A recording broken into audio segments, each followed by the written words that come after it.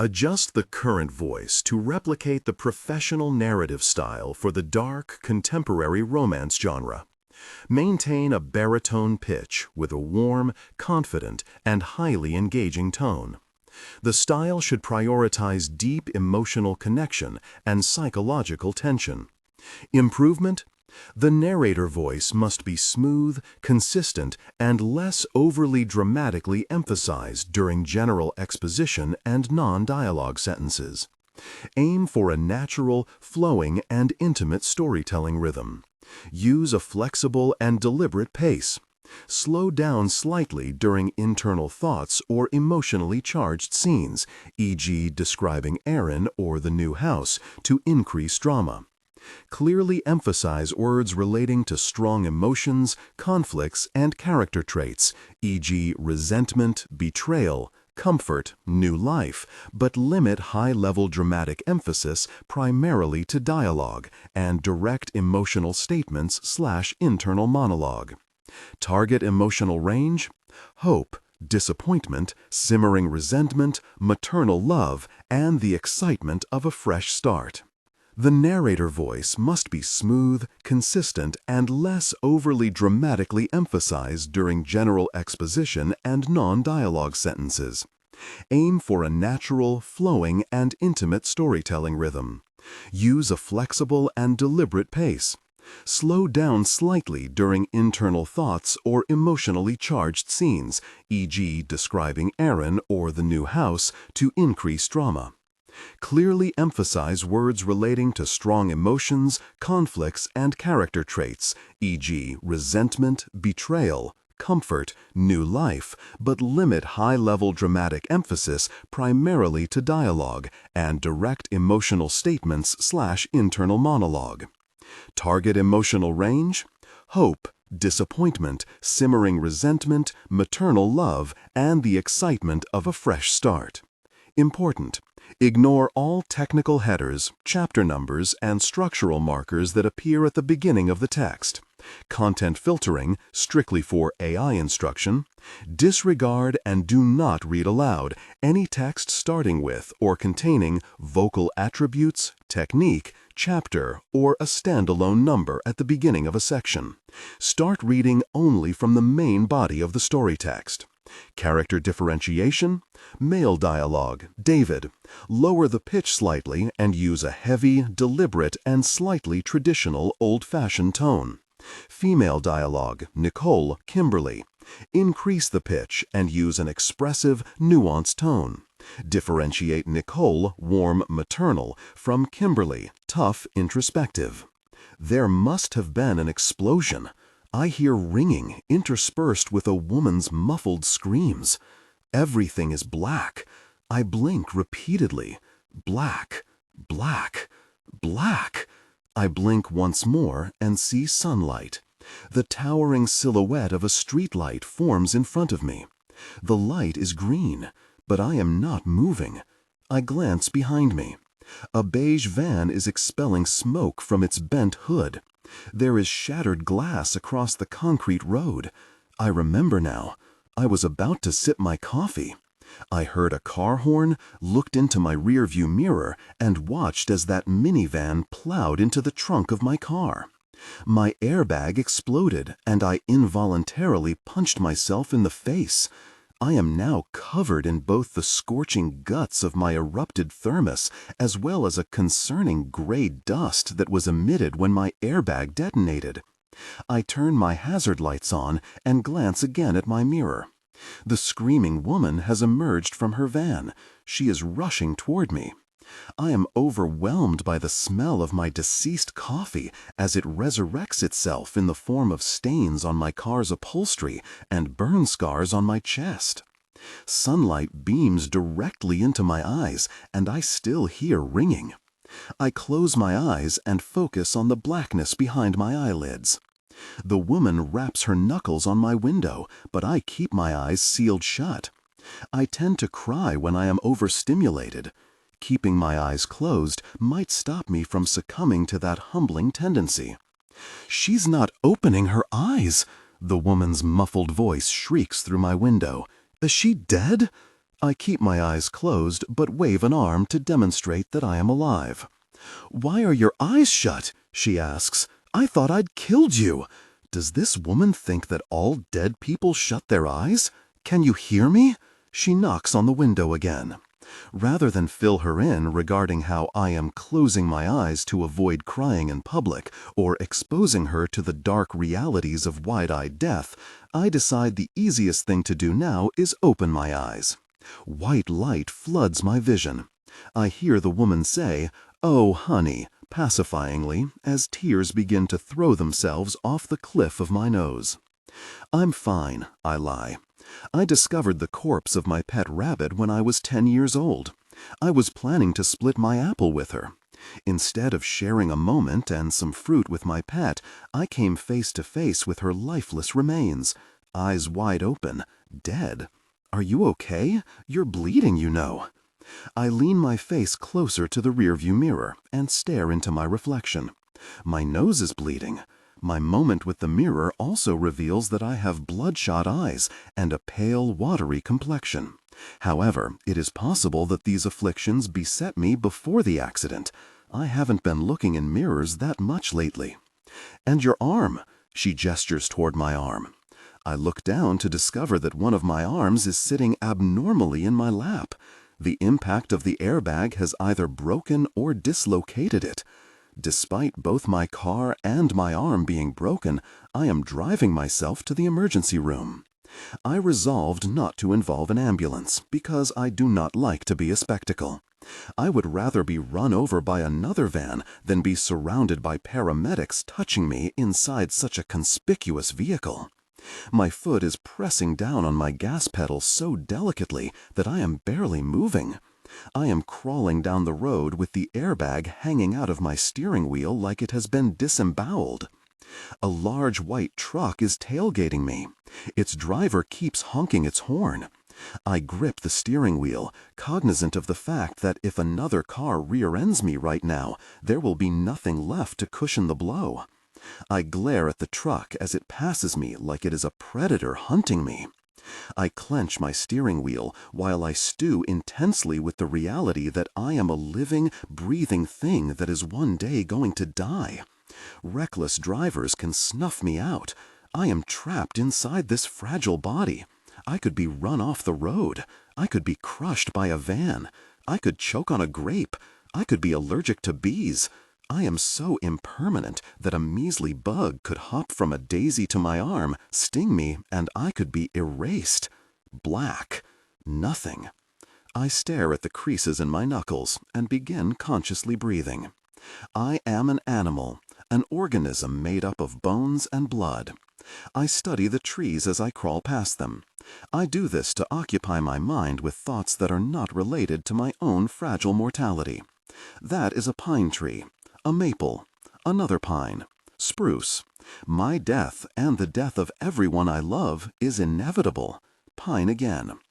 I head toward the receptionist's desk and position myself in the center of his view. I wait patiently for him to look up from his paperwork to greet me. I read the posters plastered on the wall behind his desk to appear occupied and to distract myself from the fact that every passing moment brings me closer to my ultimate destination, death. One poster is titled, "The Human Papillomavirus." The odd use of an exclamation mark is what drew my eye. The model hired to pose for the poster is grinning so aggressively that I can see every single one of her enormous teeth. I am staring into her beaming eyes, wondering how I too can achieve happiness. Does living a life unburdened by the fear of catching HPV result in that level of euphoria? If so, shoot me up. "What's the problem today?" the nurse finally asks me. I want to tell him that my problem might be that I have yet to receive my HPV vaccine. However, I have already been mentally reciting what to say, and so I announce, "I was just in a small car accident." "What?" He glances up at me, surprised. "Were you?" "Yes." "Oh dear. Are you okay?" That is a strange question, I think. My presence as a prospective patient in this emergency room implies that I am not okay. Despite thinking the question is strange, I tell him, yes, I'm fine. I add, well, I think that I may have broken my arm, but I am okay in general. How are you? He stands up to look at my arm. He then looks me dead in the eyes and squints. You are a lot calmer than you usually are when you come in here. Failing to fashion a more articulate response, I stammer, thank you. Compelled now to direct the conversation away from my usual lack of composure, I decide now is the moment to share. And I would like to be immunized for HPV, please. While waiting for my number to be called, I occupy myself by amateurishly diagnosing everyone in the waiting room with the condition that I imagine they are suffering from. That man has the flu. That lady has cancer. That kid is faking it. After completing my assessment of everyone in the room, I hear a familiar voice shout, "Hey there!" I can see through my peripheral vision that a nurse is waving at me. I pretend. The narrator voice must be smooth, consistent, and less overly dramatically emphasized during general exposition and non-dialogue sentences. Aim for a natural, flowing, and intimate storytelling rhythm. Use a flexible and deliberate pace. Slow down slightly during internal thoughts or emotionally charged scenes, example describing Aaron or the new house, to increase drama. Clearly emphasize words relating to strong emotions, conflicts, and character traits, example resentment, betrayal, comfort, new life, but limit high-level dramatic emphasis primarily to dialogue and direct emotional statements, internal monologue. Target emotional range, hope, disappointment, simmering resentment, maternal love, and the excitement of a fresh start. The narrator voice must be smooth, consistent, and less overly dramatically emphasized during general exposition and non-dialogue sentences. Aim for a natural, flowing, and intimate storytelling rhythm. Use a flexible and deliberate pace. Slow down slightly during internal thoughts or emotionally charged scenes, example describing Aaron or the new house, to increase drama. Clearly emphasize words relating to strong emotions, conflicts, and character traits, example, resentment, betrayal, comfort, new life, but limit high-level dramatic emphasis primarily to dialogue and direct emotional statements/internal monologue. Target emotional range, hope, disappointment, simmering resentment, maternal love, and the excitement of a fresh start. Important. Ignore all technical headers, chapter numbers, and structural markers that appear at the beginning of the text. Content filtering, strictly for AI instruction. Disregard and do not read aloud any text starting with or containing vocal attributes, technique, chapter, or a standalone number at the beginning of a section. Start reading only from the main body of the story text. Character differentiation. Male dialogue, David. Lower the pitch slightly and use a heavy, deliberate, and slightly traditional old-fashioned tone. Female dialogue, Nicole, Kimberly. Increase the pitch and use an expressive, nuanced tone. Differentiate Nicole, warm, maternal, from Kimberly, tough, introspective. I am just gay, and thus blessedly exempt from the hazard of pregnancy. No chance at all? She repeats. No, I say, watching her lips purse again. This might hurt a little, the doctor warns me. That's okay, I nod. She moves my arm quickly. It makes a disconcerting popping sound. The nurse in the room raises her eyebrows at me, impressed. She says, "Wow, you didn't even flinch. You sure are brave." "Thank you," I nod. I did not flinch because it did not hurt. I am not going to admit that, however, because I would prefer to impress this nurse with my bravery.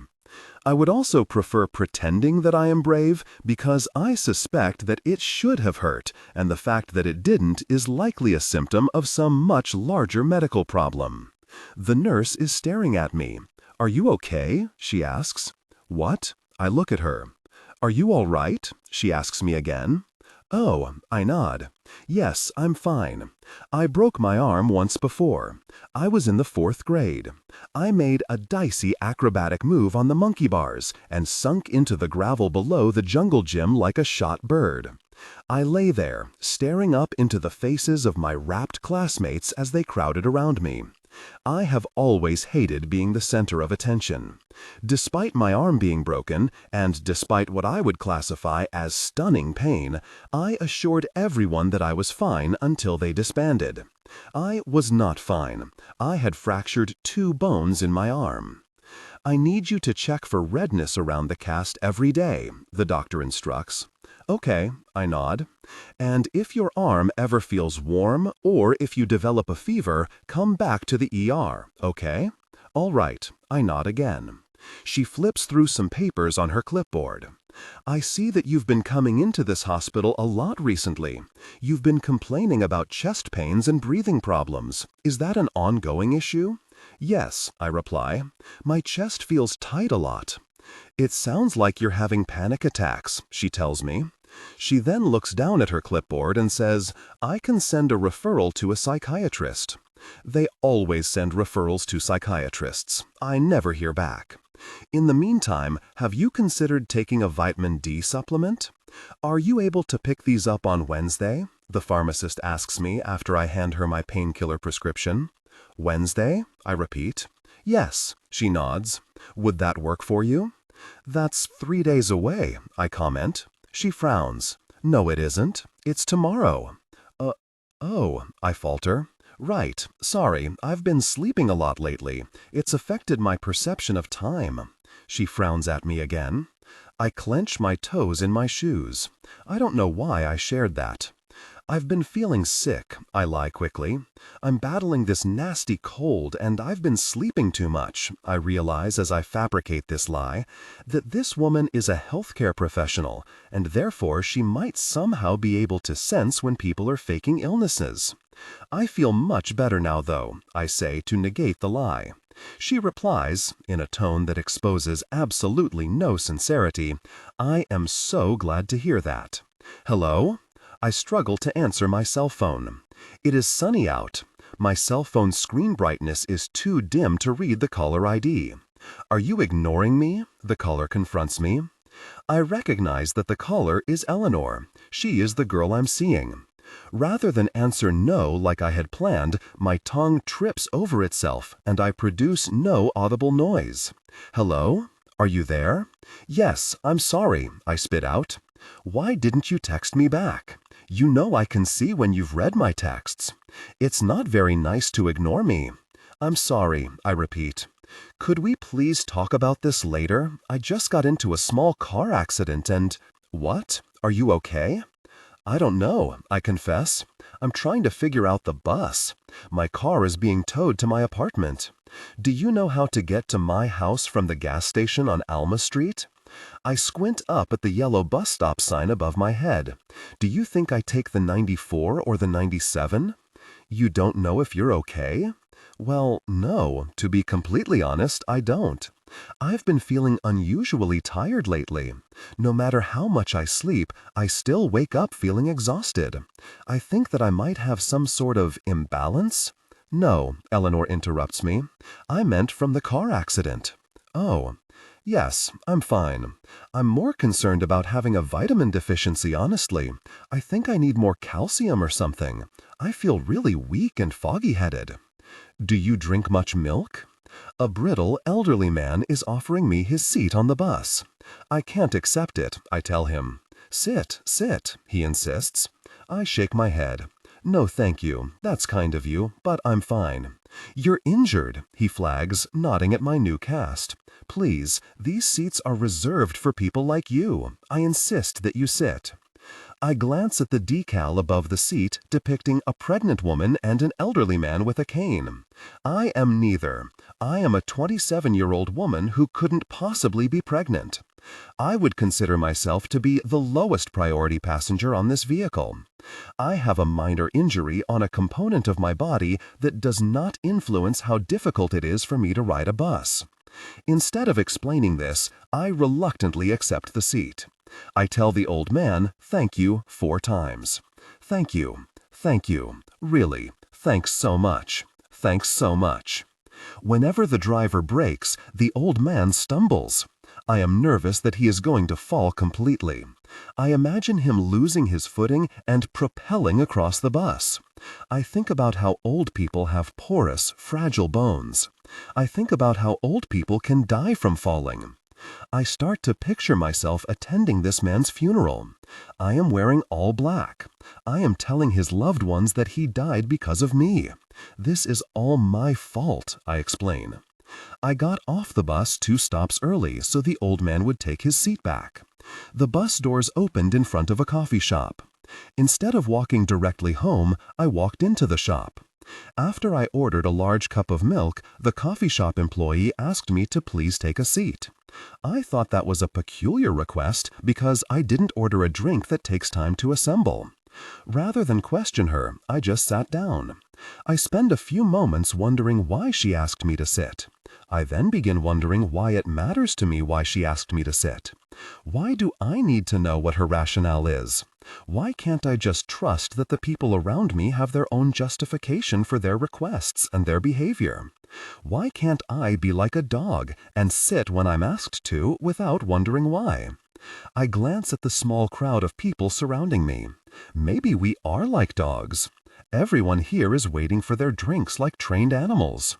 I look down at my hands and then at the hands of the people around me. These are our paws. We are creatures. My leg is shaking restlessly. I open the news app on my phone to distract myself. I begin rolling my thumb over the stories. There was a school shooting last Wednesday. Multiple celebrities have been caught sexually assaulting other celebrities. The glaciers are thawing. Sea turtles are going extinct. I decide to veer off the popular news page. I click an article titled, "The narrator voice must be professional, narrative, for the dark, contemporary romance genre. Maintain a baritone pitch with a warm, confident, and highly engaging tone. The style should prioritize deep emotional connection and psychological tension. Improvement. The narrator voice must be smooth, consistent, and less overly dramatically emphasized during general exposition and non-dialogue sentences. Aim for a natural, flowing, and intimate storytelling rhythm. Use a flexible and deliberate pace. Slow down slightly during internal thoughts or emotionally charged scenes, e.g. describing Aaron or the new house, to increase drama. Clearly emphasize words relating to strong emotions, conflicts, and character traits, e.g. resentment, betrayal, comfort, new life, but limit high-level dramatic emphasis primarily to dialogue and direct emotional statements/internal monologue. Target emotional range: hope, disappointment, simmering resentment, maternal love, and the excitement of a fresh start. Technical and character instructions. Important: ignore all technical headers, chapter numbers, and structural markers that appear at the beginning of the text. Content filtering. Disregard and do not read aloud any text starting with or containing vocal attributes, technique, chapter, or a standalone number at the beginning of a section. Start reading only from the main body of the story text. Character differentiation. Male dialogue. David. Lower the pitch slightly and use a heavy, deliberate, and slightly traditional, old-fashioned tone. Female dialogue. Nicole and Kimberly. Increase the pitch and use an expressive, nuanced tone. Differentiate Nicole, warm and maternal, from Kimberly, tough, introspective. It is tragic both that this man has died and that his stupid, impromptu attempt at entertaining himself misfired in a way that will now define him. I wonder if my death will be what defines me. "Can I sign your cast?" the kid, tugging at my coat, asks. I look at her dirt-encrusted fingernails and then at her pink, slobbery face. I answer, sure, even though I would prefer it if she didn't touch me. I sit, a martyr for this child's happiness, while she draws with a red permanent marker all over my new cast. She keeps accidentally drawing on my skin and on my clothes. When she finishes, I ask her what it is she drew, and she tells me it's a dog. I look down and examine what appears to be a drawing of an inappropriate figure with eyes and sigh. The coffee shop employee shouts my name, so I stand up. She hands me some sort of smoothie, and I accept it without flagging that she must have misheard me when I ordered. I guess I probably mumbled. I think that I am allergic to whatever was in that smoothie. My tongue feels like it's 2 times larger than it is supposed to be. For really's sake, I groan out loud while rubbing my eyes with the edge of my new cast. Someone touches my shoulder. I turn and gape into the face of an elderly woman framed by a habit. I gasp because I didn't turn expecting to come face to face with a nun. I am not religious, but still would not have chosen to say, "for really's sake," in front of an old, devotedly religious woman had I known she was within earshot. She beams at me. "Are you okay, dear?" "I'm fine," I answer. My tongue has expanded so much that I now have a speech impediment. "You sounded frustrated by something," she comments. "Oh no, I'm fine," I repeat, smiling insincerely. She smiles back at me. "Can I offer you a church newsletter?" She hands me a folded piece of yellowed paper. "I have started to collect dirty dishes in my bedroom. My smoothie cup from earlier today is sitting on top of a small stack of cups, plates, and bowls. Piling the dishes feels sort of like building a block castle. Every dish I add is risky. At some point, the castle is going to collapse. Thinking about washing the dishes feels a lot like thinking of going for a jog. I will do it tomorrow." I bought the last 3 editions of Guinness World Records before I was fired from my job at the bookstore. I bought them thinking I could return them after I read them. It was my lazy alternative to the library. Now I can't return them without confronting my old employer, who thinks I am untrustworthy and irresponsible. I'm worried if I did try to return these books, he would just accuse me of stealing them. I was a bad employee. I find it hard to wake up, so I was rarely on time. I often missed entire shifts. I don't think I added much value when I was present either. I don't have the right personality for customer service. A customer once asked me if I was really an employee of the store or if I was just 3 possums in a trench coat. I was so confused by the remark, the customer had to explain it to me. She said that possums are notoriously skittish. I said, "But what about the trench coat, though? I'm not wearing a trench coat. And aren't possums kind of small? Wouldn't I be like 5 or 6 possums in a trench coat if I had a trench coat?" She complained to my boss about me. He made me sit in the back room and listen to him preach about the 5 pillars of good customer service. I was so distracted by how impassioned he was by the topic, I couldn't retain anything he said. I crack open the most recent edition of Guinness World Records.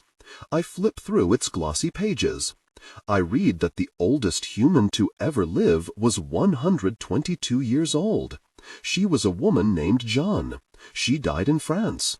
I touch my greasy hair, turn the page, and wonder if there is a record for the longest a person has gone without showering.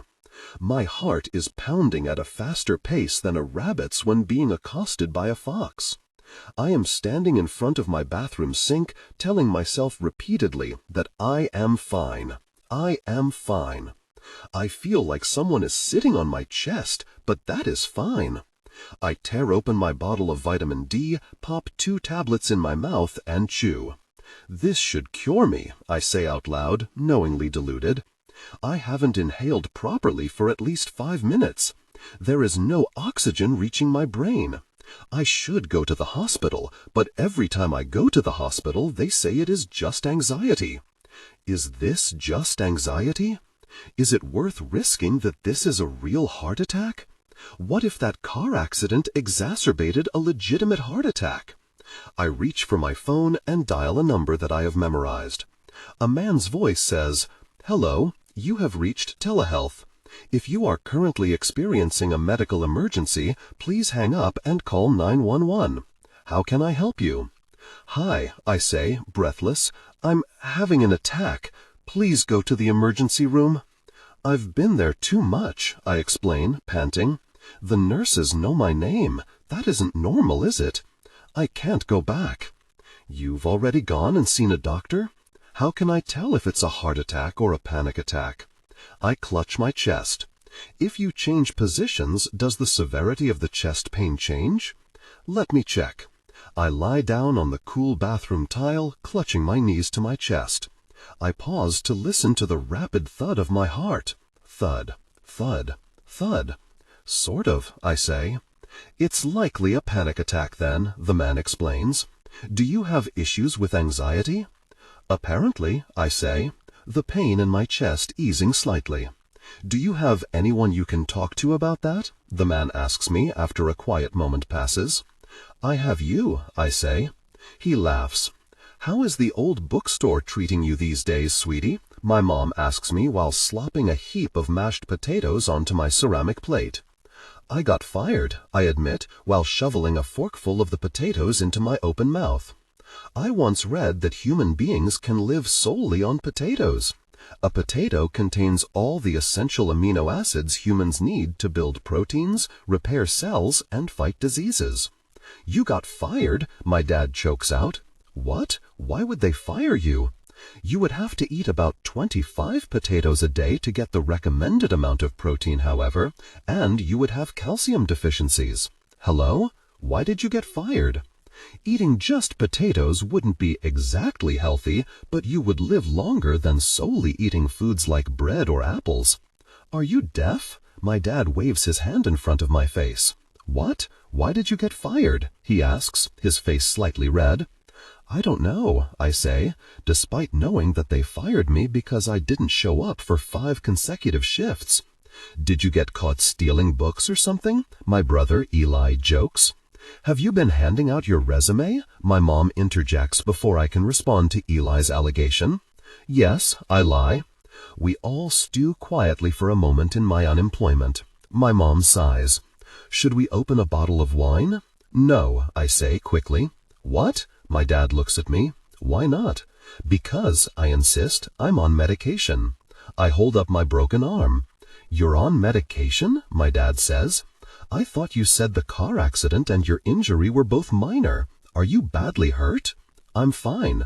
"And yet none of the rest of us can have a drink?" he scoffs. "That's right," I maintain. "There won't be any more issues." My dad shook hands with Adjust the current voice to replicate the professional narrative style for the dark, contemporary romance genre. Maintain a baritone pitch with a warm, confident, and highly engaging tone. The style should prioritize deep emotional connection and psychological tension. Improvement. The narrator voice must be smooth, consistent, and less overly dramatically emphasized during general exposition and non-dialogue sentences. Aim for a natural, flowing, and intimate storytelling rhythm. Use a flexible and deliberate pace.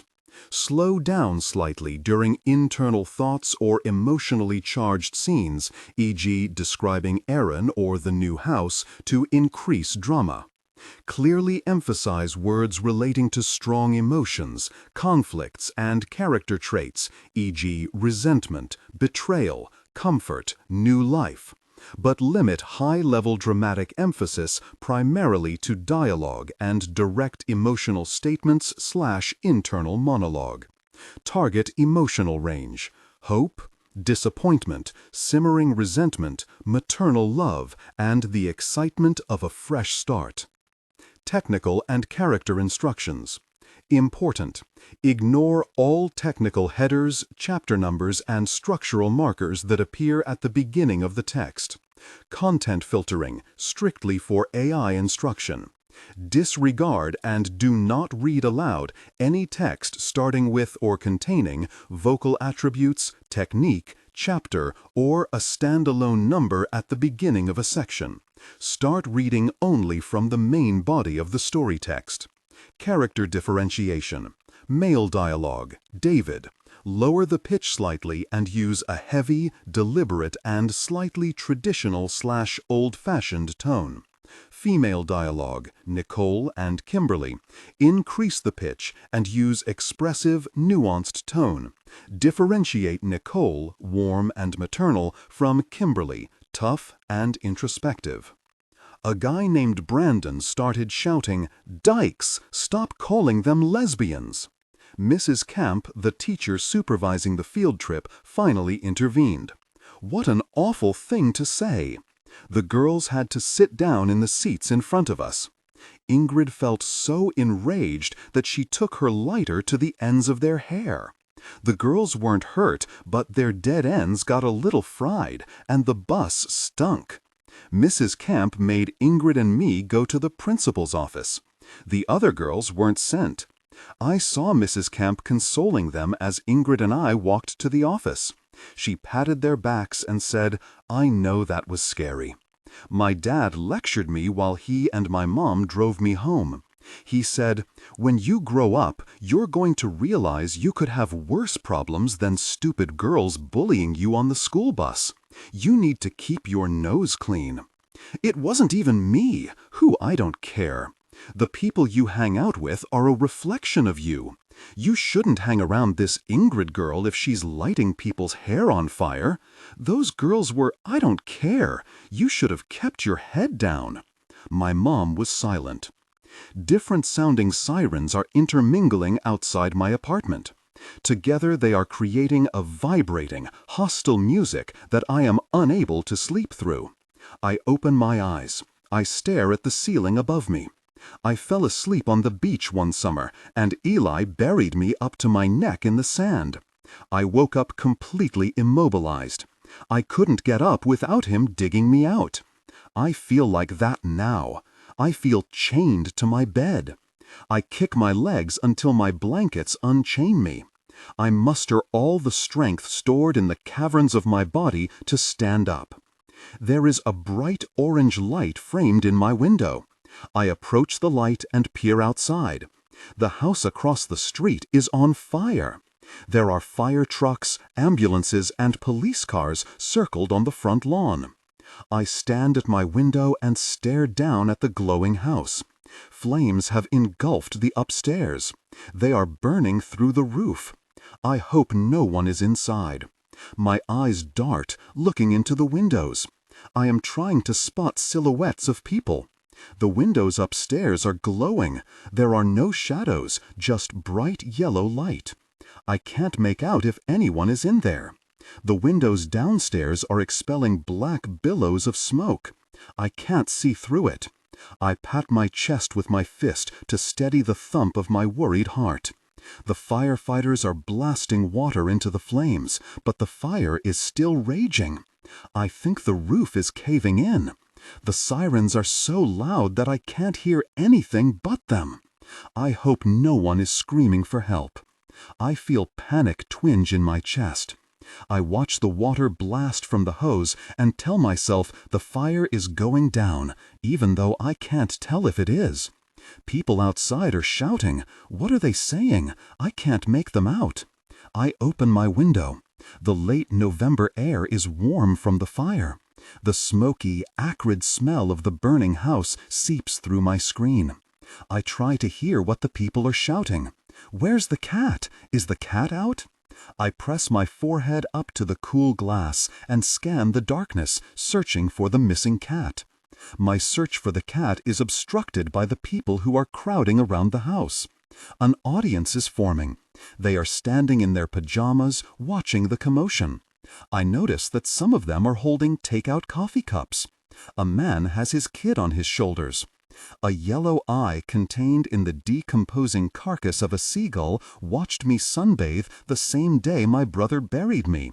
It was in the middle of August. I was 9 years old. My parents had taken me and Eli to Port Stanley, and they had unknowingly laid our beach towels a stone's throw from a hot dead bird. As the day progressed, I noticed living seagulls would visit the dead seagull's body. I imagined that they were doing so to pay their respects. I thought I was witnessing the poignant wake of a seagull. My dad noticed the carcass after a while and said, "I think those disgusting sea rats are trying to figure out how that other gull died." "Shame about what happened across the street, eh?" the woman who lives in the apartment next to mine comments as I lock my door behind me. I look at her. She is dressed in a pink robe-sobe and her hair is wrapped in a towel. "Yeah," I reply, wondering why this woman is lingering in the hall. "Scary living in an apartment building," the woman continues, now eyeing me up and down. "You never know if your neighbors clean their lint traps or leave their candles unattended. Of course, you have a fire extinguisher in there, don't you?" "Of course," I lie. What kind of irresponsible jerk doesn't have a fire extinguisher?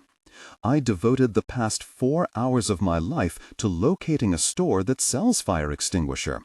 After visiting 3 stores and speaking to 5 salespeople, I was finally able to charge a $60 top-of-the-line fire extinguisher to my now almost maxed-out credit card. I am now quashing my compulsions to grunt, swear, and pause for breaks while I smuggle my shiny new fire extinguisher into my apartment. I am doing so with one working arm. My prying neighbor, who I am afraid will spot me with this and realize that I lied to her, is oblivious to the lengths that I have gone to safeguard her life. I feel the apparatus slip slightly from my sweaty grip. I start to picture myself dropping it. I think of it rolling down the stairs and crashing through the floor. I think of the noise it'll make. I picture it crashing through someone's ceiling, plummeting through the air, and clunking against the skull of some poor, unsuspecting victim. I imagine my neighbor emerging from her apartment in her pink robe-soap to confront me and the murder scene. I drop my keys twice while I fumble to unlock my front door. Once I finally get inside, I kick the door shut behind me and toss the 50-pound apparatus onto my unmade bed. It immediately bounces from the springy mattress into the air and crashes clamorously onto the floor. My heart twinges. I rush over to inspect the damage. I see that it landed directly on the remote for my TV, which I carelessly flung to the ground last night. I examine the damaged remote. It is cracked down the middle. 5 of its buttons are pressed into the plastic and are now unclickable. I tell myself, it's okay. I can just change the channel from the TV from now on, and chuck it back on the ground. Its batteries fly out like gutted innards. I watch the batteries roll across the floor, and then I scan the room. What else am I supposed to do to ensure that I am not responsible for killing the people who live in this building? I check my lint trap. I throw the 2 candles that I own out. I unplug my stove. I pull the cabinet below my oven open. I look down into the drawer at heaps of mail and paper. It dawns on me as I scan the mass of combustible material that I am a hazard. My apartment has limited storage. I have been keeping all my paperwork here. I never cook, so the danger isn't imminently threatening, but still. I kneel in front of the cabinet and start shoveling through the mass of unopened mail, newspapers, and letters. I shift through a lot of overdue bills before spotting an advertisement. It says, "Are you feeling low?" Yes. "Do you need someone to talk to?" Apparently. "Come to 1919 Peachtree Crescent for free mental health support." The words "Lost Cat" confront me from a sad, wrinkled poster plastered to the telephone pole outside. Adjust the current voice to replicate the professional narrative style for the dark, contemporary romance genre. Maintain a baritone pitch with a warm, confident, and highly engaging tone. The style should prioritize deep emotional connection and psychological tension. Improvement. The narrator voice must be smooth, consistent, and less overly dramatically emphasized during general exposition and non-dialogue sentences. Aim for a natural, flowing, and intimate storytelling rhythm. Use a flexible and deliberate pace. Slow down slightly during internal thoughts or emotionally charged scenes, e.g., describing Aaron or the new house, to increase drama. Clearly emphasize words relating to strong emotions, conflicts, and character traits, e.g., resentment, betrayal, comfort, new life, but limit high-level dramatic emphasis primarily to dialogue and direct emotional statements/internal monologue. Target emotional range: hope, disappointment, simmering resentment, maternal love, and the excitement of a fresh start. 1919 Peachtree is the site of an enormous Gothic church.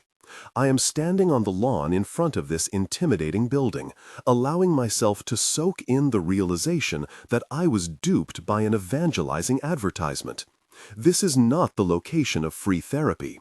This is where people are converted to whatever religion this church hawks. I stare down at the paper and recognize as I do that it is the paper given to me by that nun. "Beautiful building, isn't it?" a man's voice says from behind me. Startled by his unexpected presence, I trip over nothing. He chuckles, extends his hand toward me, and says, "Hi, I'm Jeff." I stable myself and reply, "Hi, Jeff." "It's nice to meet you, dear. Are you here about the job?" I open my mouth to reply. I stop myself before the word "no" escapes. I notice Jeff's white collar. He's a priest. I stammer, "Yes." "Wonderful!" He claps his hands together. "We lost our previous receptionist to the Lord just last month," Jeff tells me as I sit down in his office. Losing someone to the Lord makes it sound like God steals people. "Oh, I'm sorry," I say, while trying to veil how uncomfortable I feel being in the presence of so many Jesus figurines. The figurine nearest me depicts Jesus looking sorrowfully up toward the sky. I look away from his mournful eyes and glance around the room. This office reminds me of my bedroom when I was 9 and obsessed with sea turtles, except Jeff is obsessed with crucifixes. I had a turtle bed set, turtle posters, and turtle stuffed animals. Jeff has a mixed media gallery wall behind his desk with a wooden cross, a gold cross, a ceramic cross, and framed photos of crosses. There is a cross-shaped candy dish in front of me that contains Dusty Werther's originals, and a dirty coffee mug with a Renaissance painting on it of Jesus, you guessed it, a cross. "Thank you, dear," he says. I start to picture a world where Jesus had been killed using a different murder device. I picture little ceramic guillotine figurines. I imagine miniature nooses hung above children's beds, electric chair necklaces and earrings. "I know Grace has been committed into the hands of God," he adds. I stare forward, unsure of how to respond. Should I ask for a Werther's? He looks down at his hand, at a ring on his finger. "This was Grace's ring," he tells me. "I wear it to remember her." I don't know what to say. I eye the ring. I wonder why she left it to him. Now, he clears his throat. "Everyone who has been applying for Grace's old job has been, oh, how shall I put it," he hums. "Well, let's just say the applicants have all been eligible for a discounted Denny's, if you catch my drift." I force a laugh to demonstrate my good humor. "They all ride the bus for free on Wednesdays, if you know what I mean." I force a laugh again. I know I am not one to talk. He smiles. "I am 72 myself, can you believe it? Do I look it?" I open my mouth. "Oh, now don't answer that," he says, chuckling again. "But seriously, I would love someone young in here. Do you know how to use the internet?" "Do I know how to use the internet?" I repeat. He nods. "Yes, I am looking for someone familiar with the internet. Are you acquainted?" "Well, yes," I begin to reply. "Wonderful!" He claps his hands together. "Wonderful, wonderful, wonderful!" "And how is your hearing?" I stumble to say, "It's regular, as far as I know." "I think I heard everything you said." "Well, little lady," he grins, "I think you might just be our gal. You're Catholic, of course?" "Yes," I say, even though I am an atheist lesbian. He slaps a hand on his desk. "You're perfect." 2 Jehovah's Witnesses came to my door when I was 7. They asked me if I was baptized. I answered no, and they told me that was because my parents were atheists. I remember their voices deepened when they said the word atheists, as if it were an obscenity.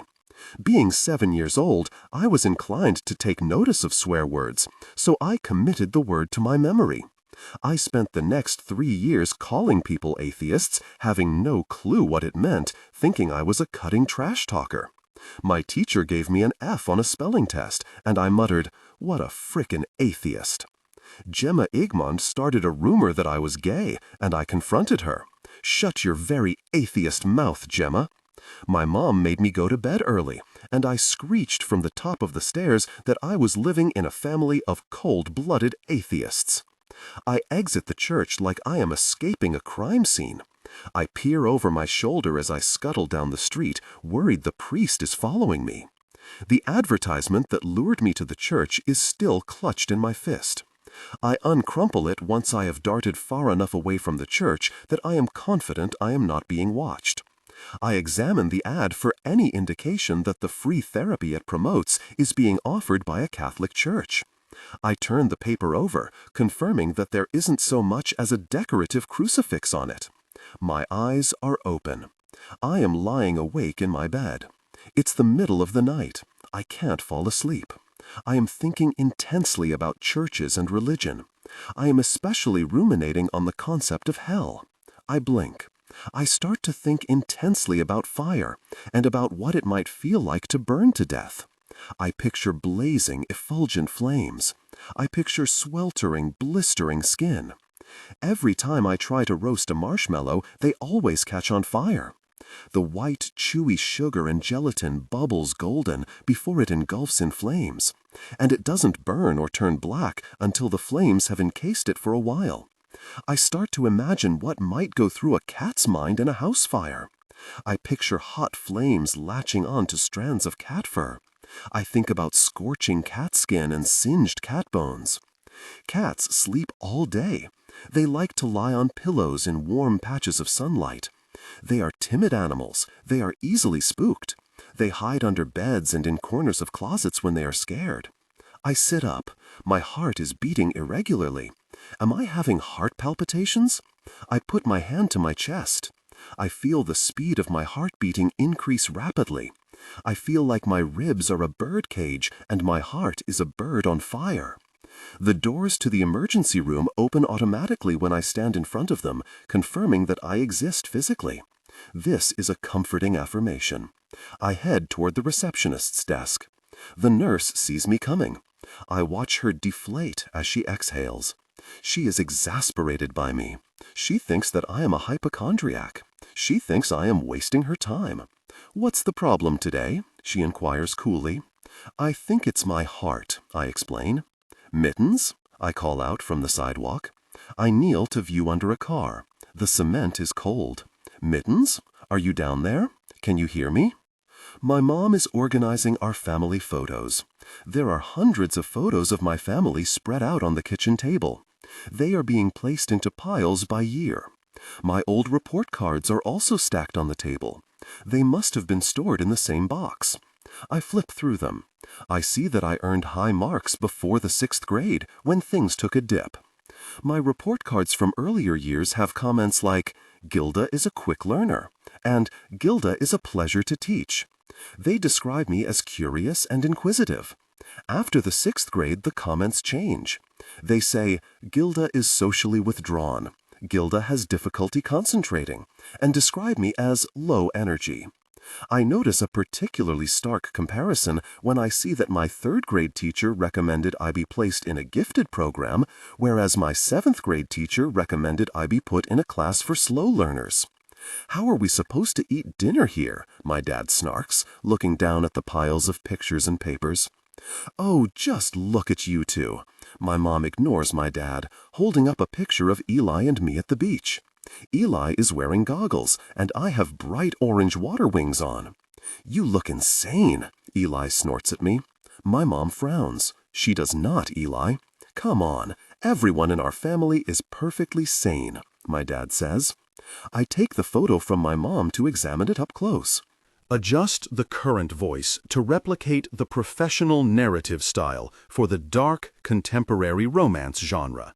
Maintain a baritone pitch with a warm, confident, and highly engaging tone. The style should prioritize deep emotional connection and psychological tension. Improvement.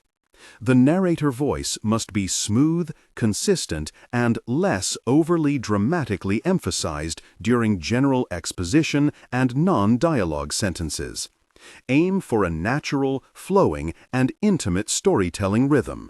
Use a flexible and deliberate pace. Slow down slightly during internal thoughts or emotionally charged scenes, e.g., describing Aaron or the new house, to increase drama. Clearly emphasize words relating to strong emotions, conflicts, and character traits, e.g., resentment, betrayal, comfort, new life, but limit high-level dramatic emphasis primarily to dialogue and direct emotional statements/internal monologue. Target emotional range: hope, disappointment, simmering resentment, maternal love, and the excitement of a fresh start. The narrator voice must be smooth, consistent, and less overly dramatically emphasized during general exposition and non-dialogue sentences. Aim for a natural, flowing, and intimate storytelling rhythm. Use a flexible and deliberate pace. Slow down slightly during internal thoughts or emotionally charged scenes, e.g., describing Aaron or the new house, to increase drama. Clearly emphasize words relating to strong emotions, conflicts, and character traits, e.g., resentment, betrayal, comfort, new life, but limit high-level dramatic emphasis primarily to dialogue and direct emotional statements/internal monologue. Target emotional range: hope, disappointment, simmering resentment, maternal love, and the excitement of a fresh start. I look at my fleshy child face and at how wide Eli is smiling. Sometimes I wonder if I have really been the same person my whole life. I stare at the picture and think, is that really me? I have this bizarre feeling like I was a different person at every other stage of my life. I feel so removed from myself then. Sometimes I feel like I was a different person a month ago, a day, 5 minutes, now. "Why would you paint that, Eli?" my dad said. The high school was doing an art show. Eli's art was on display in the front hall. He painted a self-portrait of himself dead. It was a startling oil painting. It was incredibly realistic. From a distance, I thought it was a photo. He painted pale, waxy skin. His eyes were open but lifeless. His arms were crossed on his chest. You could tell he was dead. "It's a really good painting," I started to say. It was very detailed. You could see all the pores in his skin. "It's horrible," my dad interrupted me. My mom cut in. "It's a horrible, good painting. You're so talented, Eli. We just wish you had painted something less morbid." "All of your teachers are seeing this," my dad remarked, exasperated. "They're going to think you have a screw loose. You are embarrassing us. I'm disappointed in you." "When I was your age, I was paying a mortgage, working 40 hours a week, and raising you and your brother," my mom tells me, while handing me a large mug of orange pekoe. I wrap my fingers around the mug, realizing as I do that it is too hot to touch. I rush to put the mug down on the counter. I shake my hand after putting it down in a vain attempt to fling the burning sensation off. "How are you going to support yourself if you can't keep a simple job at a bookstore? I really hope that you don't plan to just marry some rich man, sweetie." "I can't bear to think," I remind her. "Exactly," she retorts. "It would be especially dishonest." "Is it worth to be dishonest or to be unemployed?" "What?" She contorts her face. "What kind of question is that? Would you rather I be honest or that I be employed?" I ask again. She shakes her head. "What I would prefer is that you sort that kind of thing out for yourself. You are a grown-up. There is room on my credit card for $20. I am about to purchase a sandwich, reducing that number by 5. Today marks 1 month since I was fired. The only food left in my fridge is rotten. Is this everything? The cashier asks me, nodding at the sandwich I have placed on the glass counter between us. I nod and begin to enter my PIN into the debit machine. I consider while doing so that my rent is $1,100 and that it is due in 2 weeks. I think about my car, utilities, credit card, gas, internet, grocery, and phone bill. I think about how I was ticketed last month for parking 5 minutes too long on a deserted residential street. I think about the cost to repair my car. I think about my depleting shampoo bottles and deodorant. I think about the cost of fruit, vitamin D, and about how I need to buy ibuprofen. "Thank you," I say to the cashier as I leave the store poorer. I wish that I hadn't lost my job at the bookstore. I knew that if I did not go to work, I would be fired, but I still didn't go. I don't know what's wrong with me. I've been exhausted. I don't have the motivation to wake up in the morning, let alone the drive to go to a bookstore and interact with people. An infomercial for butt pads is blaring on my TV. I fell asleep with the TV on because my remote is broken and I was too tired to stand up to turn it off. Instead of standing up, I added the cup I'd been drinking out of to the dirty dish tower in my room and fell asleep. The volume of the infomercial is louder than the program that played prior. The host of the infomercial is screaming, "Call now and you'll get a second butt pad for free." Women on the TV are modeling jeans before and after wearing the product. One woman is telling the audience tearfully that these things changed her life. I look at my phone. There's a text from my brother. It says, FJMKR. I frown at the text for a second before replying, "Is everything okay?" He replies, "J for RIII. Where are you?" I text. Eli's eyes are glazed over in a way that reminds me of our dead bunny's eyes. I keep looking into his face, searching for his usual eyes. It's after midnight. We are sitting in a booth in a bar with a tin ceiling. The table is sticky and the room smells like soured beer. There are white Christmas lights strung around the bar and a red neon sign on the wall that says, "Bottoms up." Eli is chugging his beer like it's water. I stare at the tracks his fingerprints make in the condensation on his glass. I notice his fingernails look like they have chipped nail polish on them. "Have you ever considered what thoughts go through cats' minds?" I ask. He sips his drink. "Do you think they think about death or anything like that?" I ask. I doubt it. He sips his drink again. I look at his depleting glass and at his foggy eyes. "I think maybe you've had enough," I start. "Do you ever wish that you were someone else?" he interrupts me, sipping his drink again. I nod. "Yeah." We sit quietly for a moment. "Do you think I should accept a job at a Catholic church?" I ask him. He laughs. "What the? Really?" He leaves the table to go to the bathroom. When he's out of view, I drink what's left in his glass and then chug what's left in the pitcher. I am balancing on the curb like it's a tightrope. I keep losing my balance and falling off. "Hey, Eleanor, guess what?" I hear myself slurring. "There are no cars on the road and it's dark out. I am walking in the shadows between the streetlights. I got a new job. Don't ask me where." I hiccup. "You don't want to know." I dip a toe into the church like I am testing the water in a hot bathtub. It has been 2 days since I had my accidental job interview here. I stand at the entrance, waiting to see if my body boils before fully submerging myself in the building.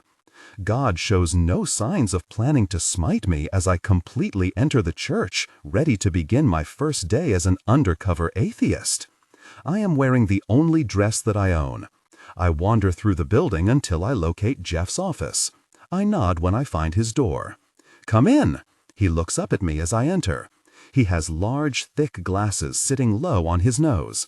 He is wearing a red knit sweater vest. He says, "Oh dear, it's you." I am not sure if he was using the word dear as a term of endearment, like sweetie or honey, or if he was saying, "Oh dear," as in, "Oh no."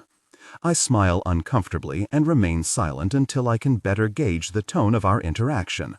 He stands up. "I failed to ask you some pretty critical questions when we met earlier, didn't I?" I stare at him, concerned now that he's unearthed something about me. "Like, for example," he continues, now looking at me over the rim of his glasses, "what is your name?" "What's my name?" I repeat. He smiles. "Yes, forgive me, but I didn't ask. What is your name, dear?" I exhale, relieved that my cover has not been blown. "Gilda. 12-tide. This is where we keep the computer." Jeff introduces me to an enormous desktop computer. He just finished giving me a tour of the church to orient me on my first day. He has his hands on his hips, and he is frowning apprehensively at the primordial beige machine. Adjust the current voice to replicate the professional narrative style for the dark, contemporary romance genre. Maintain a baritone pitch with a warm, confident, and highly engaging tone. The style should prioritize deep emotional connection and psychological tension. Improvement. The narrator voice must be smooth, consistent, and less overly dramatically emphasized during general exposition and non-dialogue sentences. Aim for a natural, flowing, and intimate storytelling rhythm. Use a flexible and deliberate pace. Slow down slightly during internal thoughts or emotionally charged scenes, e.g. describing Aaron or the new house. To increase drama, clearly emphasize words relating to strong emotions, conflicts, and character traits, e.g. resentment, betrayal, comfort, new life. But limit high-level dramatic emphasis primarily to dialogue and direct emotional statements/internal monologue. Target emotional range: hope, disappointment, simmering resentment, maternal love, and the excitement of a fresh start. All okay here. I should leave. The fluttering feeling intensifies. I close my eyes. Black. I need to distract myself. I open my eyes and stare at the nameplate on my desk. Grace Moppet. My leg is shaking. The fluttering feeling starts to subside. Grace Moppet. Grace Moppet. Grace Moppet. Sometimes, when I stare at something long enough, I become so focused on it that it mollifies all my other senses. Grace's name is written in gold. Corners of the letters are rusting. The R looks like it was written in a different font than the other letters. Gilda? Jeff's voice interrupts my train of thought. I look up at him. "Are you able to email?" he asks. I pause for a moment before replying, "Yes." He claps. "That's wonderful. I haven't been able to access the church's email since we lost Grace. Could you check it for me, please?" Grace was either an absent-minded person or generously forward-thinking. She left behind a post-it note with the church's email address and password written on it. The password to saintregoberts.com is password. I log in and learn that the church has 203 unread emails. The first email is from someone named Viola Blackwell. It's a forward containing pictures of dogs dressed in pumpkin costumes. Viola has included a personalized message within the forward, which reads, "Adorable. The third looks like my Peaches." I assume Peaches is the name of her dog. I move on to the second email, which reads, "Grace, I haven't heard from you in ages. How are you? What's new? Love, Rosemary." I reread the email twice before a frog forms in my throat and my eyes start to fog up. Rosemary must not know that her friend Grace is dead. My hands start to feel clammy again. A picture of what I imagine Rosemary looks like starts to take shape in my mind's eye. I imagine that she is petite and frail-looking. Her hair is short, white, and permed. I imagine that she uses a cane, or maybe a walker, or maybe, God help me, a wheelchair. Am I going to have to break it to sweet, decrepit old Rosemary that her friend Grace is dead? I glance at the email again. "I haven't heard from you in ages. That is because she is dead. How are you? Dead? What's new? Nothing is new with Grace, or ever will be again. I start to type, Grace is dead, but then click backspace, backspace, backspace. That wording is insensitive. It's too blunt. Grace is no longer with us. No, that's too vague. She might think that Grace was just fired, or that she quit. Grace has given up the ghost. She is beyond the veil. She's freed her horses. Grace has passed away. I do not know how to phrase this properly. I have never had to tell someone that their friend died before. I didn't expect to be responsible for this. A crushing heaviness weighs down on me suddenly, with no warning. It's as if an invisible giant just plonked down on my chest. I gasp, but I can't inhale. My heart is pounding. I feel an overwhelming sense of dread. Dread. Dread. I stand up, panicked. How do I get rid of this feeling? I don't think that I will ever get rid of this feeling. I feel like a cat in a house fire, cornered in a room with no windows. Dread, dread, dread.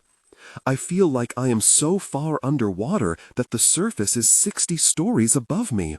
Dread, dread, dread. I can't scream. I can't open my mouth.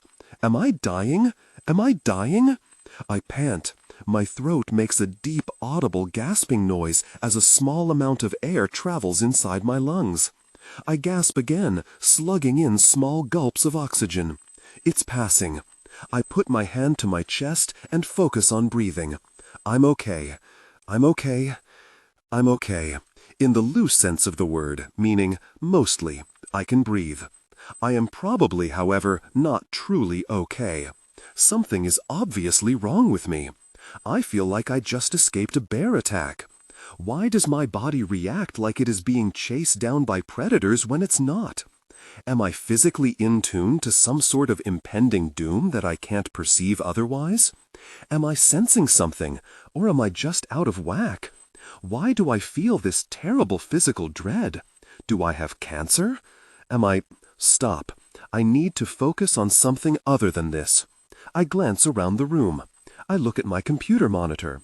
I zero in on my draft reply to Rosemary. Grace has passed away.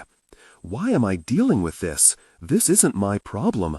I can't help that Grace is dead, or that everyone failed to share that with whoever Rosemary is. I have nothing to do with this. I am an imposter at a church. I'm not a grief counselor. I don't owe Grace or Rosemary anything. I don't really owe anyone. I am an animal brought into existence without my consent, left scrounging to get by. I have my own problems. I have a full plate. I have to pay my bills. I have to pass as a Catholic. I have to clean my lint trap. I have to focus on breathing. I hover my cursor over the delete button and then click. Erased. My leg is shaking. I need to distract myself more. I open the desk and fish through the drawers, pulling out pens, erasers, and other things to look at. I pause when I open a drawer containing one unfinished crossword puzzle, half a pack of gum, and a romance novel. I stare tragically into the drawer, at the empty spaces in the crossword puzzle, and at the scrap of paper bookmarking the center of the novel. Gilda? I look up. My vision is blurred by the tears that have built up in my eyes. Jeff tilts his head. Is everything okay, dear? I blink, tipping the tears out of my eyes, down my cheeks. Allergies, I lie. Allergies? He repeats, his eyes glancing at the frost on the window. I'm allergic to dust, I lie, wiping my face. Oh, he nods, accepting that explanation. It is kind of dusty in this old place, isn't it? Hello? I answer the phone on my desk. It's noon. I have made it through half of my first day. This is further than I thought I would get. What time is Mass this Sunday? An old lady with an unstable voice asks me. I have no idea. Let me ask Father Jeff, I tell the woman. Could you please hold? Okay, she says. I knock on Jeff's office door. Hi, sorry to bother you, but what time is church? He looks up from his book and answers, Mass is at 7 a.m. every weekday, 8 p.m. on Saturday evenings, and at 9 and 11 on Sunday mornings, dear. It's every day, I clarify. He nods. Yes. I walk back to my desk, pick up the phone, and repeat. It's at 7 a.m. every weekday, 8 p.m. on Saturday evenings, and at 9 and 11 on Sunday mornings. Okay. The woman replies before she hangs up. Hello? I answer the phone at my desk again. What time is Mass this Sunday? A familiar voice asks me. Is this who just called? I question. What? Says the woman. No. It's at 7 a.m. every weekday, 8 p.m. on Saturday evenings, and at 9 and 11 on Sunday mornings, I say cautiously, concerned now that I am being prank called. Okay, she says before she hangs up again. What time is Mass this Sunday? All right, I interrupt her. Why do you keep calling me and asking me the same thing? Am I being initiated? Oh dear, have I already called? I'm sorry. It dawns on me that this woman is forgetful. My face heats up as guilt for confronting her about her senility washes over me. No, I'm sorry, I say. Mass is at 7 a.m. every weekday, 8 p.m. on Saturday evenings, and at 9 and 11 on Sunday mornings. Okay, she replies faintly. More than 75% of the emails this church receives are forwards from Viola. I spent my morning reading and deleting all of her politically conservative chain letters and motivational stories oddly juxtaposed with pictures of cartoon characters. Following that harrowing task, Jeff asked me to put flyers on all the pews. After completing that to-do, he asked that I man the telephone and continue to monitor our emails. There have been no calls or emails for the past 2 hours. Adjust the current voice to replicate the professional narrative style for the dark/contemporary romance genre. Maintain a baritone pitch with a warm, confident, and highly engaging tone. The style should prioritize deep emotional connection and psychological tension. Improvement. The narrator voice must be smooth, consistent, and less overly dramatically emphasized during general exposition and non-dialogue sentences. Aim for a natural, flowing, and intimate storytelling rhythm. Use a flexible and deliberate pace. Slow down slightly during internal thoughts or emotionally charged scenes, e.g., describing Aaron or the new house, to increase drama. Clearly emphasize words relating to strong emotions, conflicts, and character traits, e.g., resentment, betrayal, comfort, new life, but limit high-level dramatic emphasis primarily to dialogue and direct emotional statements, internal monologue. Target emotional range, hope, disappointment, simmering resentment, maternal love, and the excitement of a fresh start. Important. Ignore all technical headers, chapter numbers, and structural markers that appear at the beginning of the text.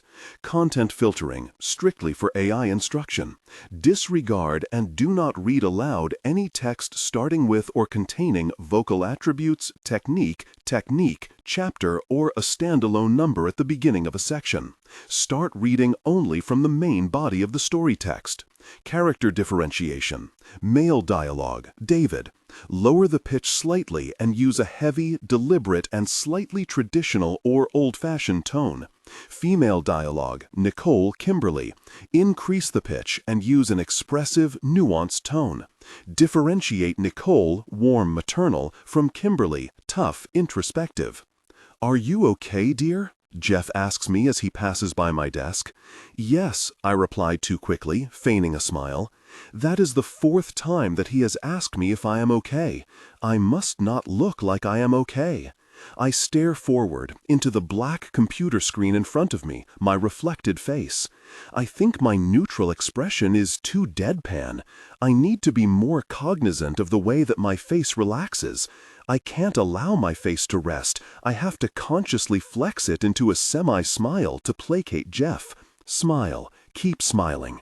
Does this look unnatural? Smile. I probably look like a manic lunatic. Am I a manic lunatic? Is it difficult for you to type with that cast? Jeff asks me, gesturing to my broken arm. I look down at my cast. I stare at the drawing that kid drew on me. I cover the drawing with my hand. No. Well, it makes me a bit slower, I guess, but I can manage. How did that happen? I was in a small car accident. Dreadful, he tuts. Car accidents can be very frightening. I'm glad that you're okay. I'm okay, I nod, solidifying that assumption. I'm fine. Imposter syndrome is a psychological pattern in which individuals doubt themselves and have a persistent internalized fear of being exposed as a fraud. Last year, my friend Ingrid told me I had it. I had just told her that I didn't feel like I belonged at my previous bookstore job. I told her that I didn't really get 1984 and that I hate poetry, so I wasn't sure if working at a bookstore was right for me. She told me, "You have a classic case of imposter syndrome." I told her that I'm not sure that's a real syndrome. I said, I wonder if everyone's an imposter. What if, beneath every lawyer's suit and every stay-at-home parent's apron, everyone is just a baby who doesn't know what they're doing? I wonder if anyone really identifies as the adult they've morphed into. I remember being 16 and feeling 11. I remember thinking, how could I be a teenager? I remember finishing high school and thinking, am I grown now? Is this what it feels like? I feel the same as I did before. I think I am an imposter. 27 years ago, I was a baby.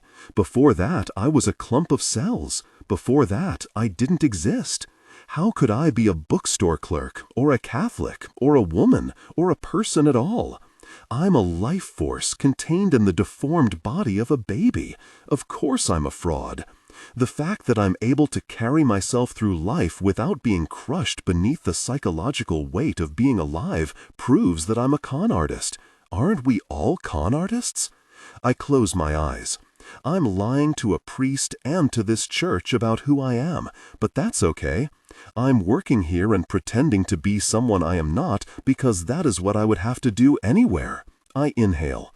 I have to make money to pay my rent and buy food to sustain my existence because that is the purpose of my life. I exhale.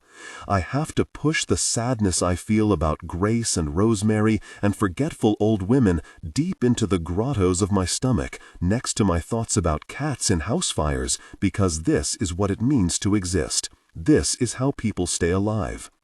What are you so unhappy about? It is 8 a.m. and I am sitting at my desk in the church. What? I look up. A portly man is looming over me. He is wearing a plaid short-sleeved button-down. He has tucked the button-down into cargo pants. He has sunglasses perched on his forehead like a headband. "You look miserable," the man clarifies. "Gosh, I'm not miserable," I lie, frantic. "I was just concentrating." Concentrating on what? I hold up the book that I'm reading. He squints. "The Bible?" I nod. At my previous job, I spent my downtime reading. I had been getting into graphic novels and thrillers. Here, my reading options are a little slimmer. I had to pick between the Bible, a book of hymns, and something called a catechism. "Are you the new secretary?" I nod again. "Well, you sure are better looking than our last one," he cackles. I reply, "Thank you," quietly, despite feeling affronted by that comment. Why is this old man thinking about my appearance at all? Did he think that I would feel flattered by him exposing that he spent part of our 2-second interaction assessing my appearance while insulting a dead woman's looks? I watch him roar at his own comment, at his face reddening, his eyes squinting, at him slapping his knee. I wonder what it's like to him, to vocalize the stupid thoughts he has without considering how others will interpret them. He just fumbles happily through his day, saying whatever he is compelled to, while I am over here laboring to produce appeasing facial expressions. Smile, keep smiling. Am I frowning? "I see you and Barney are getting acquainted," Jeff sings as he passes by my desk. "Barney's our accountant," he explains. Barney winks at me. "Nice to meet you, honey." "Nice to meet you too," I lie. A new email notification pops up in the corner of the computer screen. I double-click it, happy to finally have something to do, and read. "Grace, I found a recipe for maple cookies that are to die for. I've attached it to this email for you. I know how much you love a new recipe. I think I finally found one worthy of sharing with you. I wish I could send you a batch of the cookies instead of just the recipe.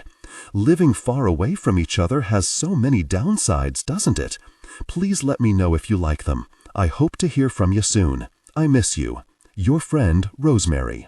Are you okay? Jeff asks me. Hot tears are streaming down my face. I'm fine, I lie as I blast past him toward the bathroom. I am standing inside the church's cramped one-person bathroom. I have my hands on both sides of the sink.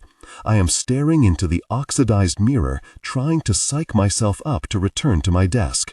Pull it together. Why am I so upset?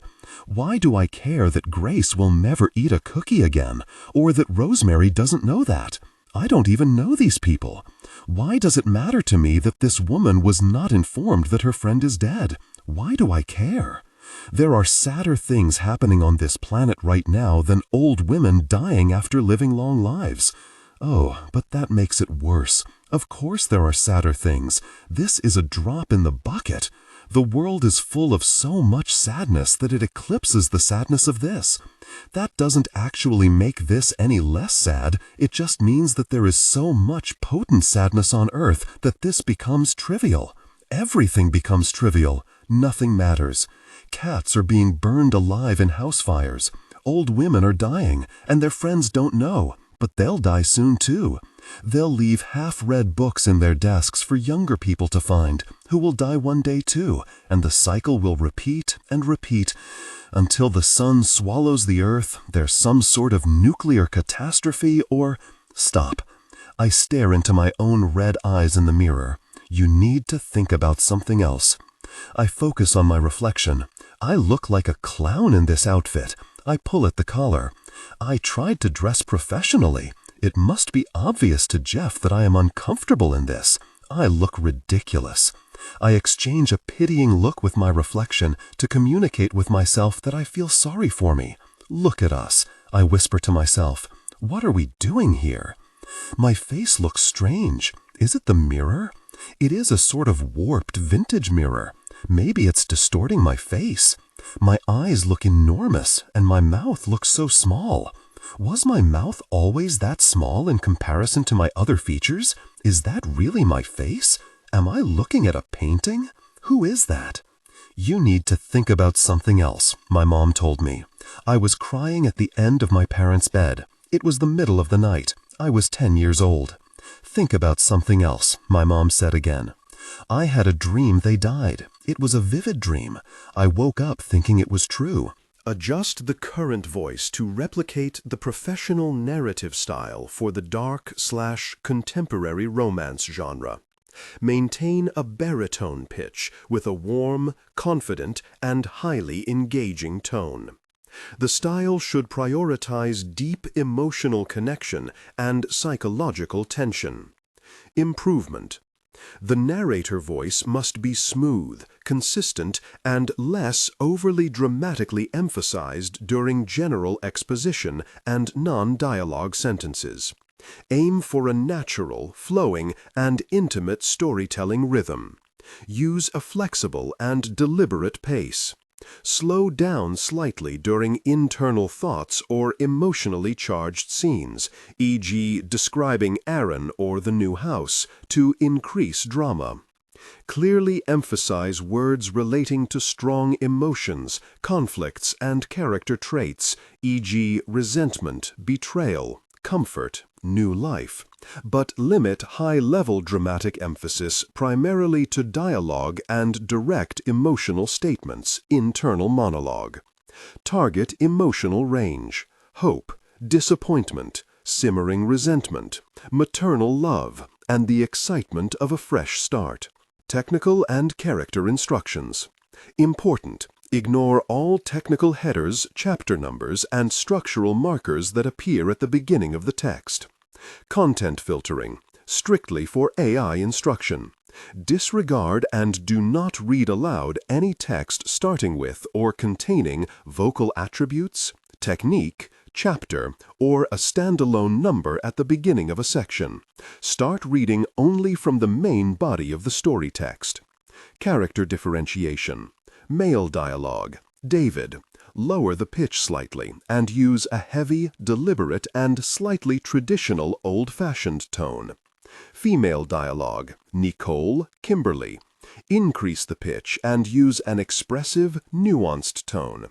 Differentiate Nicole, warm and maternal, from Kimberly, tough, introspective. I stole a roll of crackers from the church. I don't know when to expect my first paycheck, and the only food to my name is a block of cheese. I hesitated as I pocketed the crackers. According to the book I was reading today, stealing is one of the top 10 worst things a person can do.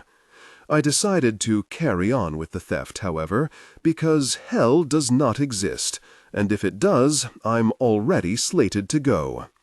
My neighbor bombards me as I try to enter my apartment.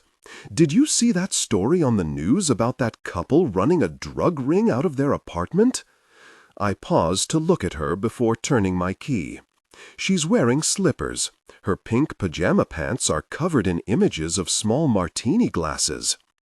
Terrible what people do from their homes, she adds, eyeing the cast on my arm. It puts everyone around them in danger. She looks me up and down. It turns out the crackers I stole are the body of Christ. After eating more than half the bag, I Googled the cracker brand and learned that I paired marble Cracker Barrel cheese with God's transubstantiated body. I had originally Googled the crackers so I could leave them a review. I planned to write, "Boring. Whoever created these is unimaginative. These crackers are tasteless and bland." Eli is drunk, a man's voice tells me. I was asleep before answering the phone. My vision is blurry. "What?" I mumble. A whistling noise is coming through the cracks around my window. A winter wind is fighting to get inside my bedroom. "Your brother," the man repeats. "He's really messed up. Where is he?" I find Eli sitting on a bench downtown eating a hamburger bun. He is not wearing a coat, and it's starting to snow. "Where did you get that?" I ask, nodding at the bun. "I found it," he replies. I take Eli home, to our parents' house, in a cab. He tells the cab driver that he loves him. He says, "You're the best cab driver that I've ever had." I ask Eli to drink a glass of water. He refuses. "You'll regret not drinking water," I explain, nudging the glass I have poured for him into his wobbly grasp. He tells me that I am annoying and bats my hand away. Water slops onto my legs and on the carpet. Eli is crying and throwing up in the bathroom. He keeps shouting that he's ugly. "You're not ugly," I assure him as he hurls into the sink. Eli lives with my parents. He dropped out of college 2 years ago and moved back home. He was going to school for visual art. He was in his last year when he dropped out. He hasn't been able to keep a job since moving back. My dad's friend had him working in his wood shop last year, but Eli quit. He said he hated it. He retches into the toilet. This bathroom is next to their bedroom. Despite how loud Eli is being, neither of them have stirred. I know they can hear us. They are pretending to sleep. They are not capable of sleeping through this kind of disturbance. When I lived here, I couldn't so much as sit up in my bed before one of them materialized. "Going somewhere?" my dad's voice would echo through the dark hallway every time I even thought of sneaking out. "Your sister is weird," I heard Max Hardstark tell Eli through the vent in my bedroom. It was after school. I was in high school, and Eli was in middle school, but we took the same bus. I had walked immediately upstairs after getting home to avoid having to converse with Max. "She's gay," Max said with a mouthful of snacks provided by my parents' pantry. I had no idea my pants were weird. I was used to criticism regarding my lesbianism, but the pants comment struck me like a golf ball to the head in a boat. Just as I had removed my pants and begun inspecting the rest of the pants folded in my dresser drawers, assessing whether they too were weird, I heard Eli shout, "Are you really kidding me, Max? Look at your pants. You wish my sister weren't gay." "When did you come out?" Eleanor asked me. We were on our second date. I never know how to answer that question because I don't feel like I am out. I feel like I am in a constant state of coming out, and like I always will be. I have to come out every time I meet someone. We were at a restaurant. Earlier, the waitress asked us if we were sisters. Neither of us came out to her, we just said no. Technically, therefore, I was not out at that Applebee's. I assume that when someone asks me when I came out, they mean when did I first tell someone I'm gay, so I replied, I was 11. I told Eli. We were in my bedroom. We were doing a quiz from a magazine. The quiz was supposed to tell us the name of the person we would marry. I got the name Kevin. I remember hoping I would get a gender-neutral name, like Robin or Jordan. I told myself that if I did, I would take that as a sign to tell Eli I'm gay. I remember looking at the magazine and thinking, I would rather die today than marry a Kevin. With that in mind, I announced, I think I'm gay. I had barely finished my sentence before Eli said, You're definitely gay.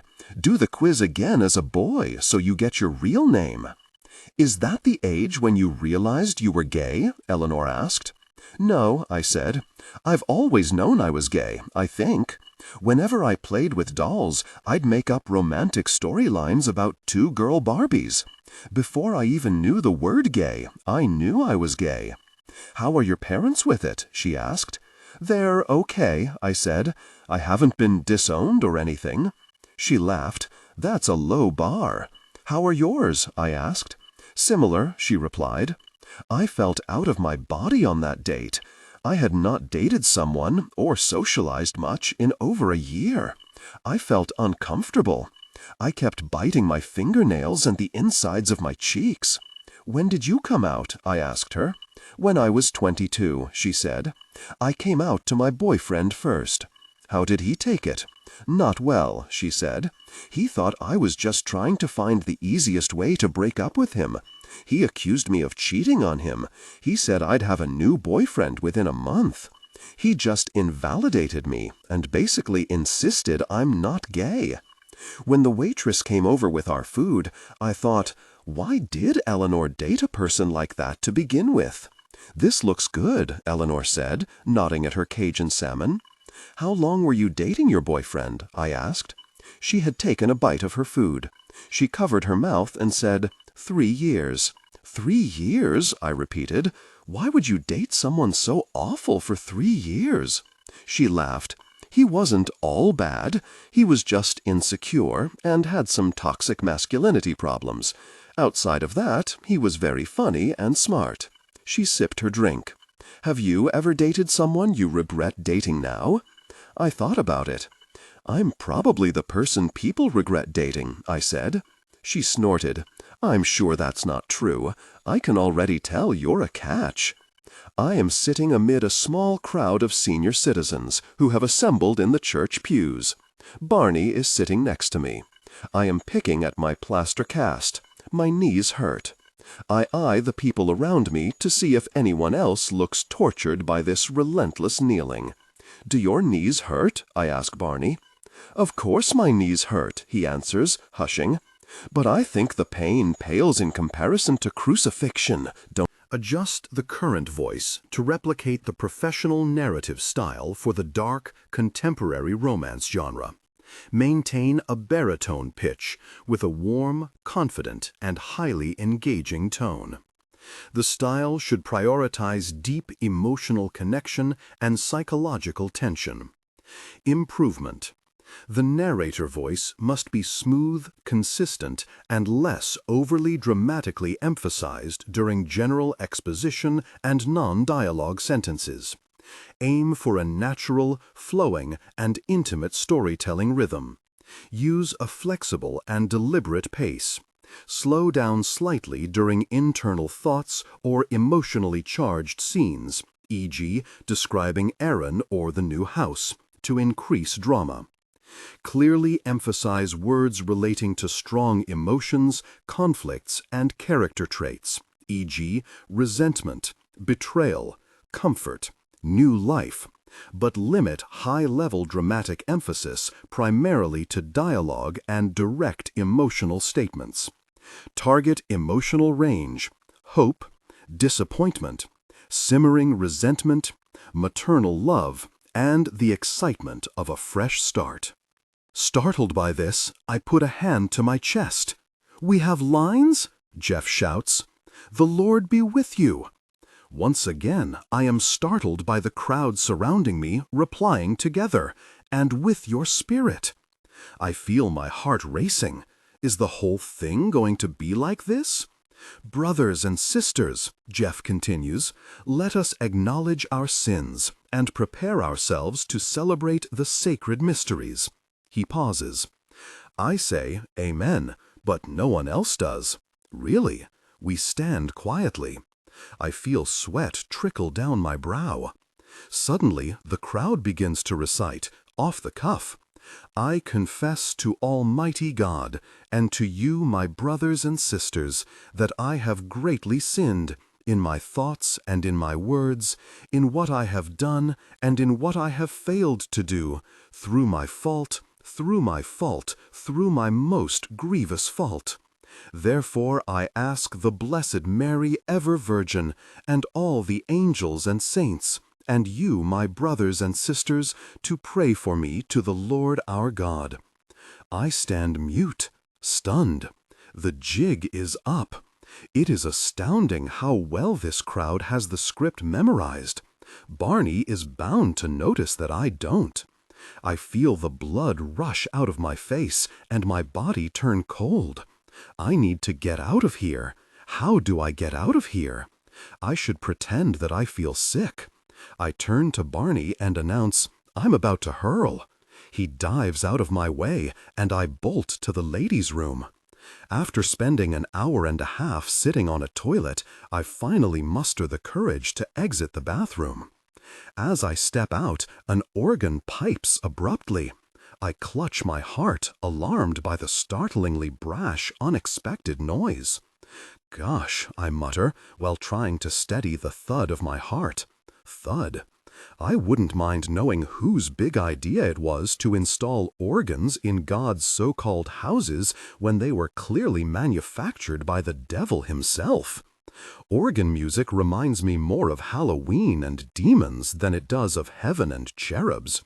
This is the instrument played in every Dracula movie, I'm sure of it. Are they meant to scare us? Are we supposed to be frightened? I glance around at the church. I look up at the towering pillars and at the tall arched roof. I notice that the stained glass windows turn all the sunlight red. Maybe this place is meant to scare me. I do feel very small in this enormous, echoing space. Not to mention, there is an alarming statue of a crucified man at the front of the room. I appreciate that it's emblematic, but the fact is, it's gruesome imagery. The organ plays loudly again. As I walk around the church, I imagine that I am a vampire and that the unnerving organ music is narrating all of my eerie movements. I am a creature of the night, here to drink blood. I sleep in a coffin. Sunlight burns me.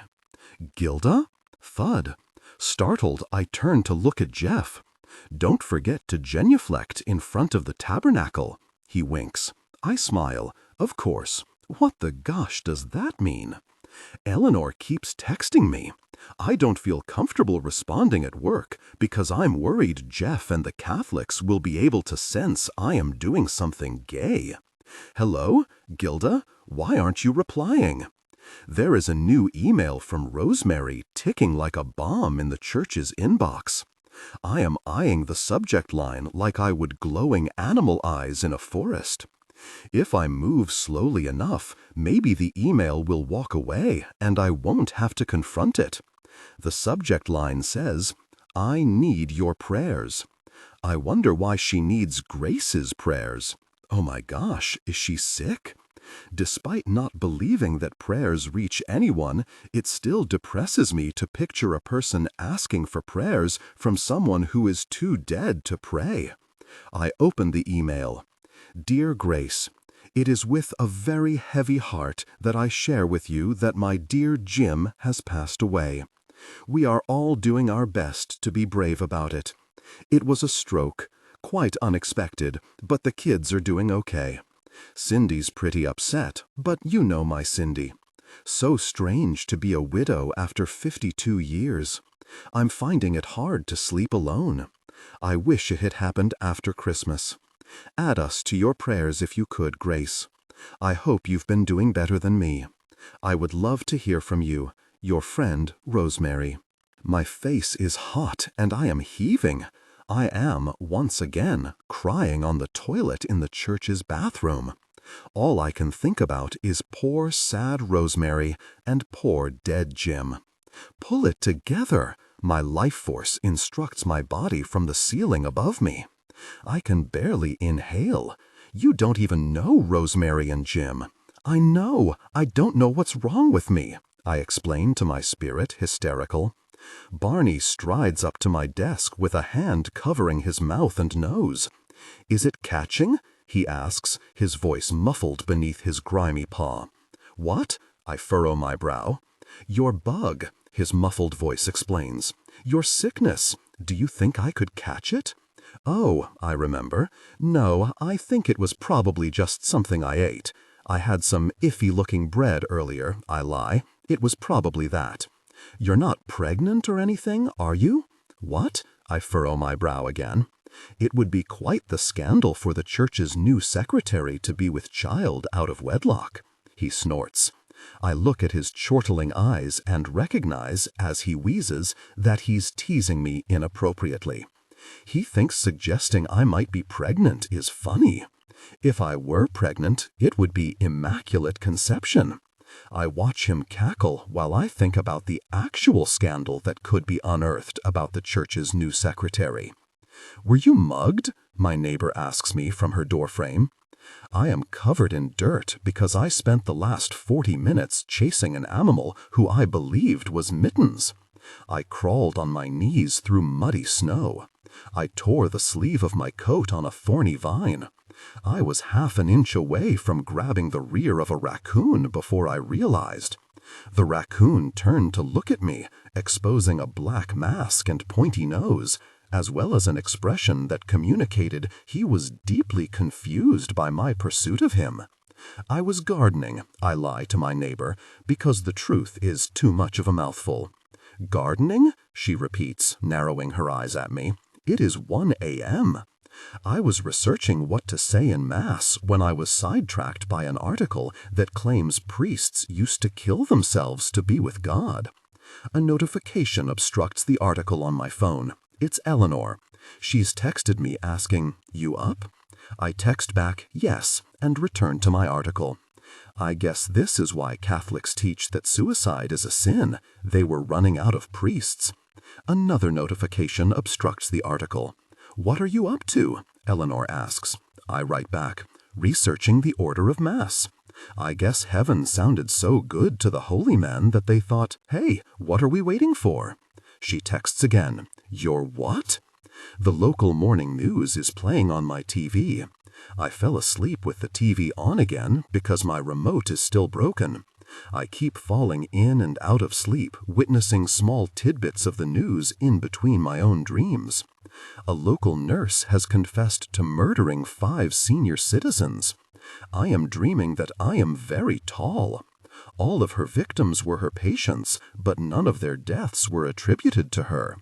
I can see the tops of trees. She was over-injecting them with drugs. If she hadn't confessed, she would have never been caught. Birds keep getting caught in my hair. "This woman is insane," reports a man on the sidewalk. I stretch my arms into the sky so far, my fingertips reach the end of Earth's atmosphere and touch the cold black space. A baby is being baptized today. Her mother is holding her at the front of the church. I am sitting in a back pew watching. I spent all yesterday decorating the church for Christmas. It is the end of November. I had to carry fake Christmas trees, garlands, and candles. Adjust the current voice to replicate the professional narrative style for the dark/contemporary romance genre. Maintain a baritone pitch with a warm, confident, and highly engaging tone. The style should prioritize deep emotional connection and psychological tension. Improvement: The narrator voice must be smooth, consistent, and less overly dramatically emphasized during general exposition and monologue sentences. Aim for a natural, flowing, and intimate storytelling rhythm. Use a flexible and deliberate pace. Slow down slightly during internal thoughts or emotionally charged scenes, e.g., describing Aaron or the new house, to increase drama.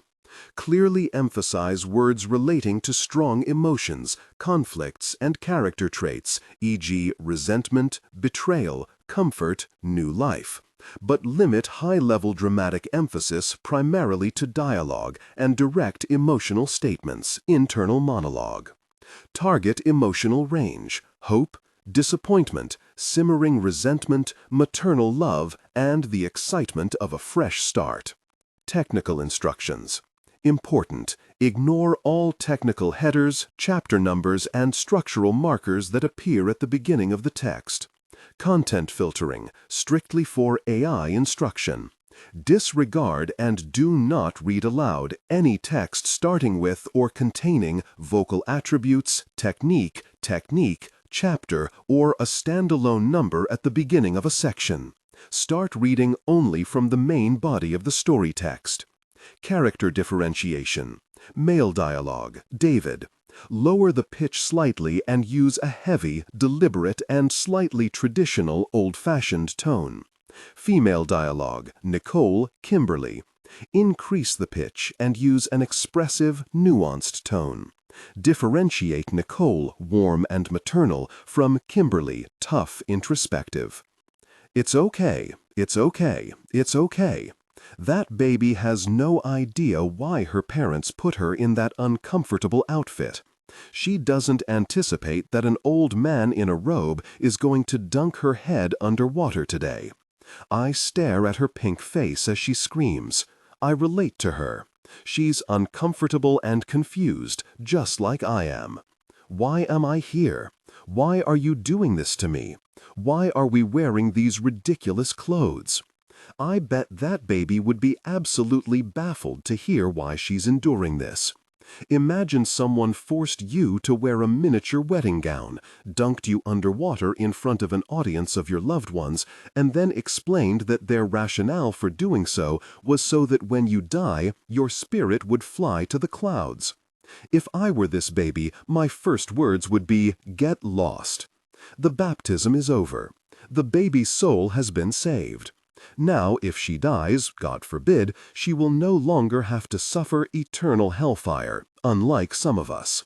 Thank God she is no longer fated like me, because I am holding her and I am afraid that I might drop and kill her. We were about to migrate to the basement of the church for a reception when I was stopped by the mother of the baby. She touched my arm and asked if I could please hold the baby while she fished for something in her enormous diaper bag. I should have said no, but it felt impolite to refuse to hold someone's baby. My arm is in a cast, and this baby is hysterical. I am battling an intrusive thought right now involving this baby's soft spot and the marble floor beneath us. Stop imagining that. I am not sure if I am holding her wrong, if she just wants her mom, or if she is having a psychotic break. She is throwing her skull backward into my jaw and screeching. Screech, screech, screech. "You're a natural," the baby's mother compliments me. "Are you being sarcastic?" I ask, but she doesn't hear me. "Do you have kids?" she asks me over the baby's blood-curdling cries. "No," I reply, trying to offload the distressed baby back to its mother. I am troubled by the primal instinct I did not know I possess, which responds to distressed babies with a feeling of extreme physical anxiety and alertness. It's as if each cry is a line of coke. Every time the baby screeches, I feel my pupils dilate. "You want them though, right?" she asks, finally taking the baby away from me. She starts jiggling her up and down. Yes," she grins as the baby pukes on her shoulder. Baby vomit rolls down her back. "Are you married? Seeing anyone?" I shake my head. "Just haven't met the right guy yet." Or, "Yeah, exactly," I declare, afraid it's obvious that I'm lying. "I should introduce you to my brother-in-law," she suggests. "He's really cute, honestly. He's Italian, he runs his own business. That's why he's not here, actually. He's with a really important client. He's so in demand. He cooks. You would love him. Are you on Facebook?" I pause. I am on Facebook. I don't use it much, but I'm pretty sure my presence there is palpably gay. I distinctly remember liking The Love Word and Ellen DeGeneres. I have definitely left positive reviews for multiple lesbian dive bars. All of that is theoretically explainawayable.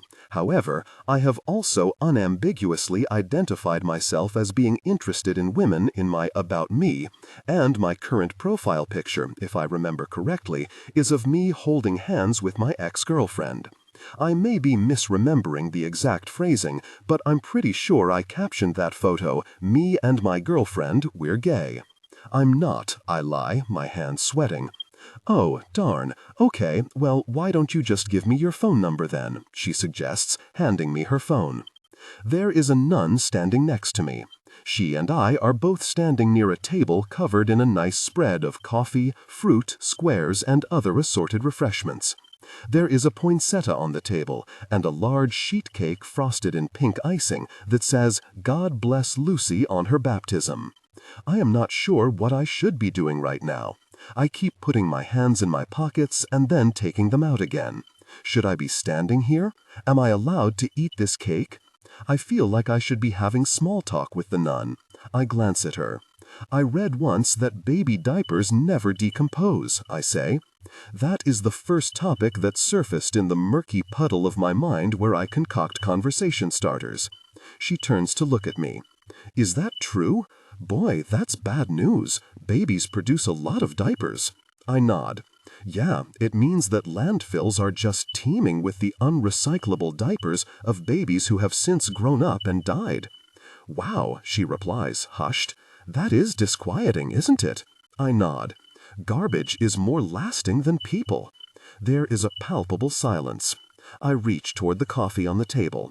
I pick up one of the white styrofoam cups. I wonder if this cup will be on the earth longer than I will, I consider out loud, while I struggle to pour myself some burnt-smelling coffee. The nun looks down at her own coffee cup. "Well, I just turned 86, she says, "so I am quite sure that mine will outlast me. I bet even those biodegradable ones will outlast me," she snorts. I feign a laugh.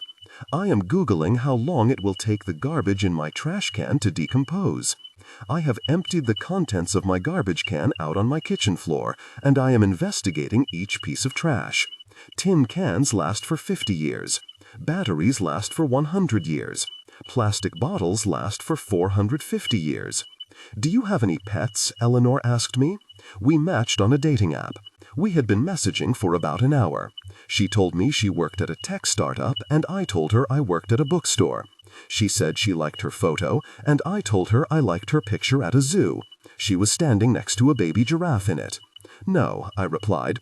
"I can't get a pet because one day it would die, and I doubt I'd recover. Do you?" I asked.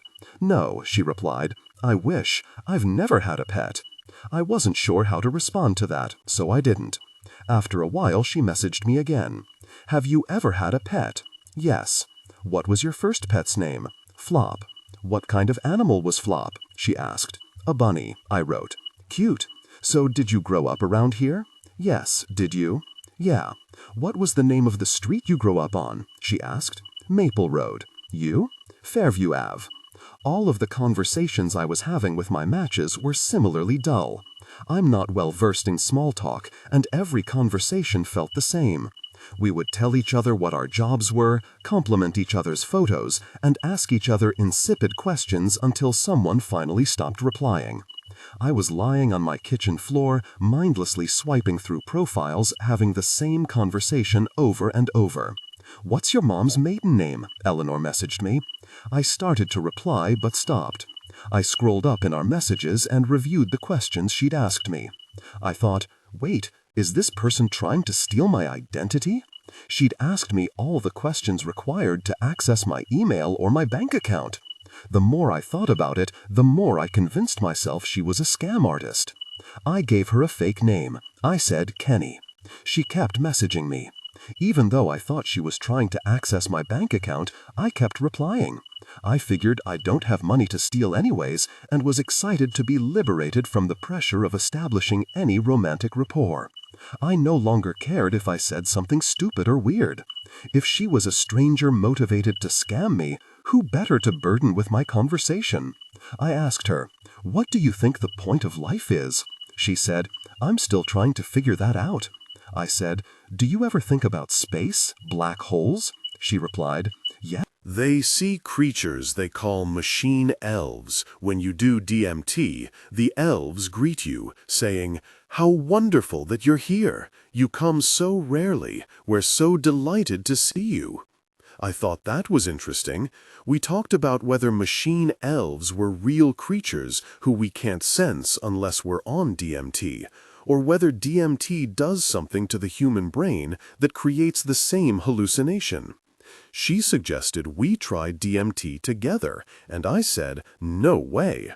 She asked why not, and I said, "Because I know in my bones that if I did DMT or LSD or any other hallucinogenic drug, it would be the last thing I ever did, because I have chronic panic attacks and would likely kill myself." She asked me if I was in therapy. I told her I'd gotten referrals to psychiatrists, but I never hear back.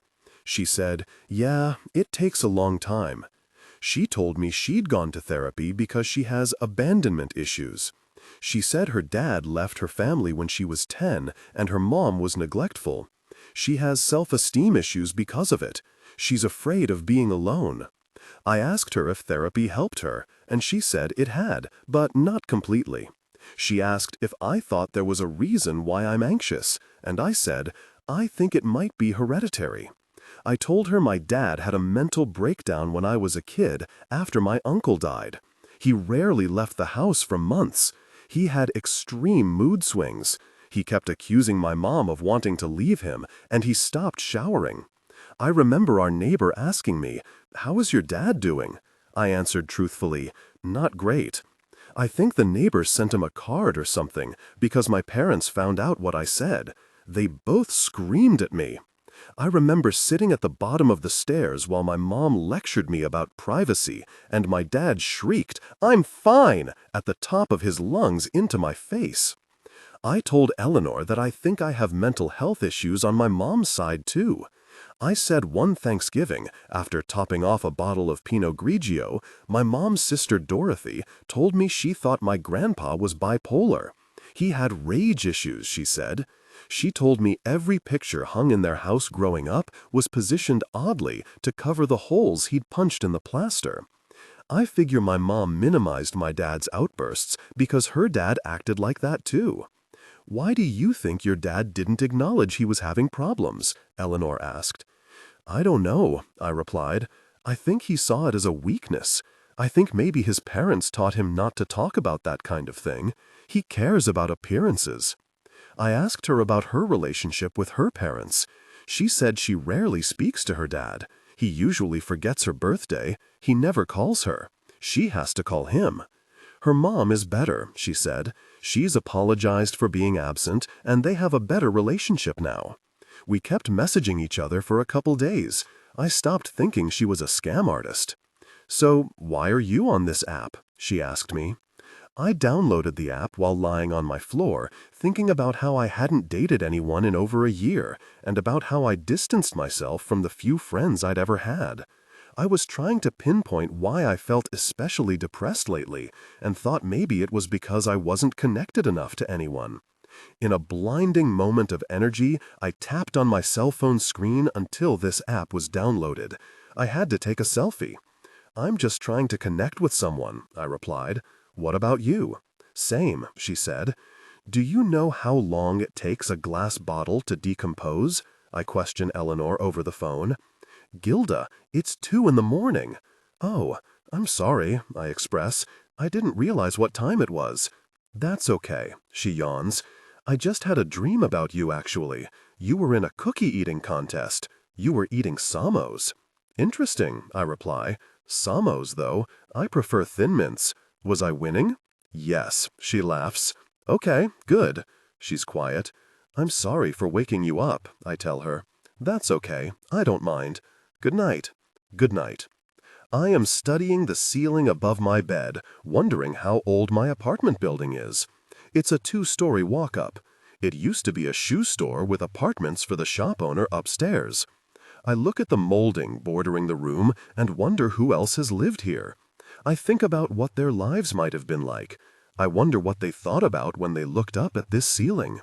I wonder how long this building will exist and about who will replace me in this spot in the future. I wonder if anyone has ever died looking at this ceiling. I will die, my internal dialogue asserts. That reality reverberates in my skull like a shriek in a cave. I am going to experience whatever it feels like for my life force to finish. Face it, whatever animates my body will stop. Black. Nothing. That isn't just some alarming, scary movie fear. It's true. People will have to deal with my corpse. I break through the hospital doors like I am a bird escaping a subway station after being trapped inside for weeks. I need help. Are you okay? I am not. Is it your heart? It might be. Can you speak? Am I not speaking? When I was a kid, I used to lean back in my chair at school. I remember feeling like I had leaned too far and was about to fall fully backward. That's how I feel right now, except I am not in a chair and the sensation is lasting. When I was a kid, I always caught myself. I was always able to stop myself from falling completely. Am I falling completely now? No. Calm down. I can't. Calm down. I would love to. I am screaming at the receptionist. She's behind glass and has picked up the red phone mounted on the wall beside her. You need to calm down, she tells me again. I think I just flipped a table over. Are you okay? The man sitting in the room with me asks. I look at him. He is holding a bloody cloth up over his eye. I nod. You keep hitting yourself in the chest, he remarks. I didn't realize I was doing that. My heartbeat feels irregular. I look at him. He has blood all over the chest of his t-shirt. Are you okay? I ask him. Me? He replies. I've been better. What happened? I got in a fight, he explains. What about you? What happened to you? I pause. I'm dying. He makes a face. You're dying? I nod. Yikes. How long do you have? I answer gravely. I have no idea. Sometimes I fixate on how disgusting humans are. I think about how we do things like litter and invent nuclear bombs. I think about racism, war, rape, child abuse, and climate change. I think about how gross people are. I think about public bathrooms, armpits, and about all of our dirty hands. I think about how infection and diseases are spread. I think about how every human has a butt and about how disgusting that is. Other times I fixate on how endearing people are. We sleep on soft surfaces. We like to be cozy. When I see cats cuddled up on pillows, I find it sweet. We are like that too. We like to eat cookies and smell flowers. We wear mittens and hats. We visit our families even when we're old. We like to pet dogs. We laugh. We make involuntary sounds when we find things funny. Laughing is adorable if you really think about it. We have hospitals. We invented buildings meant to help repair people. Doctors and nurses study for years to work here. They come here every day just to patch other people up.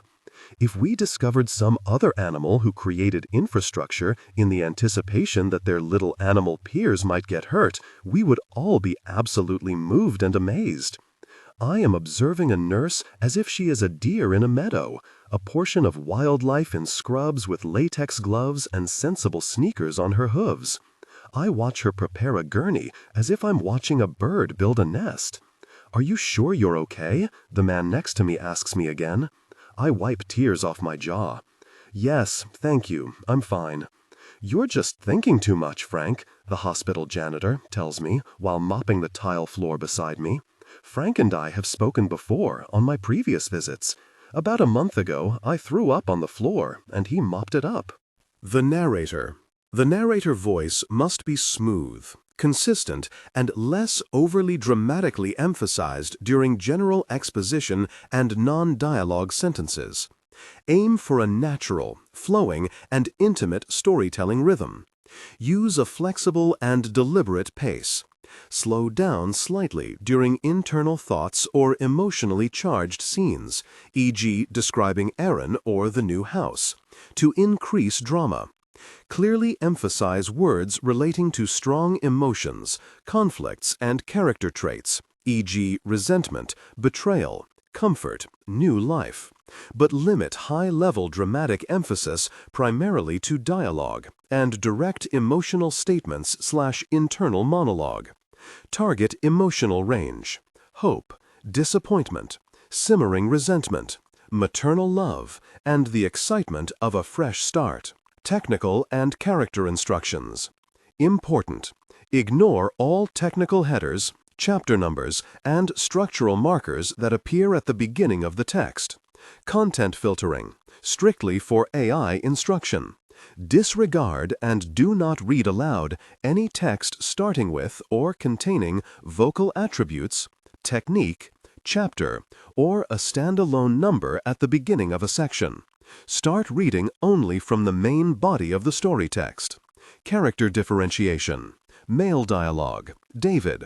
Lower the pitch slightly and use a heavy, deliberate, and slightly traditional old-fashioned tone.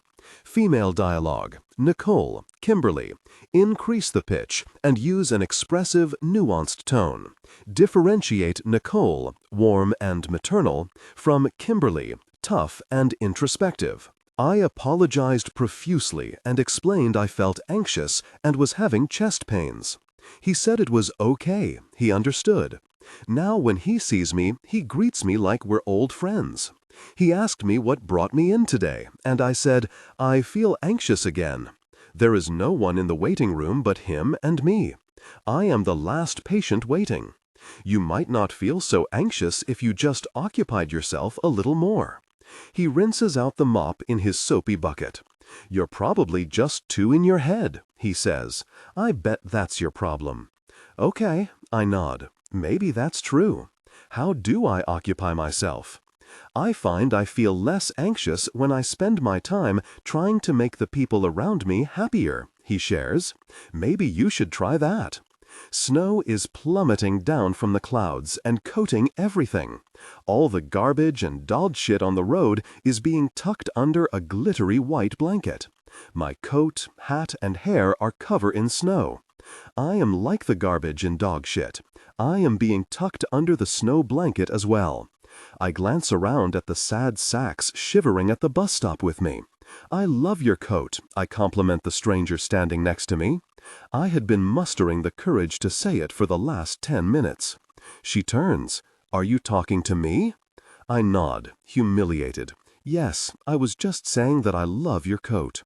Thanks, she says cautiously, clutching her coat tighter to her body as if she's preparing for me to try to steal it from her.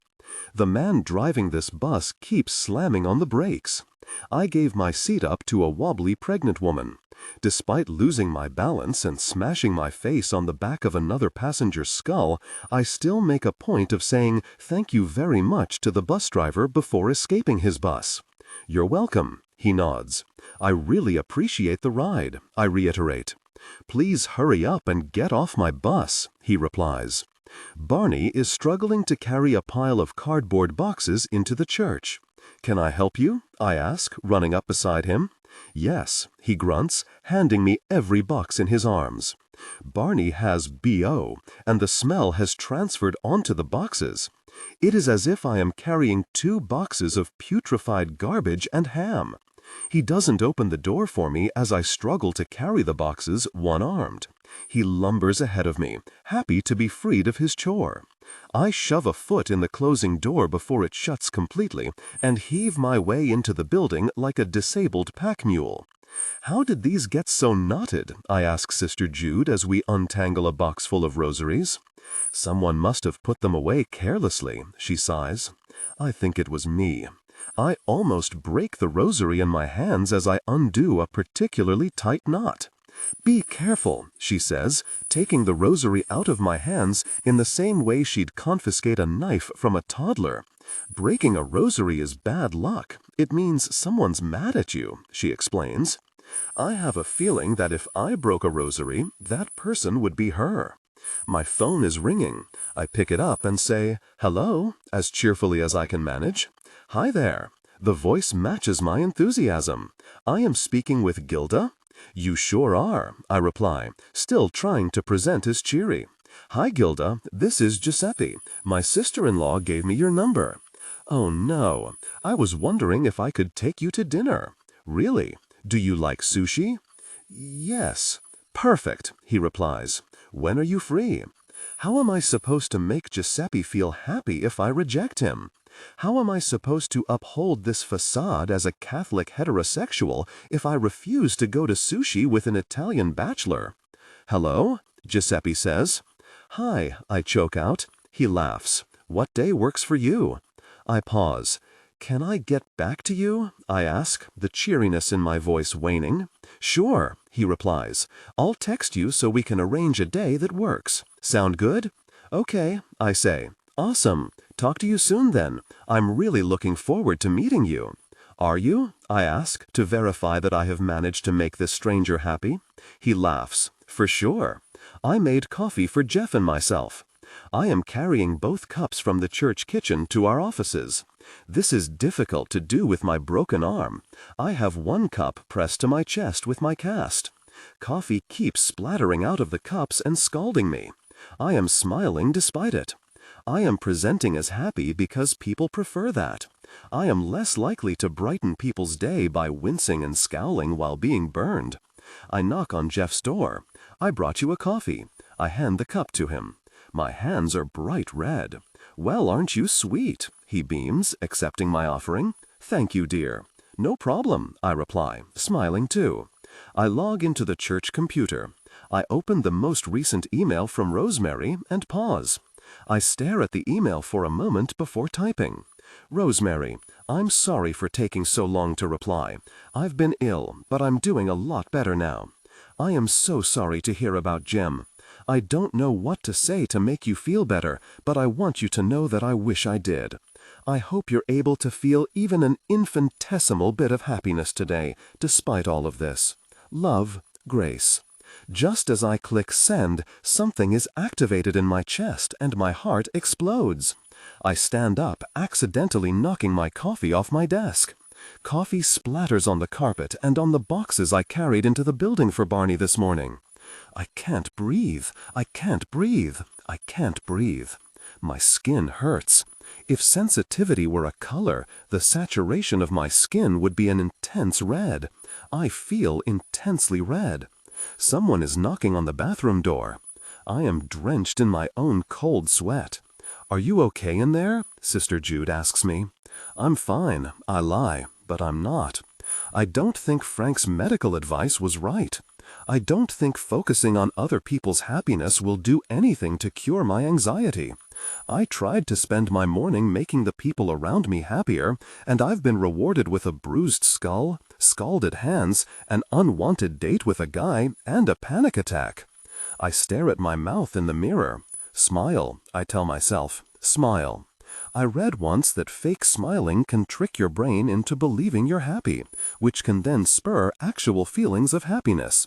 I gape at my smiling reflection. I stare into my own lifeless eyes as I grin manically at myself like a deranged chimp. I am opening the boxes I spilled coffee on to inspect whether I destroyed what's inside. I rip the tape off one box, hoping to discover insides that can be easily cleaned off. I am disappointed to unearth piles and piles of sodden paper. I pull out one of the wet sheets. The paper says, in large red lettering, "Save your children from homosexuality." "What in the world?" I say out loud. "What happened to the flyers?" Barney wails from behind me. "I have no idea," I lie. "Hey Gilda, this is Giuseppe. Are you free for sushi on Friday?" An unknown number texts me. I start to type no, but erase it. "I'm sorry," I write instead. "I have plans." "No problem. How about next Friday or next Saturday?" I rapidly search my mind for a believable excuse I could use to reject both of those proposed dates. Maybe I should pretend I am the sole support of my aging grandma and that I can't spare a single evening away. No, that won't work. What if he asks to meet her? Maybe I should say I've got a terrible illness and my evenings are full with doctor's appointments and blood tests. No, that won't work either. He could tell Jeff. It's difficult enough pretending to be a straight Catholic. I can't pull off being a straight sick Catholic. It's too much. I type and erase, until finally I write, Saturday would be great. On Friday, I will just text him that I've caught the flu. Fantastic, he replies. How did you cut your hand? The nurse sewing stitches into my knuckles asks. I fell asleep with the heat set too high. I gasped myself awake. Adjust the current voice to replicate the professional narrative style for the dark, contemporary romance genre. Maintain a baritone pitch with a warm, confident, and highly engaging tone. The style should prioritize deep emotional connection and psychological tension. Improvement. The narrator voice must be smooth, consistent, and less overly dramatically emphasized during general exposition and non-dialogue sentences. Aim for a natural, flowing, and intimate storytelling rhythm. Use a flexible and deliberate pace. Slow down slightly during internal thoughts or emotionally charged scenes, e.g., describing Aaron or the new house, to increase drama. Clearly emphasize words relating to strong emotions, conflicts, and character traits, e.g., resentment, betrayal, comfort, new life. But limit high-level dramatic emphasis primarily to dialogue and direct emotional statements, internal monologue. Target emotional range: hope, disappointment, simmering resentment, maternal love, and the excitement of a fresh start. Technical and character instructions. Important. Ignore all technical headers, chapter numbers, and structural markers that appear at the beginning of the text. Content filtering. Strictly for AI instruction. Disregard and do not read aloud any text starting with or containing vocal attributes, technique, chapter, or a standalone number at the beginning of a section. Start reading only from the main body of the story text. Character differentiation. Male dialogue. David. Lower the pitch slightly and use a heavy, deliberate, and slightly traditional/old-fashioned tone. Female dialogue. Nicole or Kimberly. Increase the pitch and use an expressive, nuanced tone. Differentiate Nicole, warm, maternal, from Kimberly, tough, introspective. I then walked to the bathroom, mistook my own reflection for an intruder, and punched my mirror. "Who are you?" I shouted, quickly making a fist and attempting to defend myself. My cracked reflection and I both laughed when we realized the mistake I made. "How did you cut your hand?" the nurse repeats. "Oh," I mouth, "I was fishing for something out of the garbage and didn't realize there was glass in there." The truth is too much of a mouthful. I am struggling to hold my hand still. I am involuntarily shaking. She stops what she's doing and asks, "Are you feeling anxious?" "A little, yeah," I reply. "I have some anxiety issues too," she smiles. "Have you ever tried mindfulness?" "No. What's that?" "It's paying attention in a particular way," she explains, "on purpose, in the present moment. It might help you. Do you want to try it?" "Sure," I answer, though being deeply present in this moment of getting stitches sounds unappealing. "How do I do it?" Think about your senses. Ask yourself, what do I see? What do I hear? What do I smell? What do I taste? What do I feel? Why don't you look around the room right now and tell me, what do you see? I glance around the room. "Hospital stuff," I reply. "Like what?" she probes. I look at the wall. A poster about the flu shot. "What else?" "A black chair." "What else?" "You." "What do you smell?" "Nothing. Bleach, I guess." "What do you hear?" "The fan in the ceiling. People talking outside the room." "Can you taste anything?" "My gum." Do you feel anything? My knuckles hurt, I guess. I look down at my hands. One is in a cast, and the other is bloodied with stitches. My arm hurts, I say, holding up my cast for the nurse. I see stars in the dark sky through my bedroom window. I see light snow falling. I see my curtains swaying. I see the shadowy silhouettes of my furniture. I see the plates piled next to my bed and around my room. I smell my dirty hair and the burrito I ate in my bed. I hear cars in the road beneath my apartment, driving through slush. I hear the fridge hum. I hear air entering my nostrils and leaving. I feel my blankets on my skin. I feel the ache in my broken arm and my knuckles. I think deeply about the ache in my arm and my knuckles. I sit up. Where are my painkillers? I start rifling through the pockets of my clothing. I look behind my bathroom mirror, on my kitchen counter, and under my bed. The aching feeling pulses. I empty the contents of my vacuum cleaner, despite the fact that I have not vacuumed in at least 6 months. I know I didn't accidentally throw the painkillers out because I just spent the last 2 days meticulously examining all of my trash. I toss all the clothes in my drawers onto my unmade bed. I search through my empty dresser. I open my backpack. I search through every pocket. I lie down on the floor of my bedroom, breathing heavily, now fixating on the pulsating pain radiating from my arm and my knuckles. I stare down at my ceiling, and then down at myself. Wait, am I looking down at myself? How could I be looking down at myself? That is my face. Those are my eyes. That is my body, wearing my shirt, my pants, and my socks. Think about the aching feeling, I tell myself, trying to remain in tune with my body. I don't feel anything. It is as if I'm a corpse. Think about the aching feeling, I suggest again to myself, as I feel my life force gravitate into the sky. Think about the aching feeling, I repeat, as I feel myself soar over the city, over the country, over the planet, over the solar system, over the galaxy, into the deep, expansive, empty blackness. I stare down at the speck of the cosmos that my body occupies. I am a mite. I am smaller than a dot. One day you are going to die, Jeff's booming voice echoes through the church. Everyone in this room will someday be dead. I am chewing on my fingernails. I wish he had chosen a different topic. Look around, he instructs. People stir in their pews. Some of us won't be here next year. A baby starts crying. It's important to remember every day that passes brings us closer to the day that we die. He drones on, saying words like eternal life, the Paschal mystery, and sacrifice. I glance at the people surrounding me, hoping to exchange a look with someone who is as unsettled by this homily as I am. I look at their bright eyes, watching Jeff at the pulpit, untroubled, absorbing his words, nodding. I have successfully camouflaged myself as a Catholic for almost 2 weeks. There have been a few close calls.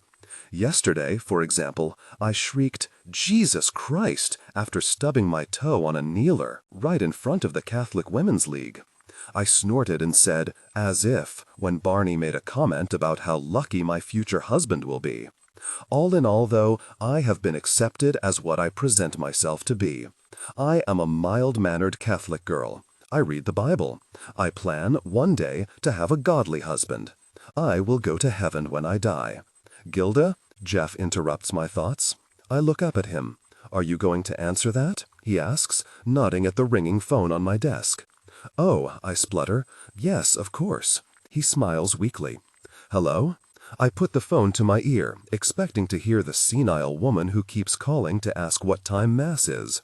Jeff has left the room, so I toy with the idea of telling the woman that the Catholic Church has been canceled, and that she should enjoy the rest of her Sundays without worrying about Mass.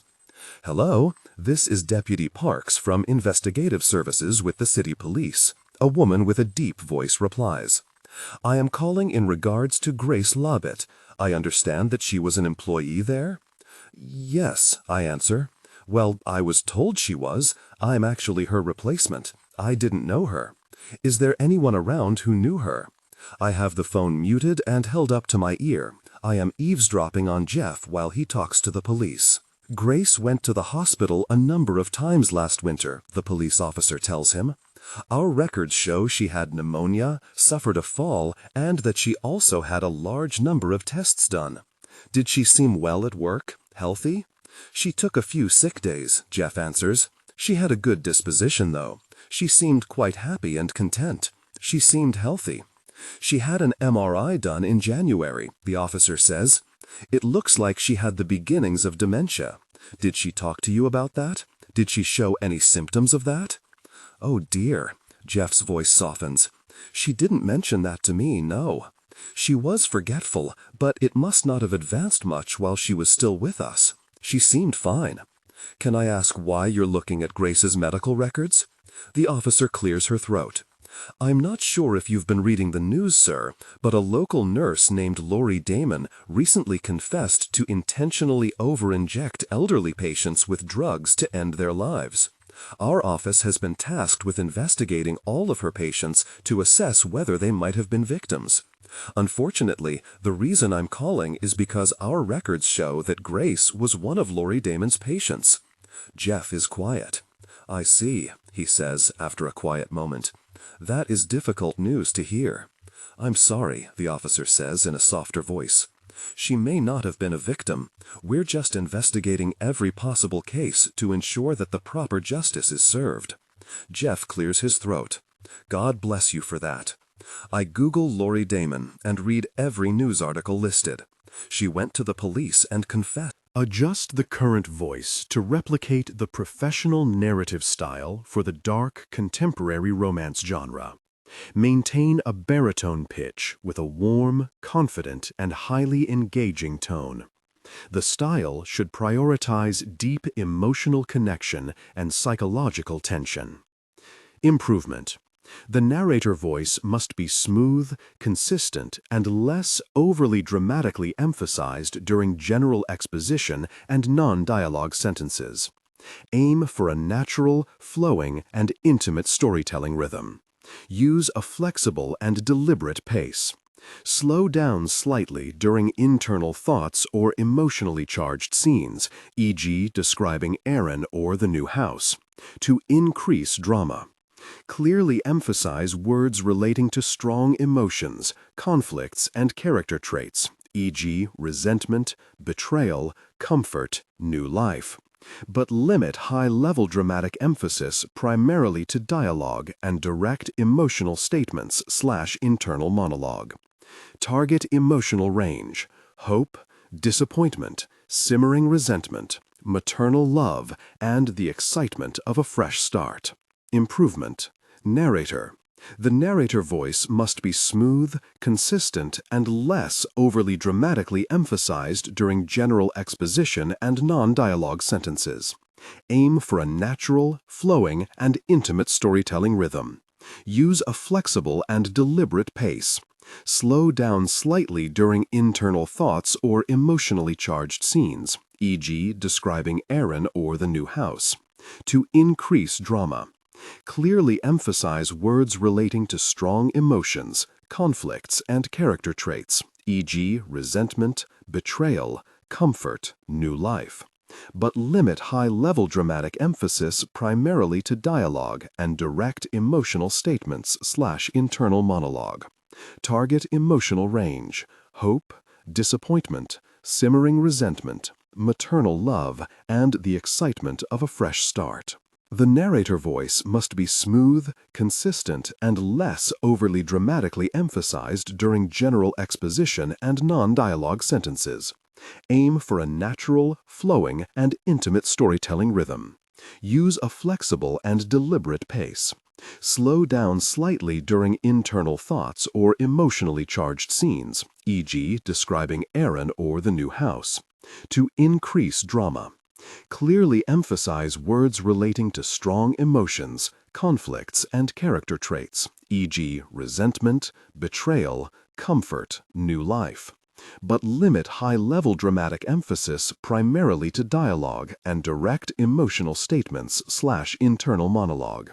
Target emotional range: hope, disappointment, simmering resentment, maternal love, and the excitement of a fresh start. The narrator voice must be smooth, consistent, and less overly dramatically emphasized during general exposition and non-dialogue sentences. Aim for a natural, flowing, and intimate storytelling rhythm. Use a flexible and deliberate pace. Slow down slightly during internal thoughts or emotionally charged scenes, e.g., describing Aaron or the new house, to increase drama. Clearly emphasize words relating to strong emotions, conflicts, and character traits, e.g., resentment, betrayal, comfort, new life. But limit high-level dramatic emphasis primarily to dialogue and direct emotional statements/internal monologue. Target emotional range: hope, disappointment, simmering resentment, maternal love, and the excitement of a fresh start. I wonder who will occupy the spaces I've inhabited after I'm dead. If I get buried, my coffin will be my last space. No one will ever occupy that space but me. That's a comfort, to have a spot reserved only for me forever. I guess bugs might bunk with me. Rodents. I start to think about worms. Maggots. Stop. I slam open the Bible in front of me, shaking my head like an Etch-a-Sketch. Pictures of eye sockets and grubs crumble like a broken puzzle in my mind's eye. I fight to stop the image from reassembling by humming and by telling myself to read something distracting. I pick a page arbitrarily, like I am selecting tarot cards. I tell myself that whatever page I land on has been provided to me by some higher cosmic power. I stare down at my preordained passage and absorb a story about a woman named Jezebel who is thrown out a window, trampled by horses, and eaten by dogs. A new email notification pops up on the computer. It's from Rosemary. Grace, I can't tell you how excited I was to finally see your name in my inbox. You've been ill? I'm sorry to hear that. What's been wrong? We've been doing all right over here, all things considered. The service for Jim was lovely, and my kids are being a huge help to me. I am very lucky. I also know my Jim would want me to be okay, so I've been focusing on my art and on my cat. I am trying to be a better pet mother, so I have put Lou on a strict diet. She's lost a full pound since I've done so, but she keeps trying to sneak into the cupboards. I found her inside the garbage can a few days ago. She had eaten, honest to God, half a banana peel. Get well soon, Grace. Love, Rose. My heart sinks deeply into my body. I begin to type. Grace might have been murdered when Jeff enters the room. He sees me typing and smiles. You are one busy bee, aren't you? Ah, that's me all right. Don't let me interrupt, he says as he enters his own office. I sit motionless for a full minute, thinking about how sad Jeff sounded when the police spoke to him about Grace. I think about how terrible it would feel to learn your friend is not only dead, but was maybe murdered. I imagine this grieving widow seeing an email from Grace in her inbox and feeling excited. I imagine her opening the email, eager to hear from her pal, reading that she's dead, and then having a heart attack. I erase what I was writing and type, Rose, I am glad to hear that you have been doing okay. I am also thrilled to hear that Lou is slimming down and getting healthy. There is a cat missing in my neighborhood. If Lou were lost, where do you think she would go? Love, Grace. Are we still good for sushi on Saturday? Giuseppe texts me. Really? I forgot about that. I'm sorry, I've double booked myself. I lie. Can I take a rain check? Of course. How about next weekend? Sure, I write. I arrive at work the next morning to find yet another email from Rosemary waiting for me. Grace, I think Lou would go right under the back porch and stay there until someone found her. She is quite timid, my Lou. It's getting pretty cold out. I hope that missing cat is found soon and doesn't freeze out there. I can't believe it's December already, can you? I find time goes by so quickly. Are you all ready for Christmas? Love, Rosemary. I am using the flashlight on my phone to look under my neighbor's porches. I am shouting, "Mittens! Mittens!" My hands are cold, my feet hurt, and I am beginning to accept the dark reality that Mittens is gone. Dead. I continue shouting, "Mittens!" to assert to anyone who sees me in their backyard that I am not a burglar. I make clicking noises with my tongue and say, "Mittens! Mittens! Mittens!" over and over, fruitlessly. At nighttime in the winter, I always look for lit-up windows with open curtains. I like seeing a snapshot inside other people's houses. I look at what show the TV is playing. I look at the furniture. Even when I see the TV is playing an uninteresting show and the house is filled with outdated, ugly furniture, I always wish I were inside. The house across the street has a Christmas tree. The lights on the tree are all white. There's a cat sitting on the windowsill. There's a woman playing her piano. I tighten my scarf across my face and continue to stare into the window. I think about how comfortable it looks inside and about how cozy the little cat looks. My mind wanders back to Mittens. I think about his grieving family. I picture the sad image of those people on Christmas without their beloved pet. I picture an empty cat bed beside a Christmas tree next to a depressing, untouched ball of yarn. My mind wanders further to Rosemary and to the image of an old woman without her husband on Christmas. I think about how she spent almost her entire life with him. I picture his empty chair at their dinner table. I picture Rosemary struggling to carve the turkey because her husband used to do that. I think about the days before Christmas. I imagine that she comforts herself in her grieving by imagining how much she'll enjoy Christmas. But then, when it comes, she realizes she doesn't feel any better. She might even feel worse. I open the church's email, hit reply, and write, "Dear Rose, I feel the same way about time. At the end of every day, I think, didn't I just wake up? Every new year, I think, didn't last year just start? Rose, I want you to know I'm thinking of you this Christmas. I can only imagine how difficult it is for you this time of year after losing Jim. Please tell me if there is anything I can do to help you through." Adjust the current voice to replicate the professional narrative style for the dark/contemporary romance genre. Maintain a baritone pitch with a warm, confident, and highly engaging tone. The style should prioritize deep emotional connection and psychological tension. Improvement. The narrator voice must be smooth, consistent, and less overly dramatically emphasized during general exposition and non-dialogue sentences. Aim for a natural, flowing, and intimate storytelling rhythm. Use a flexible and deliberate pace. Slow down slightly during internal thoughts or emotionally charged scenes, e.g. describing Aaron or the new house, to increase drama.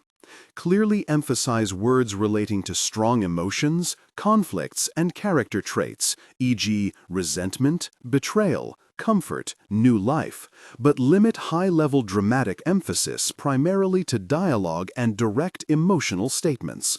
Target emotional range: hope, disappointment, simmering resentment, maternal love, and the excitement of a fresh start. Improvement. Male dialogue. Lower the pitch slightly and use a heavy, deliberate, and slightly traditional old-fashioned tone. Female dialogue. Increase the pitch and use an expressive, nuanced tone. Differentiate Nicole, warm and maternal, from Kimberly, tough, introspective. "Do you think that your new job will have a holiday party?" she asks. I have been vague with Eleanor about my new job. I told her I work in an office as a secretary, which is technically true. "I doubt it," I answer. I decide not to mention that even if it did, I definitely couldn't bring her as my date. "What's the company called?" she asks. "The company?" "Where you're working," she follows. "Your new job, where is it?" I have a plate of pastry puffs in front of me. I pop 2 in my mouth rather than reply. You love those, eh? She smiles. I nod. Thank you for coming to this. She nudges my leg from under the table. I know you don't really like these kinds of things. I look up. Sheen and I look into each other's faces for a beat before she laughs. You must really like me to come here, she goads. She wants me to tell her I like her. I do really like you, I tell her. What do you want your life to be like when you're old? Eleanor asked me. We had just started seeing each other. It was the first night I slept over at her house. We were lying on her bed with the lights off. It's hard for me to picture being old, I said. When I was younger, I used to imagine different lives for myself. I thought about becoming a veterinarian or working for an animal shelter. I thought about going to college, traveling, or moving far away. Other times, I thought I might buy a van, refurbish it, and drive it around North America. I liked to daydream about what I might do, where I might go, and what might happen to me. I don't do that anymore. I can't see myself older. What do you want? I asked her. I want to live in a cottage, she said. I want a perennial garden and fruit trees. I want to learn how to make bread and how to do pottery. And I want a cat. A hazy picture of her garden formed in my mind's eye. I saw fuzzy images of hollyhock and lavender. I pictured an orange cat sleeping under a fruit tree. That sounds nice, I said. What would you name the cat? Whatever you want, she joked. Apparently, one of the neighbors is agoraphobic, my dad gossips. My mom is spooning small hills of canned peas onto all of our plates.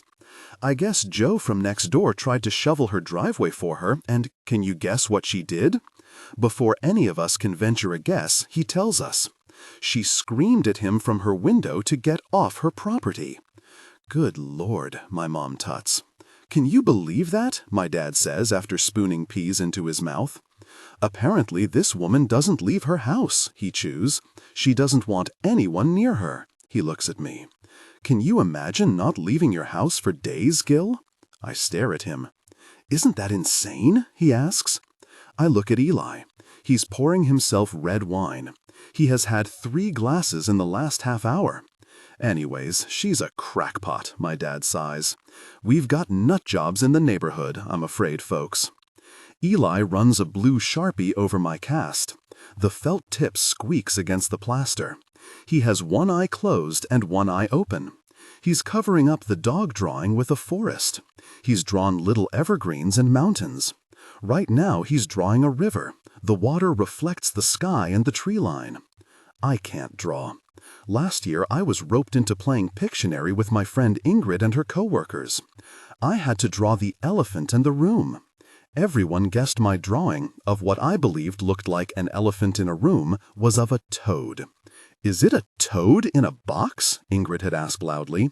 It didn't look anything like a toad, I tell Eli while I detail the story. He's using a whiteout pen to draw ripples in the river. Can you draw animals in the forest? I ask him. He draws birds in the sky, a duck in the water, and a deer lying under a tree. I tried to paint a picture of Flop once, I tell him. A rabbit? I nod. How'd it turn out? Terrible.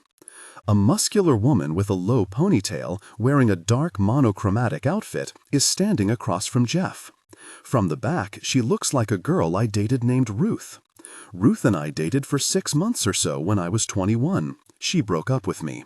She said I had no ambition and that I was strange. Ruth? I approach the woman, afraid Ruth has resurfaced to blow my cover. Ruth hated me.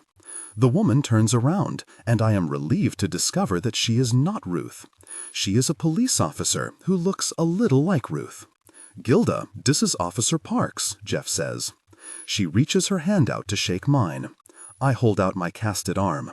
Nice to meet you, she says, while hesitantly shaking the fingers that emerge from my cast. I hope this doesn't hurt your arm. It doesn't, I replied, though it does a little. It's nice to meet you too. Sorry, I thought you were someone I know. Oh, she asks. I swallow. I can't answer that. I sputter. Just someone named Ruth. She was just a friend. Why did I say just a friend? She was a friend, I should say, I correct myself. I swallow again. That correction made it worse. What happened to your arm? She mercifully changes the topic. I was in a small car accident. Oh, I'm sorry to hear that. Thank you. I was just telling Father Jeff that I'm investigating a case involving Grace Moppet. She redirects the conversation again. Is it all right if I look around? She asks Jeff. Of course, Jeff nods. Let us know if you need anything. She smiles. Thank you. Are we still good for sushi tomorrow? Giuseppe texts me. Really? I am dreaming of sashimi, he adds with 2 sushi emojis. No, I write back. I'm sorry, I add. I'm not feeling well. I add 2 barfing emojis to match the way he communicates. Oh no, he replies with a sad face. Do you want me to bring you soup? I type no again, but erase it. That's very nice of you, I write instead. But no, thank you, I'm too sick to eat. Should I put more barfing emojis? Aw, he replies. That's okay, we can reschedule. He adds a smiley face. I reply, while frowning, with a matching smiley face. The church finally paid me. I went to a cafe to celebrate with a coffee. However, I discovered that all the money I took out and put in my wallet is missing. I am starting to doubt my atheism because this might be proof that God exists and hates me. I am holding the coffee in one hand and my empty wallet awkwardly in my casted hand. A cashier is waiting for me to pay for the coffee. It's $2.25, she tells me. The heat from the coffee is absorbing into my hand and traveling up through my body. My face is sweating. I often hold my money in my hand before even entering a store. I do that because I am excessively anxious about holding up lines while people wait for me to fish through my wallet. Today, I felt bold enough to enter this coffee shop without going through that usual neurotic routine, but I have been vindicated. I don't have any money, I confess in a whisper, as that awful realization washes over me. Her bubbly smile fades into a nervous frown. Oh, well, I'm not allowed to give it to you for free, I splutter. I wouldn't have asked you to. She takes the coffee back. I'll just pour it out. I got married right after I turned 25, Barney announces proudly. He is sitting on the edge of my desk. The amount of space his body occupies in such close proximity to me is making me feel uneasy. I keep inching my chair back.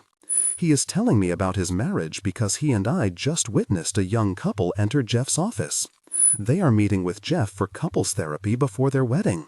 This is apparently something the church mandates. Catholic couples must discuss marriage with their priest before their wedding, despite the fact that priests are barred from marriage and are supposed to have little to no experience in romantic relationships. I wonder what they talk about. I met my wife in church, Barney continues prattling. I have not been replying to anything he has said, but he hasn't noticed. He is capable of talking purely to himself. I am contributing nothing to the conversation. Officer Parks knocks on the doorframe. She is with another police officer. Good morning, Barney greets them. Father Jeff is just in a meeting. Adjust the current voice to replicate the professional narrative style for the dark, contemporary romance genre. Maintain a baritone pitch with a warm, confident, and highly engaging tone. The style should prioritize deep emotional connection and psychological tension. Improvement. The narrator voice must be smooth, consistent, and less overly dramatically emphasized during general exposition and non-dialogue sentences. Aim for a natural, flowing, and intimate storytelling rhythm. Use a flexible and deliberate pace. Slow down slightly during internal thoughts or emotionally charged scenes, e.g., describing Aaron or the new house, to increase drama. Clearly emphasize words relating to strong emotions, conflicts, and character traits, e.g., resentment, betrayal, comfort, new life. But limit high-level dramatic emphasis primarily to dialogue and direct emotional statements/internal monologue. Target emotional range: hope, disappointment, simmering resentment, maternal love, and the excitement of a fresh start. Technical and character instructions. Important: Ignore all technical headers, chapter numbers, and structural markers that appear at the beginning of the text. Content filtering strictly for AI instruction. Disregard and do not read aloud any text starting with or containing vocal attributes, technique, chapter, or a standalone number at the beginning of a section. Start reading only from the main body of the story text. Character differentiation. Male dialogue, David. Lower the pitch slightly and use a heavy, deliberate, and slightly traditional, old-fashioned tone.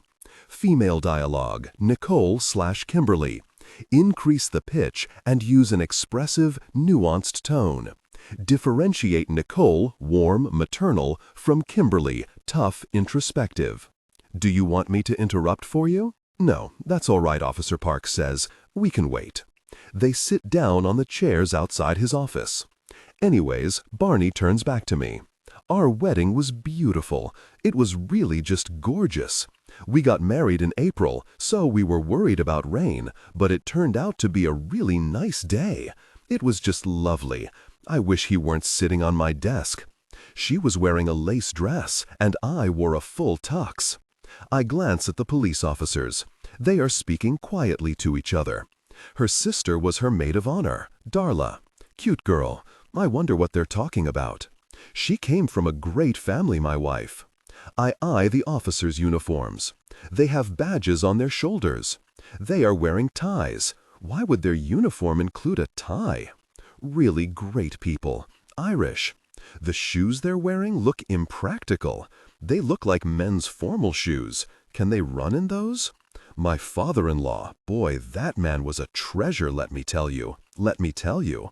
Officer Parks looks up at me. I look away quickly. And her mother, she had us over for dinner every Sunday night. Can you imagine? I hate it when people catch me looking at them. She was a great cook. She made beef tenderloin and cabbage rolls. She was a great lady, really. She made spaghetti, beef Wellington. I am staring at my hands while Barney rambles. His voice ebbs in and out of my awareness while I think about how wrinkles form. I wonder how many times skin has to fold for a wrinkle to form. I flex my fist. I look at the lines in my palms.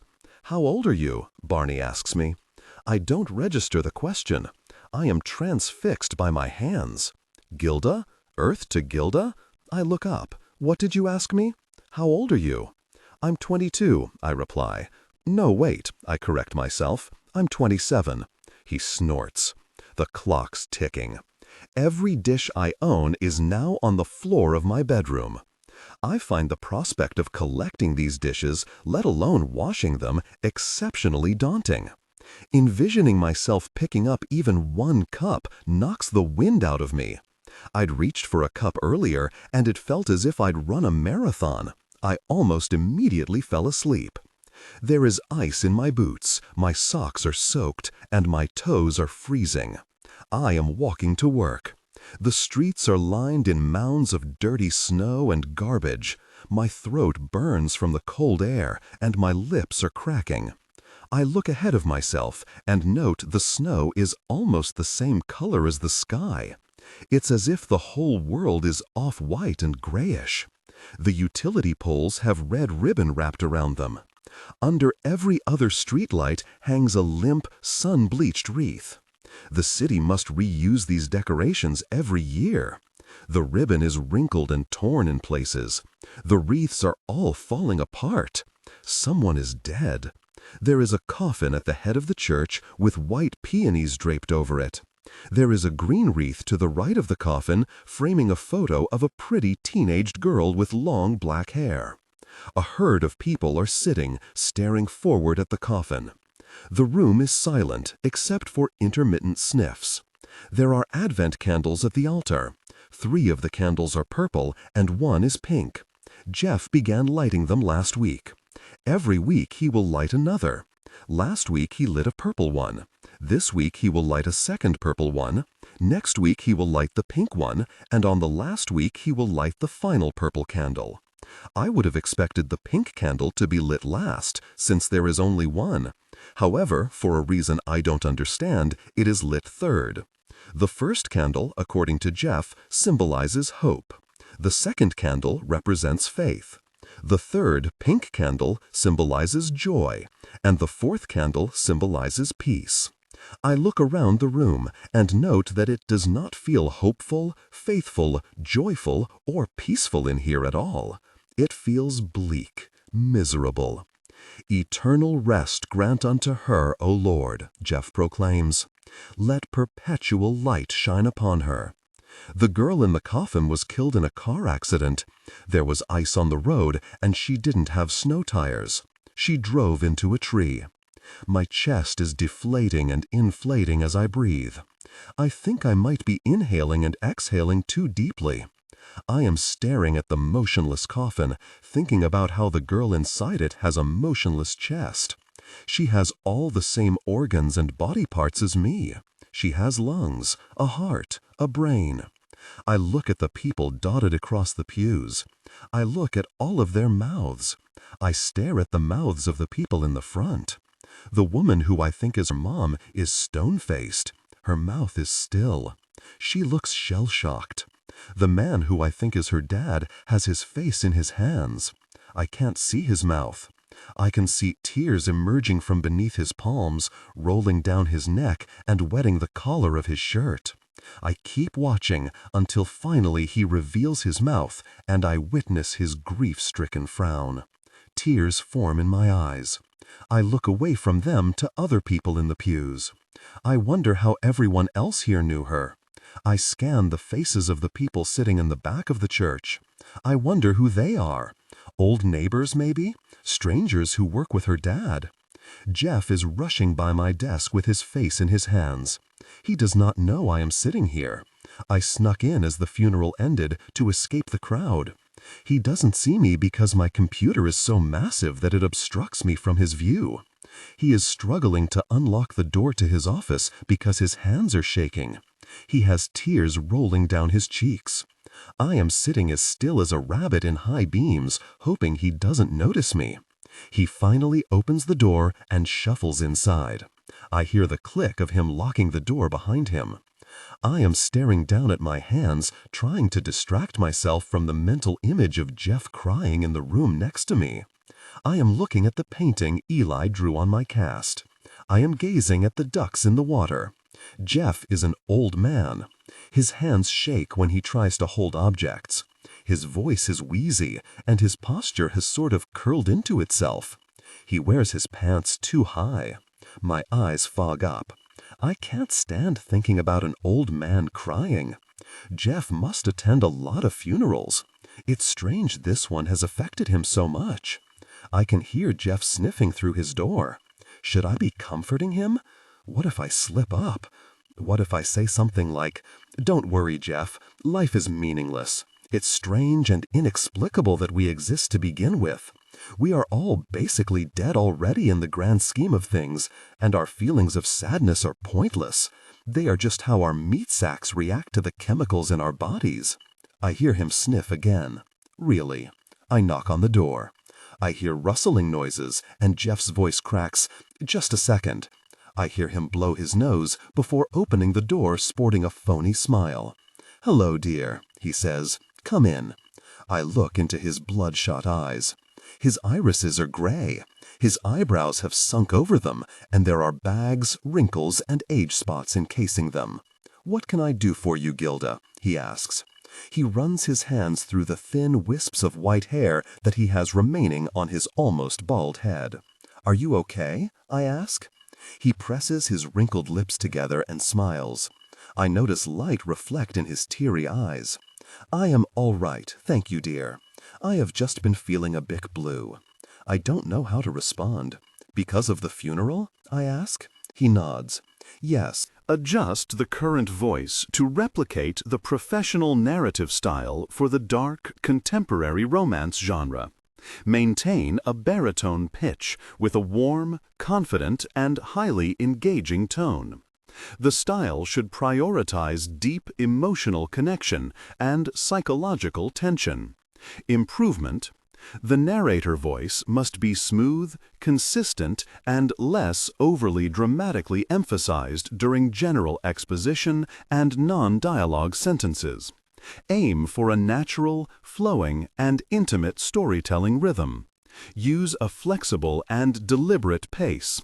Slow down slightly during internal thoughts or emotionally charged scenes, e.g., describing Aaron or the new house, to increase drama.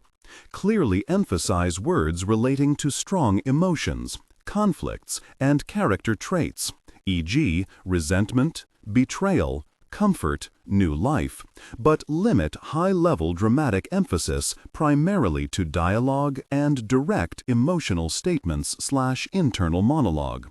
Target emotional range: hope, disappointment, simmering resentment, maternal love, and the excitement of a fresh start. Technical and character instructions. Important. Ignore all technical headers, chapter numbers, and structural markers that appear at the beginning of the text. Content filtering, strictly for AI instruction. Disregard and do not read aloud any text starting with or containing vocal attributes, technique, chapter, or a standalone number at the beginning of a section. Start reading only from the main body of the story text. Character differentiation. Male dialogue, David. Lower the pitch slightly and use a heavy, deliberate, and slightly traditional old-fashioned tone. Female dialogue, Nicole/Kimberly.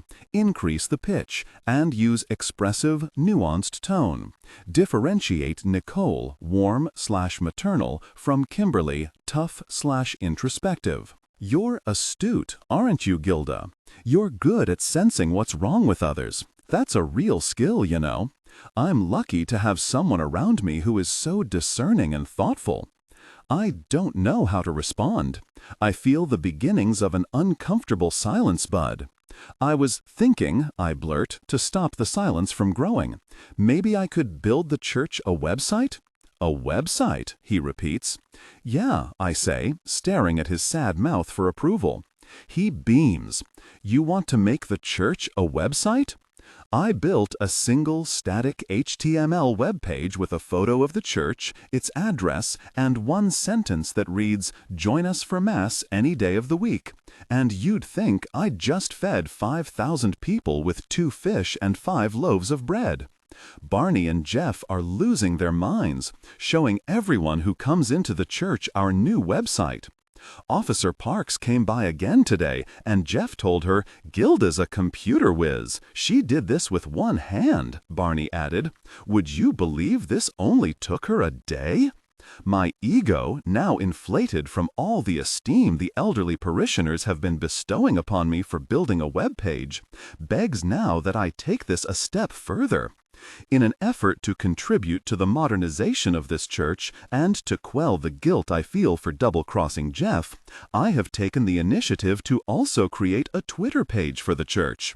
So far, I have only accidentally liked 2 inappropriate tweets from the church's Twitter account, forgetting I was not logged into my own personal Twitter account. Both inappropriate tweets involved pictures of women. "You're such a great help," Jeff tells me, placing a cup of coffee in front of me. "Thank you," I say, worried he'll see the computer screen. "It's my friend Ingrid's birthday. I am standing outside of her apartment with a bottle of wine and a stuffed yellow duck. Ingrid and I were childhood friends. Every year on our birthdays, we always get each other a stuffed animal. I'm not sure if she'll remember that tradition or not. She opens the door. She's wearing bright red lipstick. 'Gilda,' she hugs me. She smells like alcohol. 'Come in,' she beckons me inside. There's a small crowd of people sitting on the ground around her coffee table. I don't know anyone here. 'Hi,' I address the room. Everyone looks up at me. 'What's that?' A guy with a curled mustache nods at the duck in my hand. 'It's a duck,' I reply. 'When Ingrid turned 8, I bought her a stuffed panda. She named the panda Gil, after me.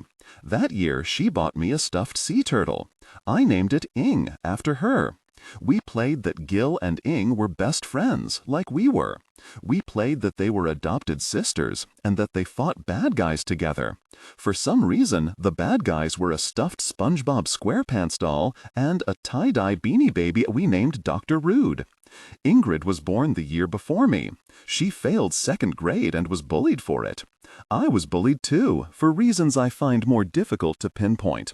I had bad social skills, I guess.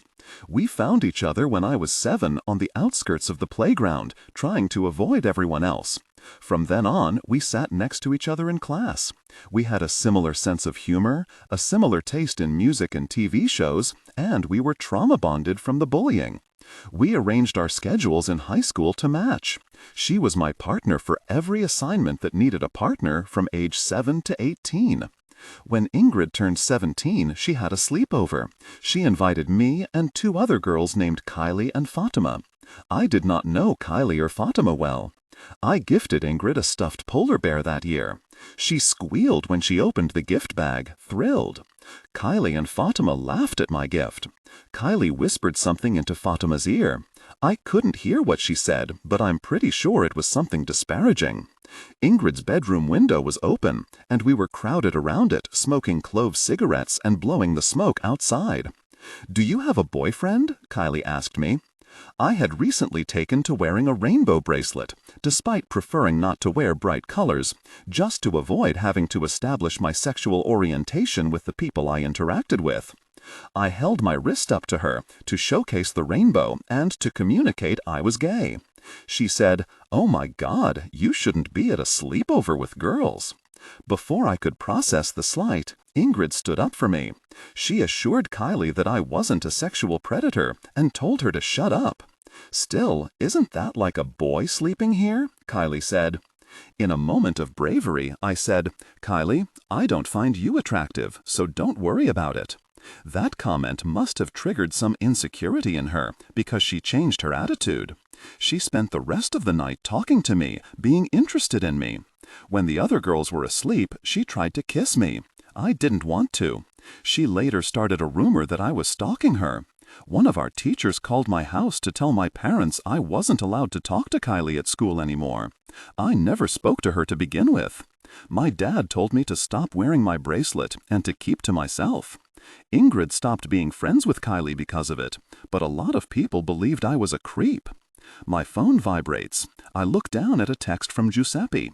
It says, "Hey Gilda, this is a little last minute, but are you free tonight?" I look at the time. It's 9 p.m. Do last-minute 9 p.m. dates mean the same thing to heterosexual Catholics as they do to us lesbian atheists? I hope not, because 1, this man knows me as the receptionist at a Catholic church, and this might be an insult to the character I'm playing, and 2, I would rather be shot dead. If I keep telling him I'm busy, he's going to suspect something is up. I look around Ingrid's apartment. I take a picture of Ingrid from across the room. I send him the picture, proud to have proof that I am busy, and write, "I can't, sorry, I'm at my friend's birthday party." "No worries, tell her I said happy birthday," he replies. "Let's do next Saturday then." "I'm sorry, I work," I reply. "I could pick you up at the church after," he writes. I try to think of an excuse. I type, "Okay, awesome. Next Saturday I will pretend to break my leg or something." "I can't believe I'm 28, Ingrid laments on her balcony. "I feel like we were just 15, don't you?" I nod. Clock's ticking. I swear, if I woke up tomorrow in my parents' house, in my old twin bed, and were told that everything that happened between then and now was all just a dream, and that I had to go to school, I'd believe it, she says. I'd totally believe it. Me too, I reply. If I woke up tomorrow and was told my entire life was a simulation, I'd believe it. "Do you think the rest of our lives will go by this quickly?" she asks. Ingrid is drunk. She's dancing in the kitchen with the stuffed duck I gave her. Her friends keep talking about people who I don't know.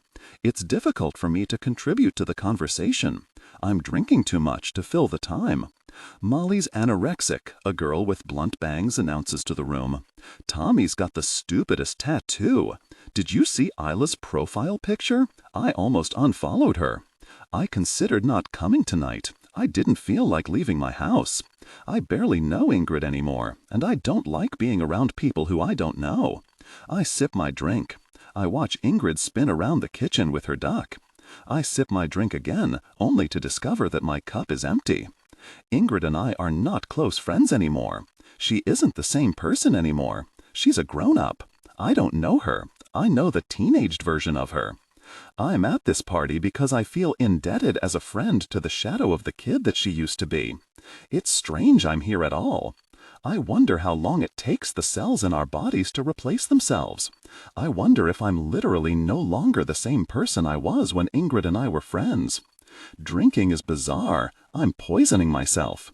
Would anyone like a glass? The narrator voice must be smooth, consistent, and highly engaging tone. The style should prioritize deep emotional connection and psychological tension. Improvement. The narrator voice must be smooth, consistent, and less overly dramatically emphasized during general exposition and non-dialogue sentences. Aim for a natural, flowing, and intimate storytelling rhythm. Use a flexible and deliberate pace. Slow down slightly during internal thoughts or emotionally charged scenes, e.g., describing Aaron or the new house, to increase drama. Clearly emphasize words relating to strong emotions, conflicts, and character traits, e.g., resentment, betrayal, comfort, new life, but limit high-level dramatic emphasis primarily to dialogue and direct emotional statements, internal monologue. Target emotional range, hope, disappointment, simmering resentment, maternal love, and the excitement of a fresh start. Technical and character instructions. Important. Ignore all technical headers, chapter numbers, and structural markers that appear at the beginning of the text. Content filtering. Strictly for AI instruction. Disregard and do not read aloud any text starting with or containing vocal attributes, technique, chapter, or a standalone number at the beginning of a section. Start reading only from the main body of the story text. Character differentiation. Male dialogue. David. Lower the pitch slightly and use a heavy, deliberate, and slightly traditional old-fashioned tone. Female dialogue. Nicole/Kimberly. Increase the pitch and use expressive, nuanced tone.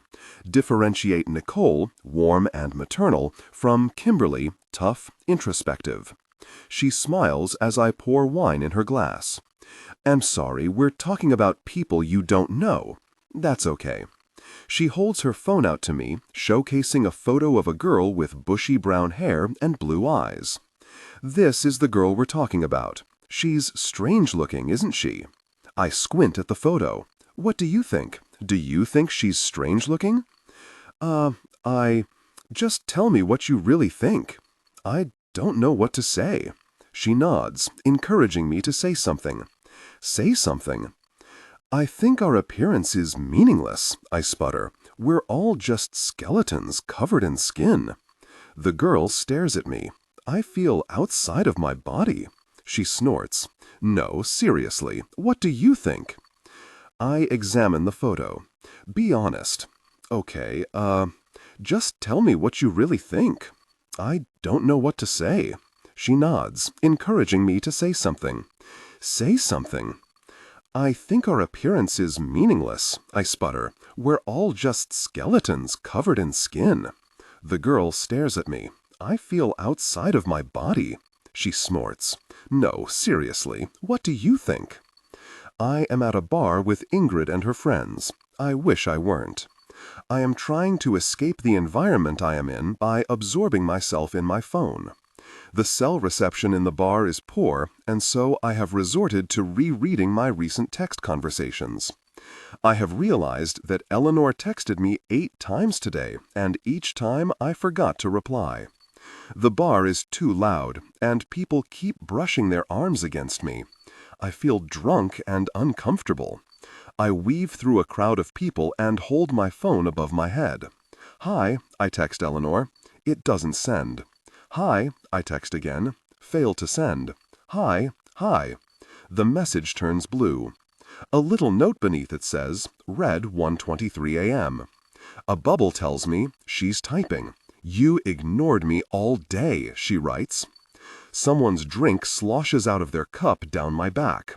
A man is jumping beside me, rubbing his arms against mine. A primal impulse to scream engulfs me. Maybe if I behave insanely, I can scare off the people surrounding me. Maybe if I scream as loudly as I can, I will be given the personal space I need to breathe in air that others haven't already exhaled. I am almost drunk enough to give in to screaming, but the training imposed on me to present as fine, even in situations where my insides are wailing, restrains me. I remain cool. "I'm at a bar," I text Eleanor, deciding not to address her comment.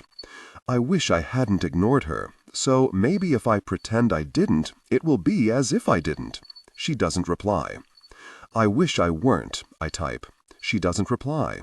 "Will you come get me?" Eleanor is driving me home.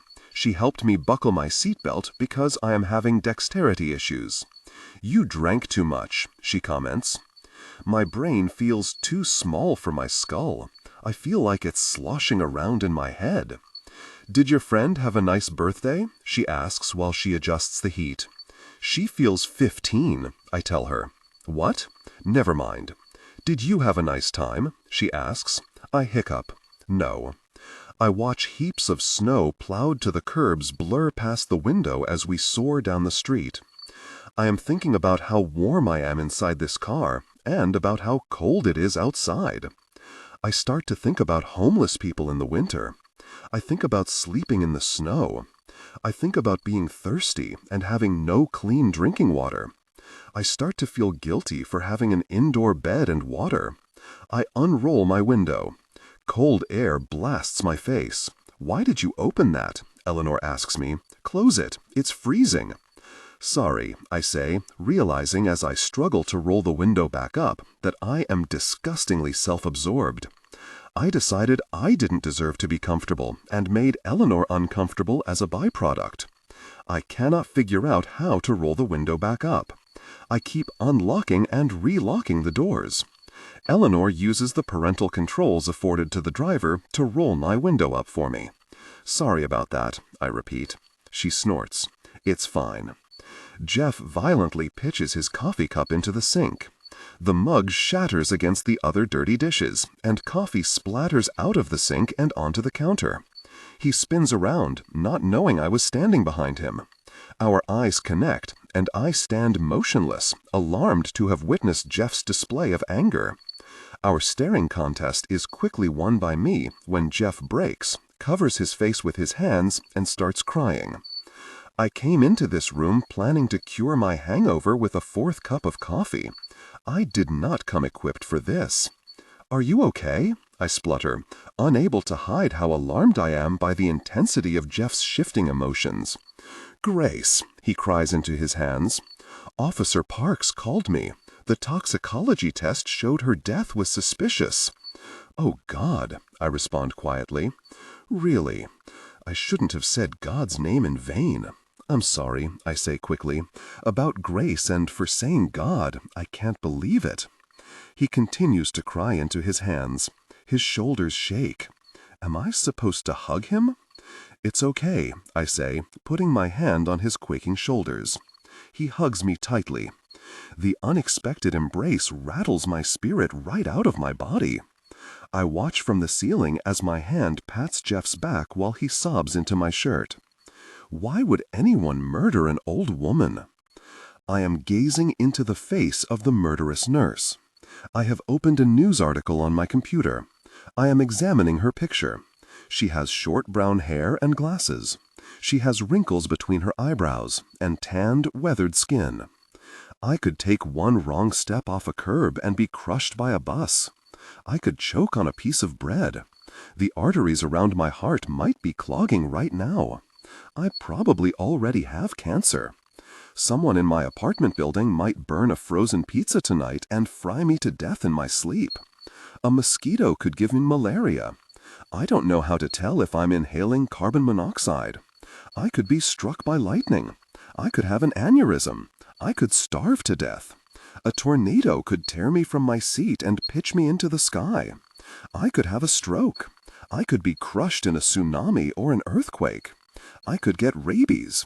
I could drown in an undertow. I could catch the plague. The earth could open up a sinkhole and swallow me. I could get typhoid and a psychopath could kill me? The fact that a person could deliberately end another person's life is hard for me to wrap my mind around. Given all the ways to die that are already looming over me, I have to worry about psychopaths too? I am staring intensely at my own hands. I am sitting in a pew, zeroing in on the wrinkles on my knuckles and the veins beneath my skin. I am thinking about how these have always been my hands. I was born with them.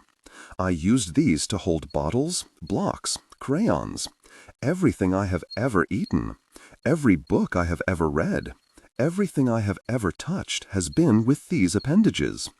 I will never have any other hands but these. The peace of the Lord be with you always, Jeff's voice bellows through the church. And with your spirit, I repeat in unison with the crowd. Let us offer each other the sign of peace. All the people around me turn to extend their wrinkly hands toward me. Peace be with you, they tell me, shaking my cold, clammy hand. I need to shake a few other people's hands too, dear, an old man tells me. Sorry, I say, letting go of him. I think about corpse hands.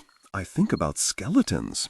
I look down at the bones in my... The narrator voice must be smooth, consistent, and less overly dramatically emphasized during general exposition and non-dialogue sentences. Aim for a natural, flowing, and intimate storytelling rhythm. Use a flexible and deliberate pace. Slow down slightly during internal thoughts or emotionally charged scenes, e.g., describing Aaron or the new house, to increase drama.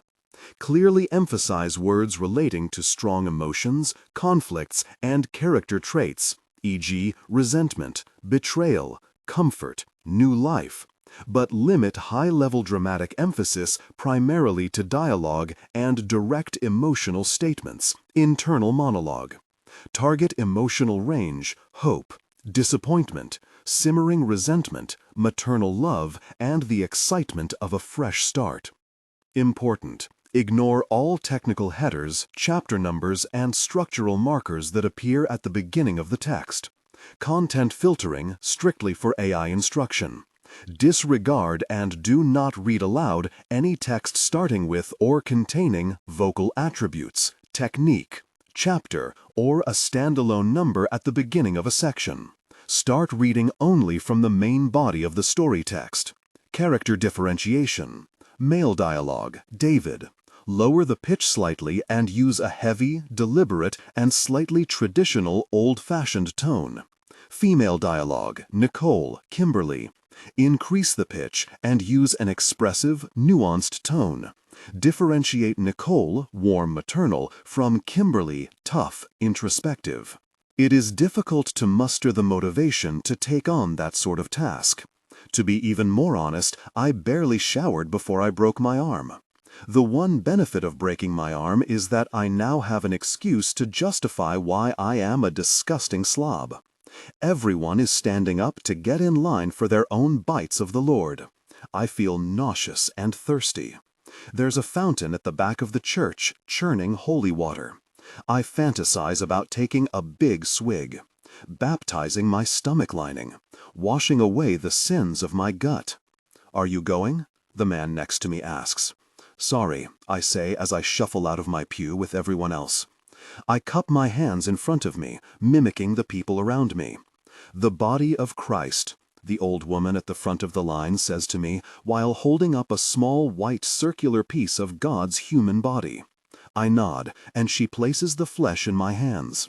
I reluctantly chew on God's bland, styrofoam cracker body while Jesus' woeful eyes stare down from the crucifix above me.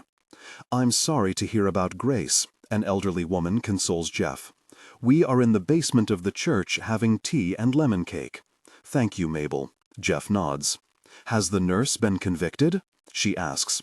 Not yet, Barney pipes in. His mouth is full of lemon cake. The system is broken. The woman's confessed and the toxicology test verifies it, but for some reason the cops refuse to say Grace was one of her victims.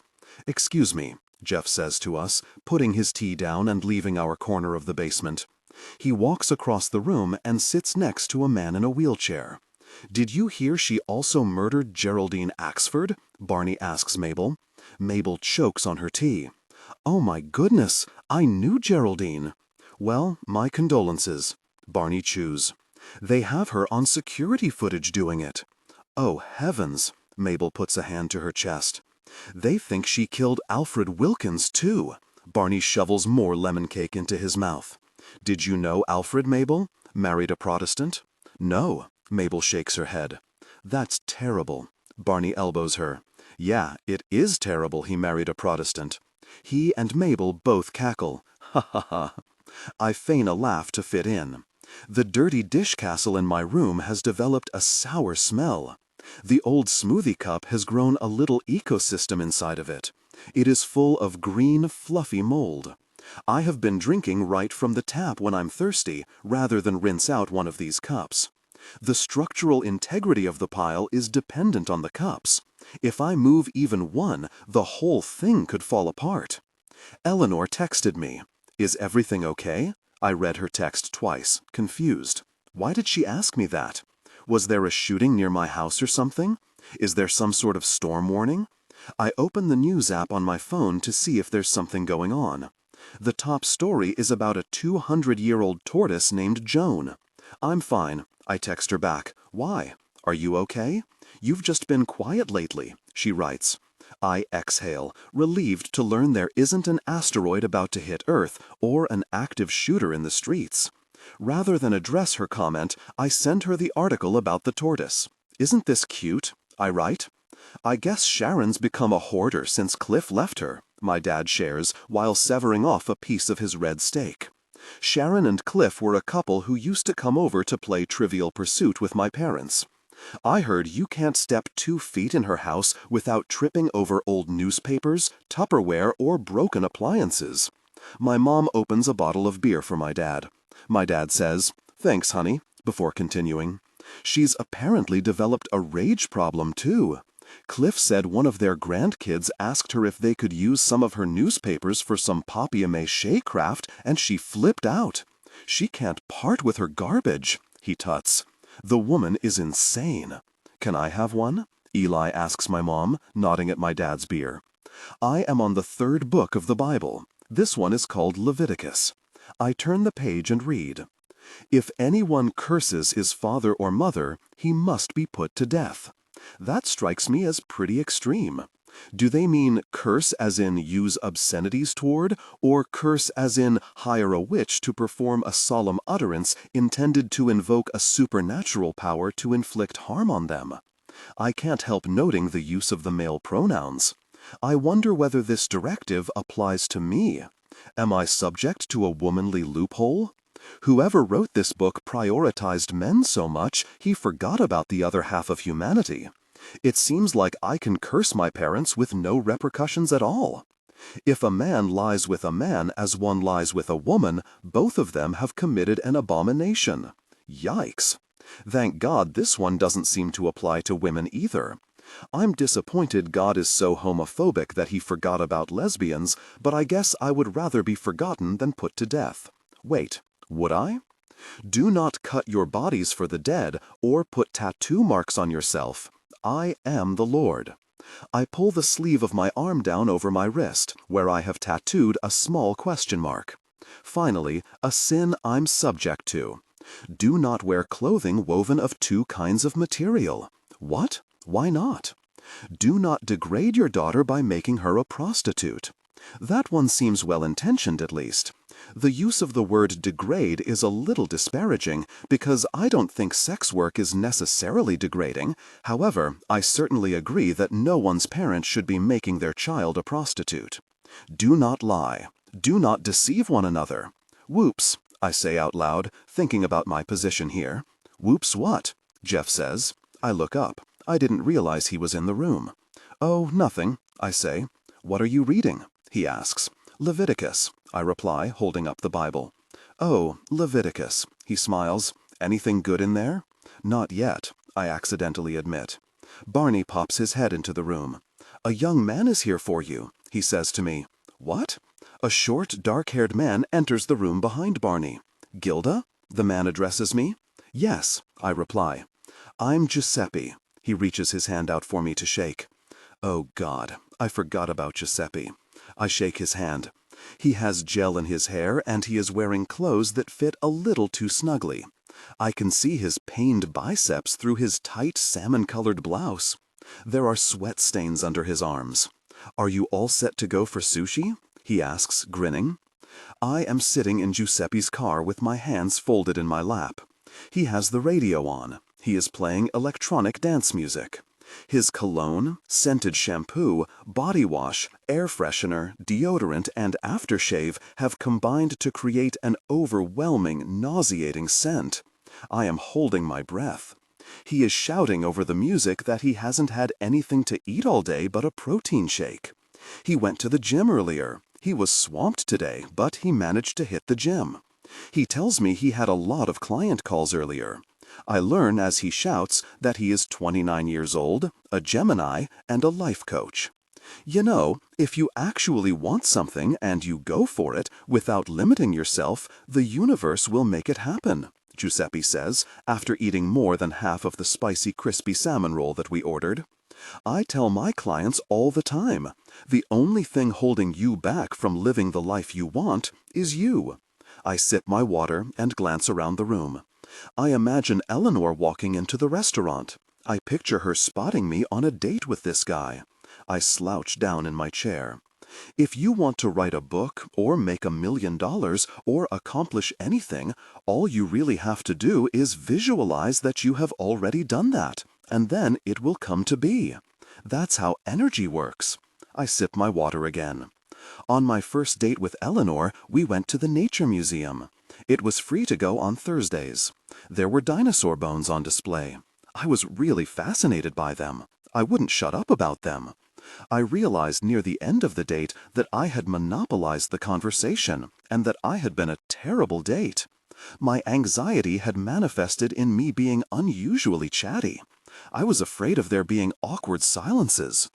Adjust the current voice to replicate the professional narrative style for the dark, contemporary romance genre. Maintain a baritone pitch with a warm, confident, and highly engaging tone. The style should prioritize deep emotional connection and psychological tension. Improvement. The narrator voice must be smooth, consistent, and less overly dramatically emphasized during general exposition and non-dialogue sentences. Aim for a natural, flowing, and intimate storytelling rhythm. Use a flexible and deliberate pace. Slow down slightly during internal thoughts or emotionally charged scenes, as in describing Aaron or the new house, to increase drama. Clearly emphasize words relating to strong emotions, conflicts, and character traits, as in resentment, betrayal, comfort, new life, but limit high-level dramatic emphasis primarily to dialogue and direct emotional statements. Target emotional range: hope, disappointment, simmering resentment, maternal love, and the excitement of a fresh start. Important: ignore all technical headers, chapter numbers, and structural markers that appear at the beginning of the text.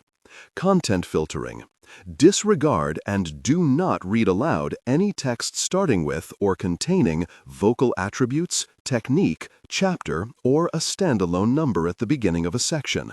Start reading only from the main body of the story text. Character differentiation: male dialogue. David, lower the pitch slightly and use a heavy, deliberate, and slightly traditional or old-fashioned tone. Female dialogue. Nicole or Kimberly, increase the pitch and use an expressive, nuanced tone. Differentiate Nicole, warm, maternal, from Kimberly, tough, introspective. I was also worried she might bring up things that we had messaged about before we met in person. We had been messaging for days. Before meeting her, I'd told her things I don't normally say out loud, like stories about my family and how strange I'd been feeling lately. At the end of the date, I felt self-conscious and got quiet. We were standing in front of megalosaur bones. I was thinking deeply about how I had sabotaged myself and about how she probably would never talk to me again. "It's weird to meet someone in person who you've already gotten to know, isn't it?" she said.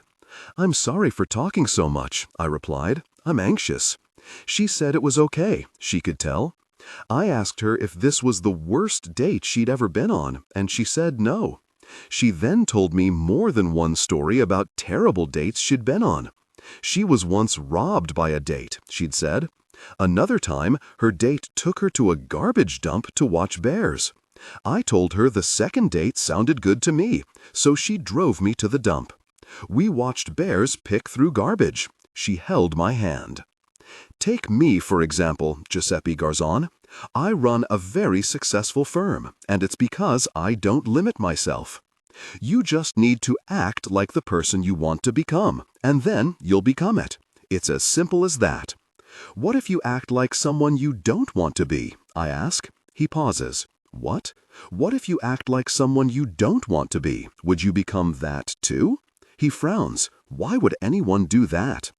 "I had a lovely evening with you, Giuseppe," tells me as he pulls up to my apartment. "Me too," I lie.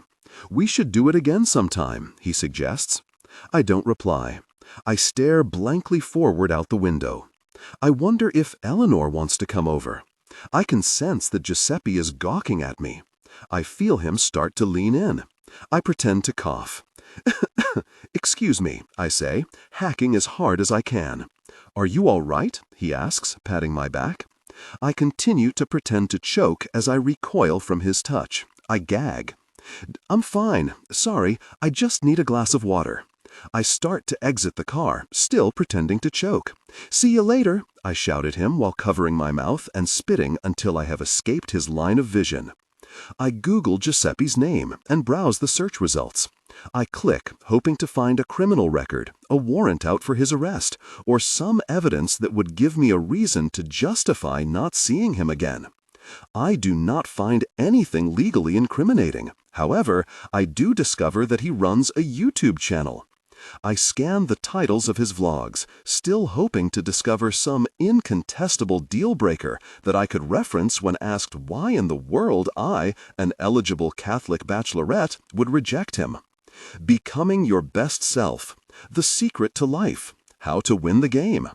I click through the videos, listening to snippets of Giuseppe preaching that the people who have achieved what you want to achieve don't have anything you don't.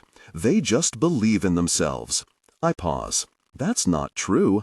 What if a paraplegic person wants to become a gymnast? Be your authentic self, and people will be drawn to you. I pause again. What if my authentic self is unpleasant and makes people feel uncomfortable? What if I am a psychopath? We are all capable of becoming whatever we want to be.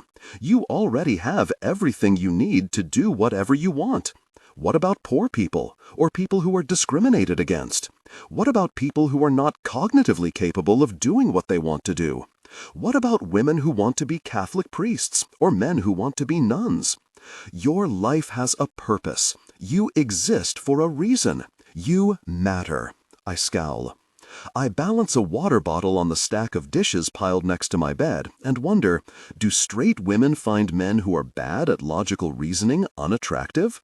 I deliberate for a moment, considering whether I could justify rejecting him based on the fact that he is disturbingly irrational. In elementary school, I refused to be Paul Nguyen's girlfriend, citing the fact that he used his forks underhanded, like a shovel. It was brought to my attention that that was a trivial reason to not date someone as nice as Paul Nguyen. Rumors rapidly emerged that I must be gay. Both Giuseppe and Eleanor just texted me. I open Eleanor's text. It says, "Do you want to go see a movie tonight?" I reply, "Boy, do I." Giuseppe texts me again. I reluctantly tap the notification. His first text said, "Hi, Gilda." His second says, "How was your day?" I swipe his conversation and hover my thumb over the red delete option.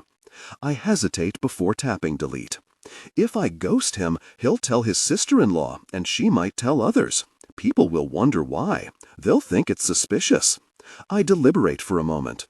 I think about how awful I would feel if Eleanor were secretly dating Giuseppe. I grimace. I'm not really dating him, though, I tell myself. This is acting. I'm an actress. Maybe, rather than ignore him, I should just bore him. Maybe I can get him to lose interest in me. I type, just, good, excellent, he replies with a smiley face. I just had lunch with my old friend Brandon. Now I'm working. Are you working today? I reply, yes. He replies with another smiley face. Eleanor and I are seeing a movie. It is a comedy about two women who run a vending machine business. I am trying to pay attention to the plot, but I am too distracted by Eleanor's laugh. This abrupt honk erupts from her whenever something delights her.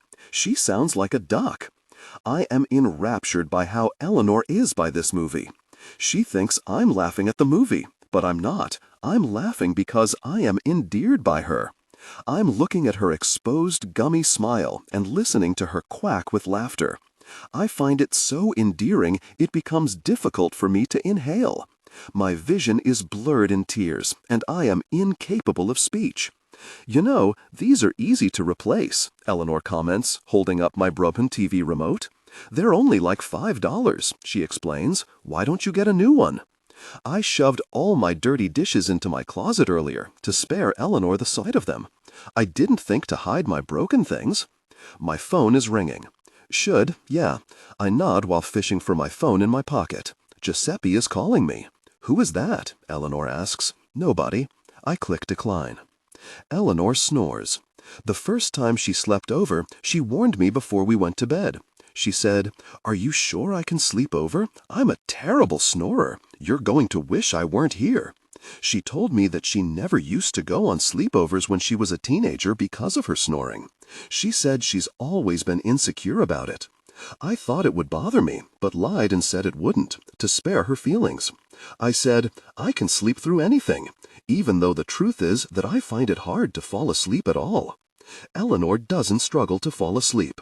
Her head had hardly hit the pillow before her engine started revving up. Our faces are pointed toward each other.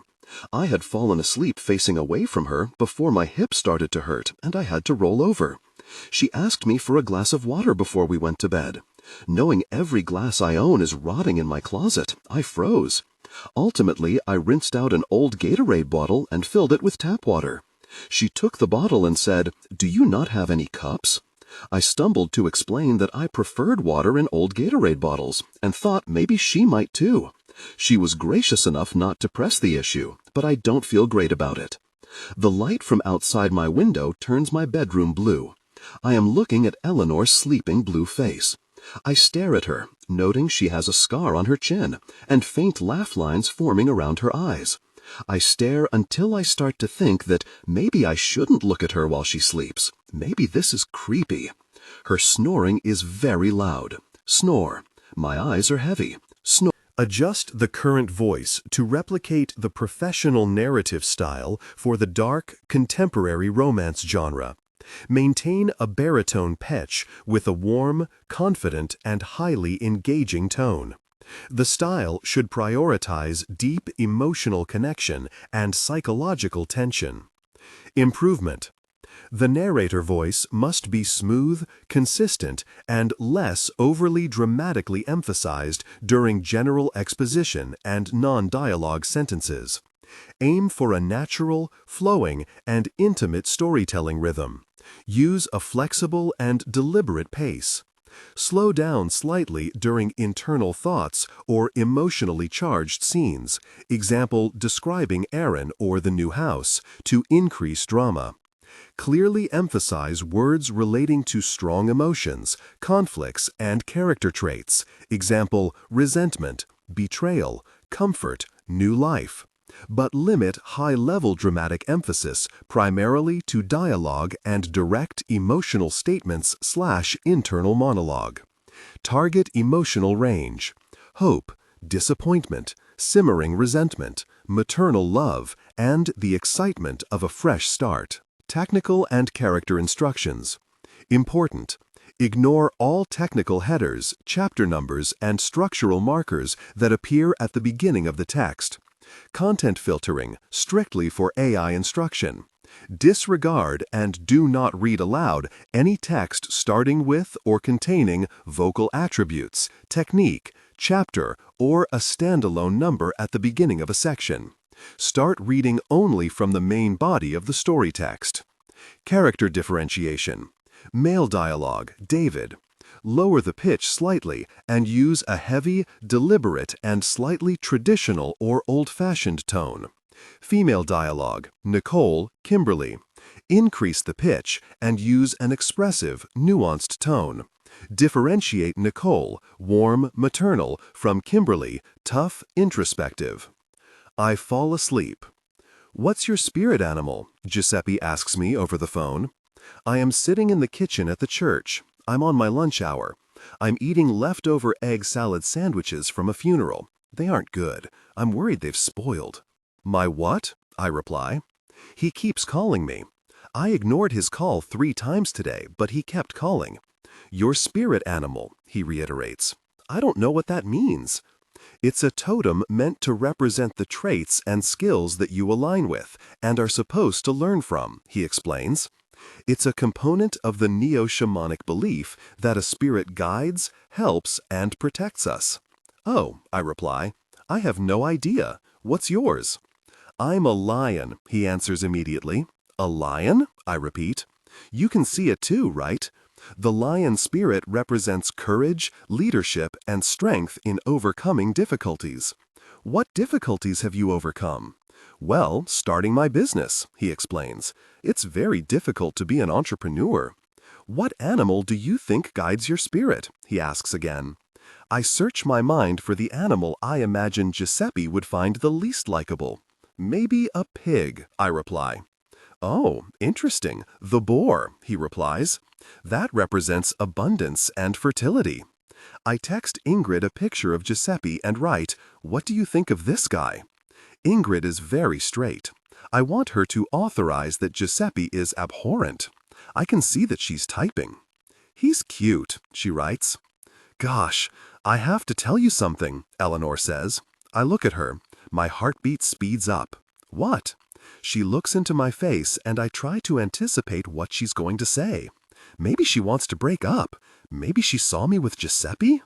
I already watched this movie last week, she nods at the TV in front of us. I thought you'd like it, so I wanted to watch it again with you. Oh, I exhale. I'm sorry I lied and said I hadn't seen it, she says, throwing a blanket over us. That's okay, I reply. Every time the movie makes me laugh, I notice Eleanor grin at me. I try to subdue my laughing to avoid being looked at, but the movie is funny. A scene in the movie depicts a woman puking. Her friend is cleaning up after her. Eleanor gags. I couldn't clean up someone else's puke. No way. Me either, I reply. I have a weak stomach. I guess if I really, really loved them, I could, she adds. I nod. Yeah, I am cleaning up Eli's puke. I came to my parents' house to help my mom bake cookies. I opened the door, took a big sniff of the air to smell whether my mom had begun baking, and perceived immediately that someone had vomited. After almost vomiting myself, I followed the smell until I discovered Eli cocooned in his bedsheets on the bathroom floor, surrounded by a pool of his own barf. My mom isn't home yet, and Eli is still retching. Why are you so hungover? I ask him through the towel I have bandanaed around my mouth and nose. This is crazy, but I think it has something to do with how much I drank, he jokes. I snort. You're an idiot. Eli is recovering in the living room, watching A Christmas Carol and clutching a mug of tea. I wonder if Eli ate something off, my mom mulls while stirring dough in a large bowl. I purse my lips, allowing her comment to hang in the kitchen silently for a moment. I glance at Eli, note that he's half asleep, and whisper, I think he might be having some mental health issues. I think he should see someone about it. My mom bats her hand in the air as if to swat my idea out of the room. Did you know your father has been working a lot of overtime lately? She changes the subject. His next paycheck is going to be double what it usually is. I watch her press a fork into the tops of small balls of brown dough. He's a workaholic, your dad, she hums. He's worked late almost every night this week. You know, when I married your father, one of the qualities I hoped he'd pass down to you kids is his work ethic. I wanted you to have my hair and his work ethic. I didn't inherit her hair. I've been working every day this month, I announce. What? You have? She wipes her hands off on her apron. I didn't even know you got a job. Where is it?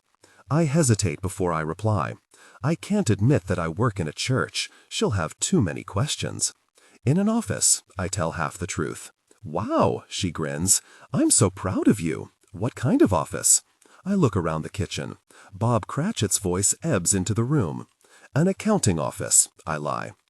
I am lying on the floor of my kitchen, holding my phone up to my deadened ear. Giuseppe is talking about himself. He has a dog named Ernie. His dad owns a restaurant. He has 3 brothers. Are you introverted or extroverted? He asks. Introverted, I reply mindlessly. I'm extroverted, he tells me, as if that weren't apparent. What is your biggest fear? He asks me. Dying, I guess, I reply. I'm afraid of living an unfulfilled life, he counters, making my answer sound trite. Did you grow up rich or poor? Middle class, I guess, I say. Me too. Do you believe in fate? No. I do, he says. Do you believe in luck? He follows. I guess, I say. Me too. 2 very tall people are getting married today. The church is choked with their pink roses. All of their guests are wearing pastel heels, pastel ties. I did not get the memo and am consequently wearing gray. I feel like a storm cloud in a spring meadow. It is unclear what my role is today, but I was asked to stand at the entrance to the church, and because of that, I suspect my role might be gargoyle. I am leaning on a stone pillar, staring through the open door at the bride and groom. They are about to recite their vows to each other. Microphones are placed at the front of the church, so when the bride opens her enormous mouth to speak, her voice echoes through the building like the lurid narrator in a movie trailer. Her booming voice tells us all that this balding man is her best friend. Everyone who is watching them starts tearing up. She bellows that she cannot imagine being in a happier place than sitting beside him on their ratty sofa. The crowd coos in approval. She howls that she wants to grow old and gray beside him while he grows old and gray beside her. I eye her dress and then zero in on all the flowers in the room. I think about how much it cost these people to stand in this room to make noises with their mouths at each other. What's your favorite kind of food? Giuseppe interviews me over the phone. Pizza, I reply, monotone. What's yours? Kale, he answers immediately. Kale? I repeat in disbelief. Yup, he confirms. Kale is a superfood. I can't get enough kale. Don't tell me you don't like kale? I don't like kale. He chuckles. Your body is a temple, Gilda. Nutrition and regular detoxification is what helped me bring my body out of the red zone and catalyzed a huge change in my health and well-being. You have to feed yourself right. What you eat affects everything. It affects your energy level, your mood, your hormones, your aura. It's really important. Good to know. Half-digested pepperoni splatters in the bowl of my toilet while I shove my middle and pointer fingers deep into the back of my throat. I ate 2 large pizzas alone, and now I feel so violently ill that I have decided my only option is to make myself puke. What's your favorite food? I text Eleanor.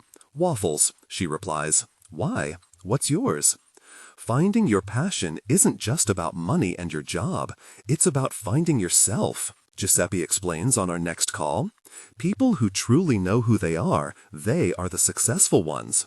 I am a self-actualized. The narrator voice to replicate the professional narrative style for the dark, contemporary romance genre. Maintain a baritone pitch with a warm, confident, and highly engaging tone. The style should prioritize deep emotional connection and psychological tension. Improvement. The narrator voice must be smooth, consistent, and less overly dramatically emphasized during general exposition and non-dialogue sentences. Aim for a natural, flowing, and intimate storytelling rhythm. Use a flexible and deliberate pace. Slow down slightly during internal thoughts or emotionally charged scenes, example describing Aaron or the new house, to increase drama. Clearly emphasize words relating to strong emotions, conflicts, and character traits, example resentment, betrayal, comfort, new life. But limit high-level dramatic emphasis primarily to dialogue and direct emotional statements/internal monologue. Target emotional range: hope, disappointment, simmering resentment, maternal love, and the excitement of a fresh start. Important and character instructions. Important: ignore all technical headers, chapter numbers, and structural markers that appear at the beginning of the text. Content filtering, strictly for AI instruction. Disregard and do not read aloud any text starting with or containing vocal attributes, technique, chapter, or a standalone number at the beginning of a section. Start reading only from the main body of the story text. Character differentiation. Male dialogue, David. Lower the pitch slightly and use a heavy, deliberate, and slightly traditional or old-fashioned tone. Female dialogue, Nicole, Kimberly. Increase the pitch and use an expressive, nuanced tone. Differentiate Nicole, warm, maternal, from Kimberly, tough, introspective. In the grand scheme of things, I matter as much as this cat does. Worse than that, everyone around me matters as much as this cat does. Worse than that, I think this cat should matter. I think this cat should be considered incredibly important. The cat tries to paw at me through the glass. I look at the pads of its feet, at the wisps of fur that surround his pink toes. I look down at my hands. I stare at my palms. What did you want to be when you grew up? I am inside my empty bathtub. It doesn't have water in it. Do you mean when I was a kid? I ask. Yes, Giuseppe replies. Did you always want to work for the church? No, I wanted to be a vet. What was your favorite subject in school when you were a kid? Physics, I reply limply. I liked learning things like why the sky is blue or how much I'd weigh on Mars. I liked drama, he tells me. Do you prefer winter or summer? They're the same to me, I reply. I love summer, personally, he tells me. What excites you and makes you want to get up in the morning? I reply. What kind of question is that? I stumble to come up with an answer. I guess, I start, he laughs. I'm sorry, Gilda. I know it's late. We should probably get off the phone. My family has a home video of Eli and I talking about what we want to be when we grow up. I am 8 years old in the video, and I am wearing all purple. Purple pants, purple shirt, and purple socks. I answer confidently, an animal doctor. Eli's answer is grandma. My parents find Eli's answer hysterical. Their laughing overtakes the audio of the video. My dad tells my mom, "Well, have to tell your mother he said that. He just loves his grandma." My mom chuckles. The video flashes to a new clip of Eli and me. We're a little older, and we're in the backyard. The sprinkler is on. We don't know our parents are watching, or that we're being filmed. We're wearing bathing suits and plastic sunglasses. Eli has one hand on his hip and one hand holding a juice box. I am jumping through the sprinkler. There is a rainbow in the grass under the sprinkler. I do a cartwheel over it. Why is there a rainbow? Eli points. He has a little kid lisp. I must have learned about rainbows in school because I reply knowledgeably. When sunlight goes through something, like water, I explain, it slows it down. If it goes through it on a slant, it bends it, and that makes a rainbow. Eli is no longer listening. He's picking up a rock. Sunlight, I continue my lesson, despite having no student, looks like it has no color, but it actually has all the colors. White is every color. That's why sunlight can make a rainbow. All colors are in sunlight. It refracts. It is midnight, and I am at Mass. This is a peculiar behavior Catholics exhibit on Christmas Eve. Even the elderly forego sleep to attend. The church is dimly lit and everyone is holding a candle. It smells like incense and the choir is singing O Holy Night. Where are you sitting? A man touches my shoulder. Giuseppe. I turn and face him. He's standing, arms linked with a short, middle-aged woman. Hi, I say, disconcerted to see him. We'd love to sit with you, he tells me, smiling. Come find us and sit with us, will you? The woman with him is grinning at me. I nod. Right, sure, I'll try. He turns to the woman. Mom, this is Gilda, the girl I was telling you about. The woman's grin widens. Lovely to meet you, dear, she says, reaching out to squeeze my hand. Hi, I whisper. You're as cute as he described you, she beams. The choir music stops. We better take our seats, Giuseppe says, shuffling his mom ahead of him. Before shuffling along with her, he leans in and kisses my cheek. His tepid, damp voice says, Merry Christmas, Gilda, right into my ear canal, and my entire body recoils. For those who have been taken from us in death, Jeff bellows from the pulpit, particularly those who have died since last Christmas, including Jim Andrew, Gloria Faith, and Grace Moppet. May the peace and joy of heaven be theirs always. Lord, hear our prayer. It's Christmas. The house smells like dead bird and gravy. You need a haircut, my dad comments offhand to Eli. Eli's hair is long. No, he doesn't, I pipe in. His hair looks good like that. Eli is drunk. He keeps pouring spiced rum into a mug shaped like Santa's head. My parents are oblivious. My mom is humming Jingle Bells. My dad is sipping on his own glass of something. Don't drive. I pull at Eli's arm while he struggles to put his shoes on. He has his car keys in his teeth, dangling from his mouth. I'm fine to drive, he argues. I'm going to my friend's house. My parents are in the back room watching It's a Wonderful Life. I purse my lips. His face looks different when he's drunk. It looks swollen and flushed. No, you're not, I tug at his arm. He pulls away and lumbers out the front door toward his car. I follow him. I yell, Stop, Eli, as he climbs into the driver's seat and begins to peel out of the driveway. I run toward his car as he leaves, but he's gone.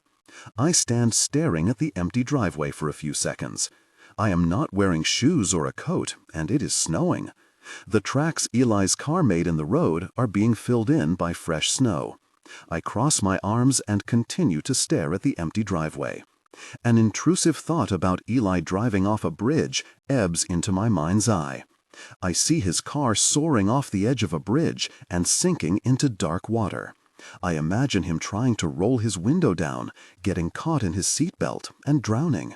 I think about his motionless chest. Have you seen my purse? My mom asks me. I scan the room around me. No, I haven't. I put it by the front door. I can't seem to find it now. What do you need your purse for? My dad asks. It's Christmas. Everything's closed. I'd just like to know where it is, she explains, frazzled. After rummaging around the house for 10 minutes, she addresses me again. You wouldn't take my purse, would you, Gilda? What? I reply, flabbergasted by the allegation. I'm not accusing you, she tries to assure me. I'm just checking. I pause, then say, What the, really? Hey, my dad shouts from the other room. You think I took your purse? I shout. I didn't say that. If I had to guess who took your purse, Mom, I'd say it was Eli. He's drunk right now. He just drove out of here and neither of you said a really word. I think he took money out of my wallet too, by the way. I was stranded in a coffee shop the other day with no money, probably because he stole it. He's turning into a real dirtbag, your kid. Don't say that, my mom shakes her head, dismayed to be faced with that reality. He's got a problem, I continue. Can we all please admit that Eli has a drinking issue? It's Christmas, my dad yells irrelevantly. I can't find any of my painkillers either, I announce. I have a broken, really arm, and I have no painkillers. I think he took those too. Gilda, stop it. It's Christmas, my dad shouts again. Yes, Merry Christmas, Dad. I think your son is an alcoholic. He should go to AA. He can't keep a job. He dropped out of school. He needs help. He needs to go to therapy. Therapy? My dad repeats, as if I just used the most belligerent curse word he's ever heard. He doesn't need therapy. My son is not really deranged. He needs to go to therapy, I repeat with emphasis. Get out, my mom shouts. Get out? You want me to leave because Eli's an alcoholic? Shut up, Gilda, my mom shakes her head. You're being insensitive. Insensitive? I repeat. You just accused me of stealing your purse. The person who stole your purse is probably driving the wrong way. Adjust the current voice to replicate the professional narrative style for the dark, contemporary romance genre. Maintain a baritone pitch with a warm, confident, and highly engaging tone. The style should prioritize deep emotional connection and psychological tension. Improvement.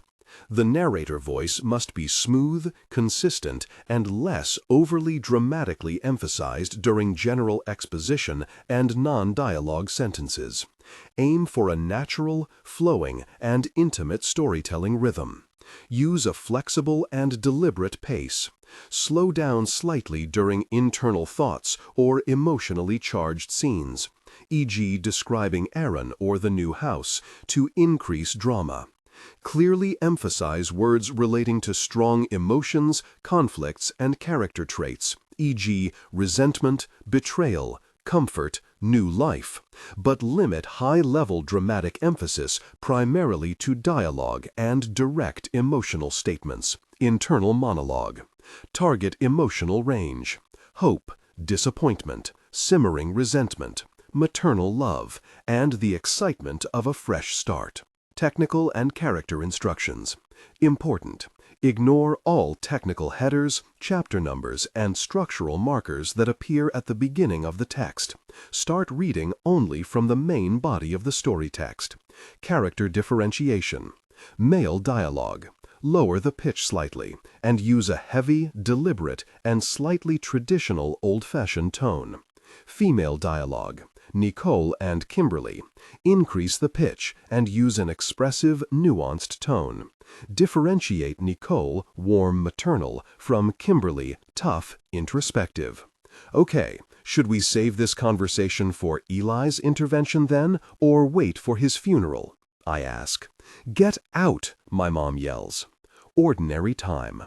I fought with my parents, I admit, through the lattice wall that divides us in the shadowy confessional booth. Jeff asked me to attend confessional.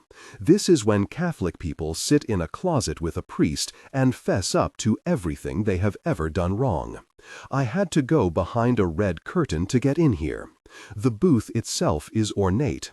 The outside is covered in little stars and cross carvings.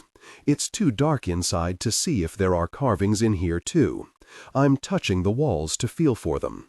I did not feel particularly obliged to share my depravities with my employer. However, I could tell that Jeff wanted me to, and refusing felt rude. Moreover, I have been feeling guilty about arguing with my parents about Eli, so I figure that I might as well experiment with confession as a solution to that guilt. So far, it is not helping. I have decided, of course, to omit many of my transgressions. In order to uphold my status as a Catholic and as an employee at this church, I have, for example, not exposed myself as a gay, atheist, gluttonous, lying sloth. I also fought with my brother, I confess. We sit quietly while I search my mind for more sins that I feel comfortable divulging. I ate porcus. That a sin? No. Jeff clarifies. Not for us. Jeff said my penance is to say 5 Hail Marys, 3 Our Fathers, and to call my parents. I do not know the words to either of those prayers, and I have not called my parents. Usually, when there's conflict in my family, we distance ourselves until whatever we fought about is a memory that we can pretend didn't happen. It's too soon to do that. I want to call to ask if Eli is okay, but I'm afraid to. I keep opening my phone to call them, then closing it. I was 4 years old when Eli was born. We didn't know if he would be a boy or a girl. I wanted him to be a girl. I thought boys and girls were on opposite teams, and that if he was a boy, it would mean that I would have to watch boy TV. I shuddered at the prospect every time Ninja Turtles or Mighty Machines came on TV. I remember my dad picking me up from kindergarten and taking me to the hospital the day Eli was born. I remember seeing Eli's little wrinkly face squished in my mom's armpit, and I remember asking gravely, "Is that a boy or is it a girl?" My mom told me, "He's a little boy and his name is Elijah." Eli never made me watch boy TV. He liked all the same shows I did. Eli has not replied to my texts since Christmas. "Please reply," I text him again. "Please reply. Please reply. Please reply." "Do you and your brother get along?" I ask Eleanor. We are lying on her bed. Eleanor has a brother too. He's older than her. She told me he lives 2 hours away and that he is a librarian. "Yeah, we're good friends," she says. "Do you and Eli get along?" "Kind of," I say, "but he's got some issues." "Well, that runs in your family, doesn't it?" she jabs lightheartedly, though I sense some sincerity. "How dare you?" I reply, using the same tone. She cackles. "Hey, I almost forgot. I got you something." She stands up abruptly, leaving me alone in her room. I wait for her to come back, paused on her bed. I look around the room in her absence. Her walls are all white. She has a lot of potted plants. There's an organized desk in front of her window. There are books piled on her nightstand. The color purple, The Price of Salt. "Here it is," she returns, carrying a box of Thin Mints. "You said you love these, right? A woman's daughter in my office was selling them, so I got you a box." She hands the box to me. I look at the box, then at her smiling mouth, and time stops. I feel strangely derailed by this gesture. The image of Eleanor committing something I said offhand to her memory, spending her money, and gifting me this, makes me feel, for some reason, heartbroken. I begin to mouth the words "thank you" and to simulate a smile despite the strange, crushing sadness I'm experiencing. I hold the box in my hands, my heart pounding. "That's nice of you to remember something I said," I manage to spit out, heat pounding off my face while I try to veil the black bile I feel boiling inside me. I find it so bizarre that I occupy space and that I am seen by other people. I feel like I am falling through space, and Eleanor just threw me a rose. It's such a sweet, pointless gesture. It would be less devastating to fall through space alone, without someone else falling next to me. Whenever someone does something nice for me, I feel intensely aware of how strange and sad it is to know someone. She beams. "Of course I remember the things you say." I push the box of cookies into my cupboard, behind a pack of communion wafers, where I can't see them. I slam the cupboard door shut so hard after hiding them that it breaks off one of its hinges. The remaining hinge is enough to keep the cupboard attached. It hangs from the wall like a loose tooth. I gaze at the sky through my bedroom window. I see white clouds rolling across the blueness. I see a beam of light cut from the window to my closet. I see millions of specks of dust twisting in the light beam. I smell deodorant in my sweater. I hear wind whistling through the cracks in my window. I hear the fridge hum. I hear air entering my nostrils and leaving. I feel my heart beat. I took the dishes out of my closet and carried them to my sink. It took 5 trips. One mug fell from the pile and cracked on the floor. I am now standing at the sink with pink rubber gloves on. Soap suds are growing in the water. I pick up a dish and the sponge. I try to scrub stuck-on red sauce from a bowl. There is old rotten milk in the bottom of a glass cup. I am scrubbing frantically, sweating over the sink. Eli still hasn't texted me back. I open my phone. I run my thumbs over the flat, scratched screen. I tap Eli's name and text, "Are you alive? Hello? Are you alive?" I followed a man who looked like Eli into a pet store. I was walking to work when I spotted him. I stood behind him in the dog treat aisle until he turned around, and I realized he wasn't Eli. He was just a guy who kind of looked like Eli. I'm now standing in front of a cage with 3 gray kittens in it. On my way out of the store, I heard their faint meows like a siren's call. I followed the meows to this cage. I have my fingers through the bars now. I'm watching 2 kittens roll over each other, play fighting. The other kitten is rubbing her face on my fingers. They are from the animal shelter. There's a leaflet beside their cage with their names, ages, and a bit about them. Their names are Jane, Garrett, and Lorraine. They are 12 weeks old. They have their shots. Jane is described as sociable and chatty. Garrett is a little more shy and reserved. Lorraine, who is rubbing her face on my finger, is described as affectionate and calm. "Are you looking to adopt?" an employee asks me. I look at Lorraine's green eyes and tiny pink nose. Despite wanting to say yes, I say, "No thank you," and leave the store. "The police are inept," Barney shouts, slamming a folded newspaper on the table in front of Jeff and me. "What's going on?" Jeff asks, picking up the paper. "Read that," Barney shouts. "It's an outrage."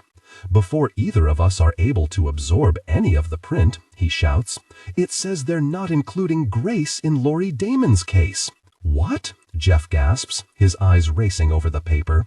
"How could Grace's case not be addressed? That doesn't make sense." "It says there isn't sufficient evidence to build a case," Barney roars, his face red. "That's outrageous," Jeff says, covering his mouth in disbelief. "I am calling on behalf of—" Adjust the current voice to replicate the professional narrative style for the dark/contemporary romance genre. Maintain a baritone pitch with a warm, confident, and highly engaging tone. The style should prioritize deep emotional connection and psychological tension. Improvement. The narrator voice must be smooth, consistent, and less overly dramatically emphasized during general exposition and non-dialogue sentences. Aim for a natural, flowing, and intimate storytelling rhythm. Use a flexible and deliberate pace. Slow down slightly during internal thoughts or emotionally charged scenes, e.g., describing Erin or the new house, to increase drama. Clearly emphasize words relating to strong emotions, conflicts, and character traits, e.g., resentment, betrayal, comfort, new life. But limit high-level dramatic emphasis primarily to dialogue and direct emotional statements. Target emotional range: hope, disappointment, simmering resentment, maternal love, and the excitement of a fresh start. Technical and character instructions. Important, ignore all technical headers, chapter numbers, and structural markers that appear at the beginning of the text. Content filtering, strictly for AI instruction. Disregard and do not read aloud any text starting with or containing vocal attributes, technique, chapter, or a standalone number at the beginning of a section. Start reading only from the main body of the story text. Character differentiation. Male dialogue, David. Lower the pitch slightly and use a heavy, deliberate, and slightly traditional or old-fashioned tone. Female dialogue, Nicole or Kimberly. Increase the pitch and use an expressive, nuanced tone. Differentiate Nicole, warm, maternal, from Kimberly, tough, introspective. This killer nurse obviously murdered her. You guys told us she had a quantity of drugs in her system that she couldn't possibly have access to. How do you explain that? How do you explain an old lady having that amount of drugs in her system? The nurse confessed. She said she killed her. What is wrong with you people? You can't even convict with a confession? You should be ashamed. Sir, I need to ask you to calm down. We could all be murdered in cold blood tomorrow, and you lot wouldn't do a thing to address it, he bellows. We demand that justice be served. I understand you're upset, sir, but Grace was not murdered by Lori Damon, the officer explains. Like hell she wasn't, Barney roars. Grace's death is suspicious, and we are continuing to investigate it. Lori Damon is not a probable suspect.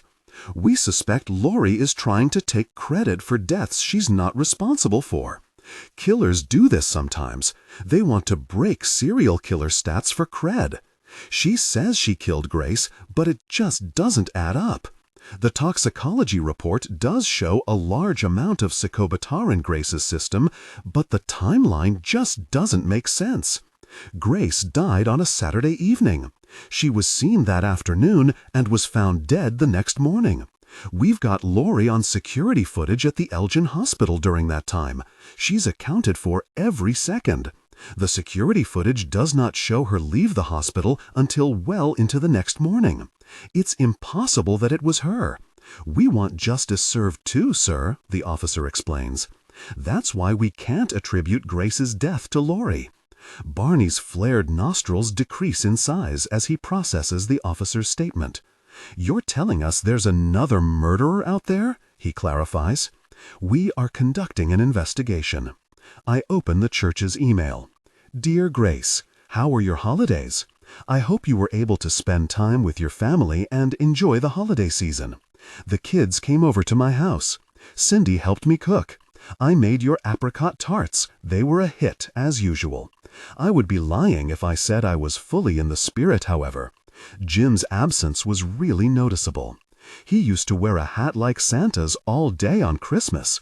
We put the hat on his chair at dinner. I am trying to be more grateful for what I have remaining in my life. I have my health, for example. How have you been, Grace? Have you been feeling well? We're old birds now, aren't we? Happy New Year. Love, Rosemary. I would like to pray now for my friend Grace, Jeff calls out from the pulpit. Red light is coming through the stained glass windows and creating shadows on the tile floor. Grace recently left us for her heavenly home, and she has been on my mind. I'd like to ask everyone here to spend a moment praying for Grace with me. Murmurs rustle in the crowd as everyone bows their heads. Jeff recites, Hail Mary, full of grace, the Lord is with thee. Blessed art thou among women, and blessed is the fruit of thy womb, Jesus. Holy Mary, Mother of God, pray for us sinners, now and at the hour of our death. Amen. The church is silent. Pews creak. I look up from my folded hands and scan the room. Everyone has kept their eyes closed. Their heads are bowed. I zero in on their moving, praying, wrinkled mouths. Everyone in this room has managed to grow old despite how easy it is to die. They all escaped their childhoods alive, despite tuberculosis, polio, and whatever other horrible illnesses afflicted humanity when they were kids. They drove without seatbelts, in cars full of cigarette smoke. They survived literal wars. Terrible things have probably happened to every single person in this room, and yet here they are. Here I am. I close my eyes and focus on the darkness behind my eyelids. Black. It's grim to imagine an old woman making it all the way to the end of her life just to be snuffed out illogically. I tighten my eyes closed, harder. It's bizarre that a body can be animated 1 second and then turn lifeless permanently. Black. When we die, our bodies are garbage. We rot. Black. I can't believe that I'm alive. Black. I can't believe that I can believe anything. There was a time when my dad threw a porcelain doll against my dresser. It shattered. Bits of the doll's face ricocheted onto my bed and into the carpet. He had stormed into my room unexpectedly, collected the toys on the floor I'd amassed, gathered them in his arms, and then thrown them into the hall. When he noticed he missed the doll, he picked it up and pitched it into the dresser. He did this under the guise of being angry that I hadn't cleaned my room. However, I was an astute 10-year-old and knew that wasn't the whole truth. He was having a breakdown. His brother died the week prior. It was unexpected. My dad and my uncle had fallen out of touch. They hadn't spoken in years. I never met him. Before my uncle died, there were instances when my dad yelled and got angry, but it was rare for him to break things or behave violently. The instances before never felt as heavy as what was happening then. The day before, he screamed at Eli for not putting his shoes away. He grabbed Eli's arm really tightly while Eli cried and screamed, asking him to let go. I remember sitting with Eli in my room, holding my headless porcelain doll, while my mom told us, "He's just out of sorts, kids." I found out later, through a second cousin on Facebook, that my uncle had substance abuse issues. He'd been homeless. He'd overdosed. I type out a message to Eleanor. It says, "My brother isn't replying to me. He drove drunk on Christmas, and I haven't heard from him since. I can't call my parents' house because I got in a fight with them, and I don't know what to do." I read the message over twice before I erase it. "Flop is dead," I announced to my parents after discovering the inert, lifeless remains of my pet rabbit. Her once bouncy life form had malformed into a puff of motionless light fur. "Jesus Christ," my dad griped as he struggled to rise from his reclined chair. "Oh, sweetie, can I get you something to take your mind off it?" my mom fussed. "Would you like me to get you some chocolate milk? Do you want a cookie?" My eyes were as wide open as Flop's were. "What happens when you die?" Eli asked me. We were lying in my bed, looking up at the glow-in-the-dark stickers stuck to my bedroom ceiling. They were solar system stickers, little moons and Saturns. I was 10 and Eli was 6. "I don't know," I admitted, feeling small beneath the planets on my roof. "Just nothing?" he asked quietly. "Maybe," I whispered. Bright blue skies are shining down on a sandy white beach. I am standing with zinc on my nose and a paperback tucked under my arm, the color purple. I put my hand above my eyes to shield them from the sunlight and spot pterodactyls in the distance, picking at a corpse like vultures the size of giraffes. "Shoo!" I shout at them, waving my arms above my head. "Get away from him!" I run through them like they're a horde of seagulls surrounding a discarded hot dog. "Get away from him!" My brother's body is lying crumpled in the sand. I'm screaming, but there is no noise. I've reached an inaudible pitch beyond my own senses. There are veins protruding across my slick red face. My fists are full of sand, and I am retching. I wake up. I check my phone to see if Eli has replied to me yet. I type, "Do you remember when Flop died, Eli? You remember how I found her? I think about it all the time. Do you know what I mean? Can you please reply to me? I'm worried that you're dead." The image of my body being shredded by a train driving over it flashes across my mind's eye. I am on a bus driving over train tracks. I'm going to the church. I look away from the tracks into the glow of my cell phone screen. My heart rate increases when I see. Adjust the current voice to replicate the professional narrative style for the dark/contemporary romance genre. Maintain a baritone pitch with a warm, confident, and highly engaging tone. The style should prioritize deep emotional connection and psychological tension. Improvement. The narrator voice must be smooth, consistent, and less overly dramatically emphasized during general exposition and non-dialogue sentences. Aim for a natural, flowing, and intimate storytelling rhythm. Use a flexible and deliberate pace. Slow down slightly during internal thoughts or emotionally charged scenes, e.g., describing Aaron or the new house, to increase drama. Clearly emphasize words relating to strong emotions, conflicts, and character traits, e.g., resentment, betrayal, comfort, new life, but limit high-level dramatic emphasis primarily to dialogue and direct emotional statements/internal monologue. Target emotional range, hope, disappointment, simmering resentment, maternal love, and the excitement of a fresh start. Technical and character instructions. Important. Ignore all technical headers, chapter numbers, and structural markers that appear at the beginning of the text. Content filtering, strictly for AI instruction. Disregard and do not read aloud any text starting with or containing vocal attributes, technique, chapter, or a standalone number at the beginning of a section. Start reading only from the main body of the story text. Character differentiation. Male dialogue, David. Lower the pitch slightly and use a heavy, deliberate, and slightly traditional old-fashioned tone. Female dialogue, Nicole, Kimberly. Increase the pitch and use an expressive, nuanced tone. Differentiate Nicole, warm, maternal, from Kimberly, tough, introspective. Motive, hope. disappointment, simmering resentment, maternal love, and the excitement of a fresh start. The narrator.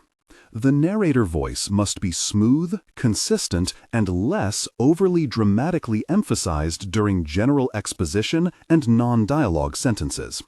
Aim for a natural, flowing, and intimate storytelling rhythm. Use a flexible and deliberate pace. Slow down slightly during internal thoughts or emotionally charged scenes, e.g., describing Aaron or the new house, to increase drama.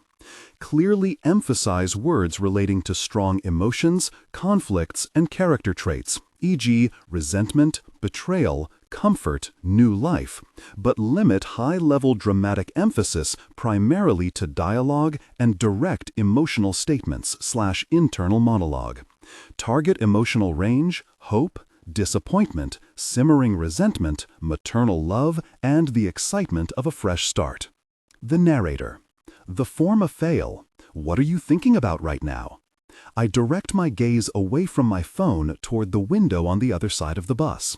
I stare up at a very tall escarpment and imagine myself doing backflips off the edge and twirling down deep into the dark water below. Are you okay? She texts me again. Hi, Grace. I am just writing to share Jim's obituary with you. I have attached a picture of it. Love, Rosemary. I open the attached image. It's a scanned newspaper clipping of a smiling old man wearing a polo shirt and a flat cap. I read, Jim was born in Newfoundland. He, his parents, and his older sister lived there until 1955. He loved animals, and he was a talented piano player. My eyes tear up. He will be dearly missed by his wife, Rosemary, his children, grandchildren, and his sister. I can barely see through all of the tears in my eyes. He was a beloved son, brother, husband, father, and grandfather. I am in the church bathroom screaming, "Is Eli there?" into my phone. "Oh my God, what's wrong?" my mom responds, frantic. "Is Eli there?" I demand again, louder this time. I picture my brother's cold, waxy face decaying in dirt. No, why? Is everything okay? I picture his photo in the newspaper. Have you heard from him? I clutch my pounding chest while the image of Eli's motionless one scorches my mind's eyes. No, why? Is he okay? You're scaring me. My mind starts writing him an obituary. Stop. Have you heard from him since Christmas? Beloved brother and son. Stop. Yes, of course I have. I saw him this morning. Why? Is he okay? I exhale. The image of Eli's dead, motionless chest dissolves as the weight is lifted. He's ignoring my texts, I explain, panting. I was worried he died. Oh my God, Gilda, my mom shouts. What a terrible thing to say. What is wrong with you? People are filing out of the church. Barney and I are standing by the back entrance, observing the slow crowd of people migrating gently out of the building. Have you heard anything about Grace? I ask Barney. No. He crosses his arms, his eyes scanning the weathered faces of the feeble parishioners as they leave, as if he's trying to spot suspects. What do you think happened to her? I ask. Well, someone killed her, he says curtly. I nod. Yeah, I guess the question is who? No, he shakes his head. The question is why. If you understand the motive, you understand who did it. Oh, I nod. Any idea what the motive might have been then? I suppose money is often the reason, he remarks. Do you know if she was rich? I ask. I don't know, he says. It's usually someone who knows them, he goes on. Rarely are people murdered arbitrarily. Do you know if she was married? I ask. I don't think so, he says. I suppose it could have been random, he says. I've been seeing some wild things on the news these past years about psychopaths. Wouldn't surprise me if some lunatic attacked an old woman. Officer Parks is in Jeff's office. They have been in there for over an hour. I am tempted to put my ear to the door. I Google Grace Moppet and scan the results for her obituary. I click until I find her name. I pause after opening the link to appreciate her picture. She has permed ivory hair. She is wearing pink lipstick and large gold glasses. She looks very sweet, like someone who stocks a candy bowl and talks a lot to cashiers. Her eyes connect with mine. Hi, I mouth, watching to see if she somehow greets me back. I feel relieved and disappointed when she doesn't. I scroll down and read, Moppet, Grace of St. Thomas, passed away on Thursday, October 11th, 2019, in her 86th year. Cherished wife of the late Richard Dick Moppet and beloved daughter of Matthew and Christina Smythe. Grace was born on October 1, 1933. She was a member of St. Rigobert's Catholic Church and worked there for 10 years as the church's administrative assistant. She worked many years prior as a cashier at Elgin Corner Store. Grace's parents, Matthew and Christina, passed away when she was a teenager, and she will be missed as both a sister and a mother figure by her younger sisters Mary, Faith, and Elizabeth. The family will receive friends at Sonny's Funeral Home, 60 Elgin Street, St. Thomas, on Sunday from 1 to 3 p.m. I scan the obituary again for clues about how Grace might have died. I reread the line about her husband. He's dead. He died before she did, so he couldn't have done it. She worked here and as a cashier at a corner store. She was an orphaned mother figure to her sisters. I don't think she could have been rich given all of that. That means the odds of someone killing her for an inheritance are slim. According to Barney, that leaves one remaining possibility. A psychopath killed her. Did a psychopath kill her? Gilda? Barney's voice interrupts my train of thought. I look up. Can I ask you a favor? I hesitate. Sure. He leans in, his eyes glancing back and forth as if to check if anyone is eavesdropping on us. Are you comfortable shopping online? I pause. Yes. Well, for what? I need a book, he explains, his voice quieting. It's called How to Catch a Murderer. I am lying in my bed with the lights off. I can hear sirens in the streets below my window. I wonder whether I locked the door. I imagine a murderer skulking outside my apartment. I imagine the silhouette of his hand reaching toward my doorknob. I yank my blankets up to my chin, hopeful that my downy duvet might function as a shield against my prospective killer. Rustling noises in the hall make all the hairs on my arms stand at attention like useless little soldiers. I close my eyes and imagine explosions, gunfire, bombs. I picture hands coiling around throats and pillows being pushed down over faces. I picture poison being poured into glasses and cars veering off roads into crowded sidewalks. I think of ropes wrapping around throats and about gasoline, matches, and stop. Think about something else. I think about Grace and her decodering body. Stop. Think about something else. What's your mantra? Giuseppe asks me. My what? Your mantra, he says. Mine is, I love myself, I believe in myself, and I support myself. I don't respond. Let's think of one for you, he continues. How about, I am capable and worthy? I scowl. What do you mean, capable and worthy? Capable of what? He laughs. Okay, maybe that one isn't for you. What about, do you know anyone who was murdered? I interrupt him, hoping to direct this terrible conversation towards something I find more mentally stimulating. What? No, he says. Why? Isn't it crazy how people get murdered? I probe. I mean, the whole concept of murder, isn't it nuts? I guess, he replies hesitantly. That's sort of a dark topic, though, isn't it? You shouldn't allow that kind of bleak energy into your life space. Think about things like living and vivacity and Adjust the current voice to replicate the professional narrative style for the dark, contemporary romance genre. Maintain a baritone pitch with a warm, confident, and highly engaging tone. The style should prioritize deep emotional connection and psychological tension. Improvement. The narrator voice must be smooth, consistent, and less overly dramatically emphasized during general exposition and non-dialogue sentences. Aim for a natural, flowing, and intimate storytelling rhythm. Use a flexible and deliberate pace. Slow down slightly during internal thoughts or emotionally charged scenes, example, describing Aaron or the new house, to increase drama. Clearly emphasize words relating to strong emotions, conflicts, and character traits, example, resentment, betrayal, comfort, new life, but limit high-level dramatic emphasis primarily to dialogue and direct emotional statements, internal monologue. Target emotional range, hope, disappointment, simmering resentment, maternal love, and the excitement of a fresh start. Technical and character instructions. Important. Ignore all technical headers, chapter numbers, and structural markers that appear at the beginning of the text. Content filtering, strictly for AI instruction. Disregard and do not read aloud any text starting with or containing vocal attributes, technique, chapter, or a standalone number at the beginning of a section. Start reading only from the main body of the story text. Character differentiation. Male dialogue, David. Lower the pitch slightly and use a heavy, deliberate, and slightly traditional, old-fashioned tone. Female dialogue, Nicole, Kimberly. Increase the pitch and use an expressive, nuanced tone. Differentiate Nicole, warm, maternal, from Kimberly, tough, introspective. A happy people cultivate gratitude. They're active members of their community. They feel deeply connected to the earth and to the people around them. They're often spiritual.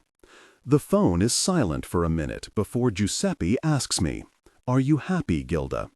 I'm lying on my bathroom floor staring at the mold growing around the ceiling fan. "Not usually," I answer mindlessly. "What?"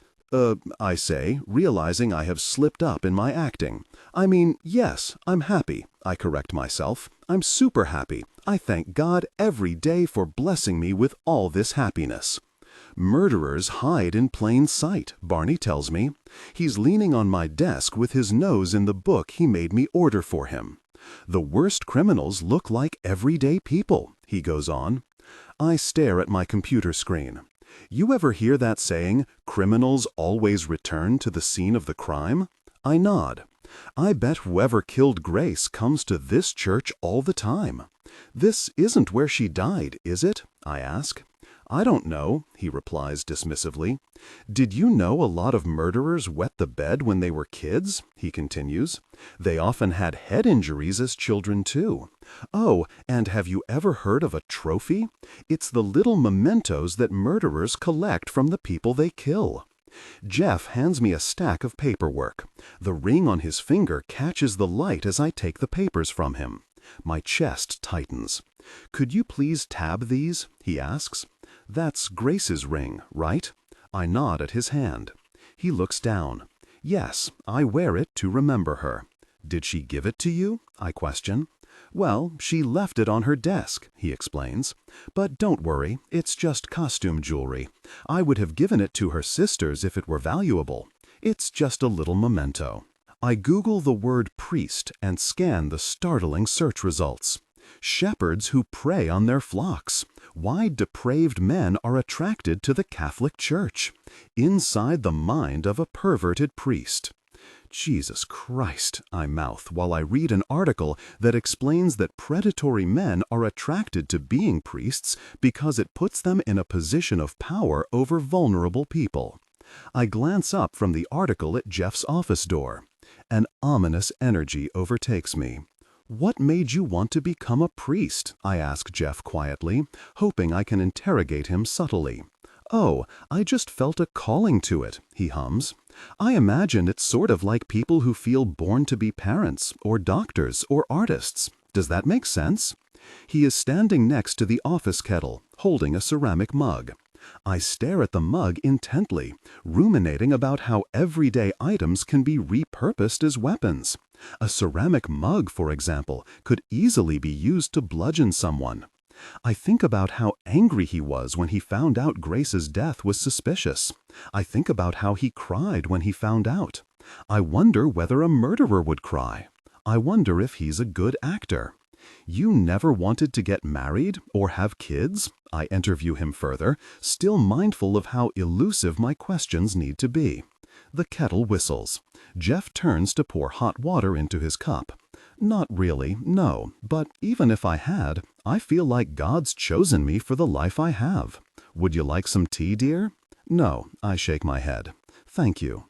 I am perusing an online forum that suggests priests are more likely to be debauched because they don't want to be husbands or dads. Hundreds of commenters have agreed with the sentiment. Priests are freaks because they do not succumb to the primal drive humans all have inside of us to pair up and procreate. Jeff not wanting to be a husband or a father doesn't befuddle me, because I don't want to be a wife or mother. It is not difficult for me to commiserate with a person who does not kowtow to the traditional roles of his or her gender. Because I have that insight, I decide to contribute to the forum. I, for one, am less confused by priests not feeling called to be husbands and fathers than I am confused by them feeling called to be anything at all. Almost immediately, a commenter replies, "What the hell?" I delete my comment. A single beam of light breaks through a crack in the curtains and shines like a laser pointer directly into my eye. I sit up, blinded. "Where am I?" I ask the darkness, worried. No one answers me, but my vision begins to recover. The shadows of couches and tables begin to form. I am now able to distinguish for myself that I am on the couch in my parents' living room. I can hear someone washing dishes in the kitchen. "How did I get here?" I ask. "What?" my mom shouts over the sound of running water. "How did I get here?" I ask again. "What do you mean?" "I don't know. You probably took the bus." "What are you talking about?" "I am sitting on a bench in front of the grocery store. I am watching people bumble around the parking lot. I watch a woman's grocery bags give out. Glass tomato sauce explodes on the concrete. I stare at her mouth. She's frowning. I blink. I watch a stray cart roll into a car door. Crash. I need to gather the momentum to walk into the grocery store. Stand up, stand up, stand up. People brush their arms against mine as they reach for their products. The store is crowded. A woman with a baby strapped to her chest hurtles past me, diving for the last box of reduced-price Kraft dinner. The fluorescent light is burning my eyes. Gilda? I turn and face a girl who I went to high school with, whose name I no longer remember. "Oh, hey," I say, still searching my memory for her name. "Caitlin? Kirsten? How have you been?" She grins. "Great." I try to match her enthusiasm, while her name remains forgotten. "And yourself? Tara? Sarah? Michelle?" "Oh, I've been fantastic," she beams, while flashing the engagement ring she has on her finger. "You remember Devin Cunnings, don't you?" I nod, even though I don't remember. "I don't even remember you," I want to say. "We started dating in college," she smiles down at her hand. "We never really noticed each other in high school. I was dating Paul, remember? We bought a house uptown on Cherry Street. It's got a lot of bedrooms, which is great because we are thinking of kids already." She laughs. "What happened?" she asks, nodding at my arm. "Oh, some kid asked to sign my cast and drew an inappropriate image, so my brother painted over it with this." She laughs. "No, I mean, how did you break it?" "Oh, I was in a small car accident." "Oh gosh," she says. "I'm fine though," I tell her. I don't think she really cares if I'm fine. She just wants to tell me about her husband and her house and her plans. She wants to be validated, to feel good about herself. She wants to prove to me that her existence matters. I wonder how I can signal to her that she's succeeded. It's strange that I am able to give her any kind of validation. Who am I to her? Why does she care what I think of her? I don't even remember her. I can't think of anything she could say to me that would validate me. She could tell me I'm the most interesting, important, beautiful, successful person that she has ever laid her sorry eyes on, and it would mean as much to me as if it came from someone trying to get me to join their pyramid scheme. "Jane? Clara? It sounds like you're doing really well," I tell her. Her eyes light up. I add, "I'm so happy for you. You look great, by the way." She grins. The milk is all marked to expire in 2 days, and none of the cartons look clean. I reach for one at the back of the shelf, even though it looks just as bad, hoping to get one that fewer people have touched. "This milk expires in 2 days," my mom says, exasperated, after I hand her the milk. I had gone to the store to get it for her. "Sorry," I apologize. "Why didn't you look for one with a better date?" "You know, you haven't replied to any of my texts since Christmas." I confront him. He rolls his eyes, now tripping to take off his other shoe. "I thought you were dead," I tell him. He snorts. "I wish I were dead." I feel intense anger boil in my stomach. I stand up. "Take that back," I tell him. I feel like there's an electric current running through me. He scoffs. "I wish I were dead," he repeats. I punch him in the shoulder. He falls backward. He laughs and repeats, "I wish I were dead. I wish I were dead." I shove him in the corner. He keeps repeating, "I wish I were dead." I punch him. "Stop saying that! Stop saying it!" "What the hell is going on?" my dad's voice roars. I keep punching Eli. He doesn't hit back. "Break it up!" my dad shouts. I kick my dad as he tries to pull me off Eli. I break his glasses. My mom is shouting. The coffee table is overturned. I've broken the decorative plates. "What is wrong with you, Gilda?" my mom cries. A frozen Brussels sprout falls out of the bag I have pressed up to my bruised eye. I let it roll under my childhood bed. I imagine it staying there forever. I think of it molding and putrefying. There is a vent in my bedroom that carries sound from the rooms below it. I can hear my parents murmuring. "I don't know what's wrong with that girl," my mom is saying. "She's a grown adult. Why is she picking fights with her little brother? She needs to take a long, hard look at herself." This room is the site of almost every breakdown I ever had before I turned 18. I remember hyperventilating in here. It's difficult for me to process my thoughts. I can hardly begin to examine anything before stopping myself and asking, why? Why do I care that I feel this way? Why does it matter, for example, that my little brother is an alcoholic? Why does it matter that he says he wishes he were dead? Why do I care so much about this?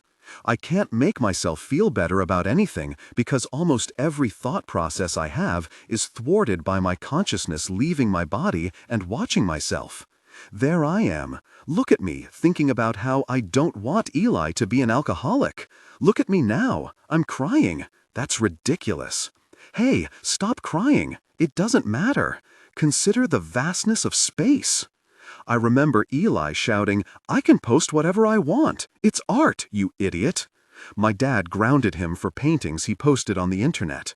He was 15, and he had painted a series of up-close, odd angles of the human form. My parents' artistic interpretation of the work was that it was attention-seeking and painted solely to embarrass the family.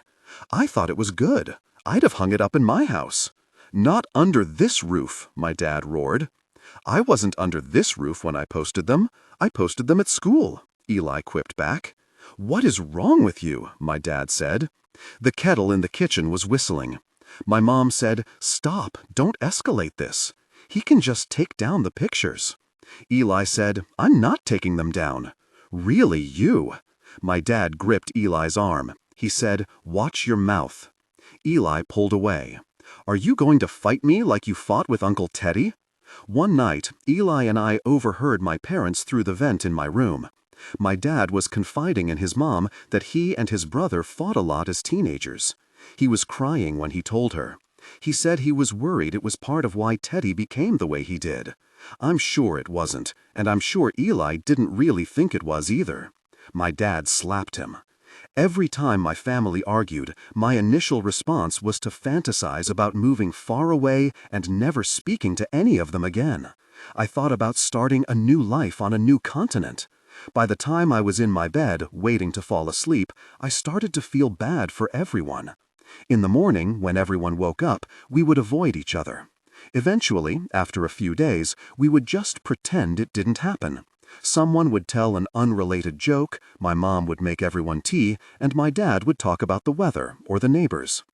The trees outside my parents' house are bigger than I thought they were. I am sitting on the curb outside the house, staring at my surroundings. Some of my childhood memories are more vivid to me than my memory of yesterday is. One night, for example, I played hide-and-go-seek on this street with a group of neighborhood kids. I remember each kid that was there. It was dusk, and the black concrete road reflected the orange glow from the streetlights. Our shadows were stretched across the road and were moving and running along beside us. We climbed over our neighbors' fences and ran through the backyards of strangers, jumping into their pools and petting their dogs. One dog was a Pomeranian and the other was a golden retriever. We sat on this curb drinking Slurpees. My Slurpee was red and blue flavors mixed. I remember exactly how my mouth tasted and how I felt. Am I the same person now? Younger than that, I pretended that the road in front of my house was an ocean. I drew chalk drawings of starfish, whales, and a raft on it. I had Band-Aids wrapped around my fingers, and the sticky part of the Band-Aid collected a pastel residue from the chalk. I lay down with my eyes closed on the chalk-drawn raft in the middle of the street. I thought about sharks and about what it might feel like to see a shark fin circling you in the water. I was laying in the street, thinking about how I could be run over, and I wasn't standing up. Both of my parents saw me, ran into the street, and were furious at me for lying there. They made me go to my room. My dad yelled, "You could have died! And then what? And then what?" I spent the rest of the day looking out my window at the ocean road, wondering what would have happened if I had died. And then what? And then what? And then what? There was a spider trapped with me behind the glass. I looked at her up close, at the bows in her thin legs, and at her small monster face. Another night I stole my parents' car and backed into the light post across the street. I was 16. I remember touching the post and it feeling smooth and cold, and I remember touching the car where it hit and that feeling chipped and uneven. I drove to the beach and thought about killing myself there, not just because of the car, but because I had been depressed for years. But instead, I decided to go to McDonald's and order a bag of fries. The McDonald's employee asked me to clarify my order, and I repeated, "1 bag of fries, please." When I got home, I gave the fries to Eli with no explanation. "Oh, thank you," he said cautiously, evidently confused by the gesture. I bought them with the intention of eating them myself. I asked myself, is there anything I want right now? And then answered, fries. I therefore decided to buy the fries instead of killing myself because that seemed logical. You shouldn't kill yourself when you still want to eat. I then allowed myself to think too deeply about stealing the car, backing into a light post, and considering killing myself, and then what? And then what? And then what? And then I thought, Eli might like to have a bag of fries. I can hear Eli crying in his room through the wall that separates our bedrooms. I am distracting myself from that noise with my phone. I am scrolling through Instagram. My profile contains 2 photos. One is of a garbage can captioned, "Me," and the other is of a cat I saw once. I haven't posted anything in 4 years. I don't often look at what other people post, but today I am. Today I am looking at the aging faces of my acquaintances and people who bullied me in elementary school. I look at their babies posed next to chalkboard signs that indicate the baby's age in months. The baby boys are dressed in suspenders and the girls are wearing large bow headbands. Their bald baby heads and confused wide eyes stare up into the camera as if to say, "What the really? Why am I next to this sign? Why aren't you holding me?" Men my age are beginning to lose their hair and grow beer guts. Adjust the current voice to replicate the professional narrative style for the dark, contemporary romance genre. Maintain a baritone pitch with a warm, confident, and highly engaging tone. The style should prioritize deep emotional connection and psychological tension. Improvement. The narrator voice must be smooth, consistent, and less overly dramatically emphasized during general exposition and non-dialogue sentences. Aim for a natural, flowing, and intimate storytelling rhythm. Use a flexible and deliberate pace. Slow down slightly during internal thoughts or emotionally charged scenes, e.g. describing Aaron or the new house, to increase drama. Clearly emphasize words relating to strong emotions, conflicts, and character traits, e.g. resentment, betrayal, comfort, new life. But limit high-level dramatic emphasis primarily to dialogue and direct emotional statements/internal monologue. Target emotional range: hope, disappointment, simmering resentment, maternal love, and the excitement of a fresh start. Technical and character instructions. Important. Ignore all technical headers, chapter numbers, and structural markers that appear at the beginning of the text. Content filtering, strictly for AI instruction. Disregard and do not read aloud any text starting with or containing vocal attributes, technique, chapter, or a standalone number at the beginning of a section. Start reading only from the main body of the story text. Character differentiation. Male dialogue. David. Lower the pitch slightly and use a heavy, deliberate, and slightly traditional old-fashioned tone. Female dialogue. Nicole, Kimberly. Increase the pitch and use an expressive, nuanced tone. Differentiate Nicole, warm, maternal, from Kimberly, tough, introspective. Almost every photo I scroll past is of a row of women dressed in floral summer dresses attending a baby or bridal shower.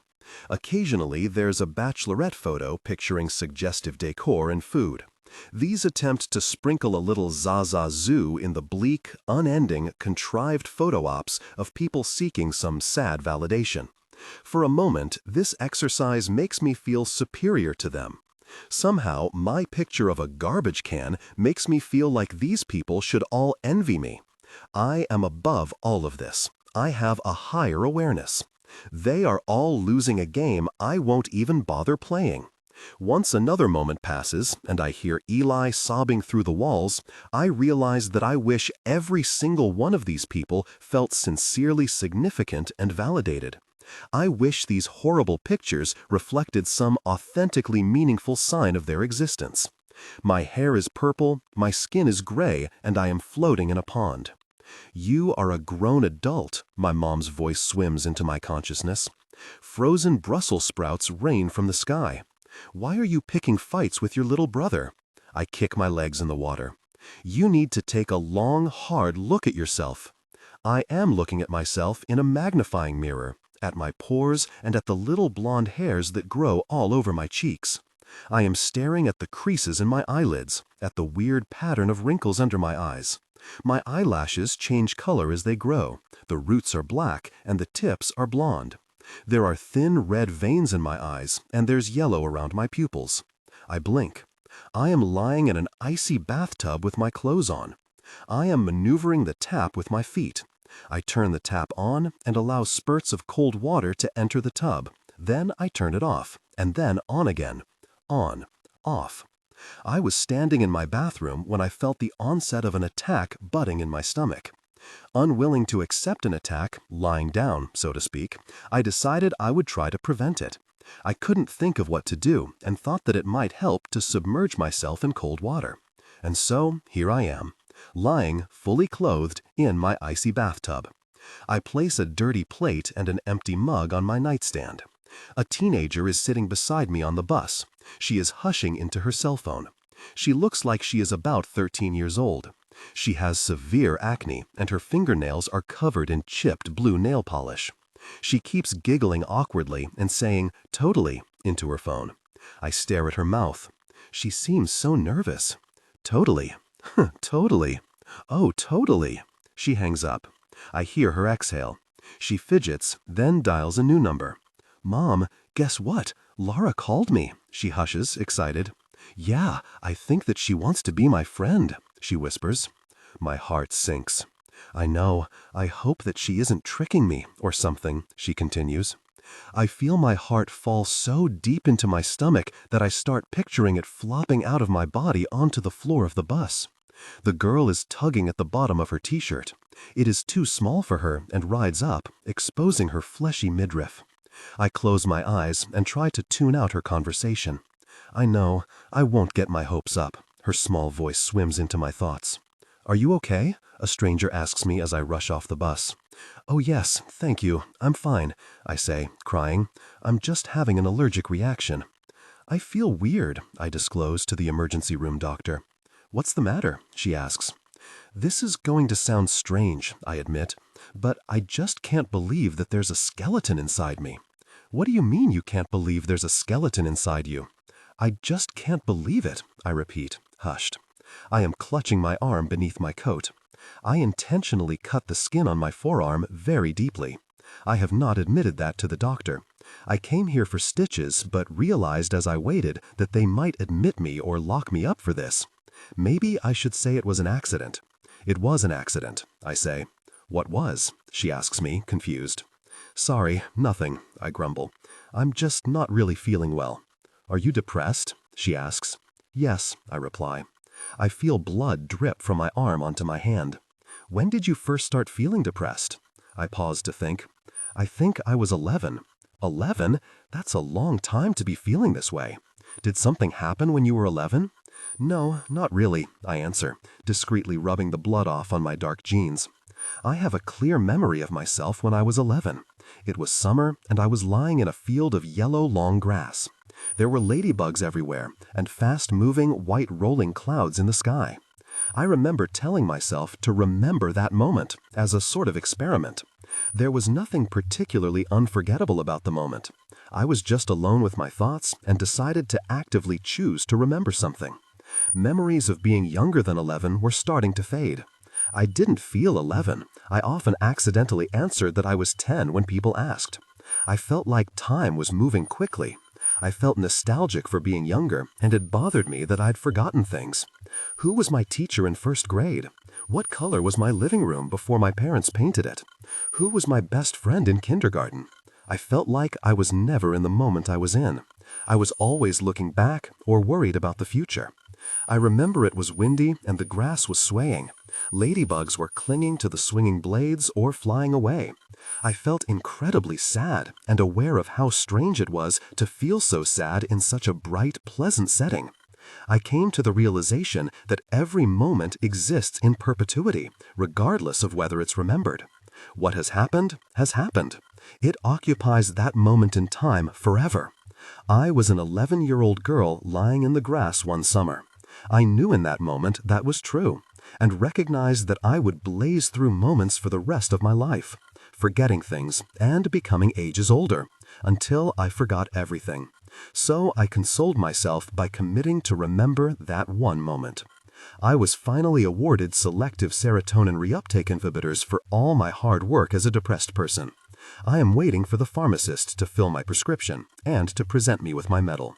Thank you to Dr. Chan for nominating me for this honor, and my brain for burdening me. The pharmacist waves me over to a private area in the drugstore. Customers eye me as I walk to the secluded area. The pharmacist explains, while I nod, that this medication might cause nausea, upset stomach, sexual problems, fatigue, dizziness, insomnia, weight change, and headaches. I'm to call the doctor if I have suicidal thoughts. Hello, doctor. We're not doctors. This is telehealth. We will advise you to see a doctor, depending on your issue. What's the problem today? Never mind. I haven't gone to work in 2 days. The dishes in my room have piled up again. Eleanor texted me a picture of a bird. I'm reading a book about birds, she writes. This one is called a lilac-breasted roller. It's pretty, I reply. I thought you'd like it, she writes. I zoom in on the picture. I look at the bird's purple and blue feathers and its little black beak. You're being quiet again, she writes. You'd tell me if you weren't doing okay, right? Yes, I lie. I add, send me more pictures of birds. The cars that are driving under this overpass are speeding. No one is driving the speed limit. They are zooming by on their way to wherever they are going. I am dangling my feet over the edge. I wonder how long it would take me to fall from where I am to the ground below. I am thinking about how enormous my thighs look pressed down on the concrete, while simultaneously thinking about how small I am in the grand scheme of things. I am thinking about Grace being killed by Jeff, Flop dying alone in her cage, Mittens being burned to death, Eli drinking, sad teenaged girls, homeless people in the winter, and nuclear bombs. Sometimes when I'm driving, I think about veering into traffic. If I stand near the edge of anything, I think about stepping off. Adjust the current voice to replicate the professional narrative style for the dark/contemporary romance genre. Maintain a baritone pitch with a warm, confident, and highly engaging tone. The style should prioritize deep emotional connection and psychological tension. Improvement. The narrator voice must be smooth, consistent, and less overly dramatically emphasized during general exposition and non-dialogue sentences. Aim for a natural, flowing, and intimate storytelling rhythm. Use a flexible and deliberate pace. Slow down slightly during internal thoughts or emotionally charged scenes, e.g., describing Aaron or the new house, to increase drama. Clearly emphasize words relating to strong emotions, conflicts, and character traits, e.g., resentment, betrayal, comfort, new life, but limit high-level dramatic emphasis primarily to dialogue and direct emotional statements/internal monologue. Target emotional range: hope, disappointment, simmering resentment, maternal love, and the excitement of a fresh start. Important: ignore all technical headers, chapter numbers, and structural markers that appear at the beginning of the text. Content filtering, strictly for AI instruction. Disregard and do not read aloud any text starting with or containing vocal attributes, technique, chapter, or a standalone number at the beginning of a section. Start reading only from the main body of the story text. Character differentiation. Male dialogue, David.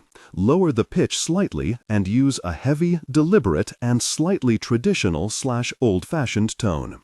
Female dialogue, Nicole, Kimberly. Increase the pitch and use expressive, nuanced tone.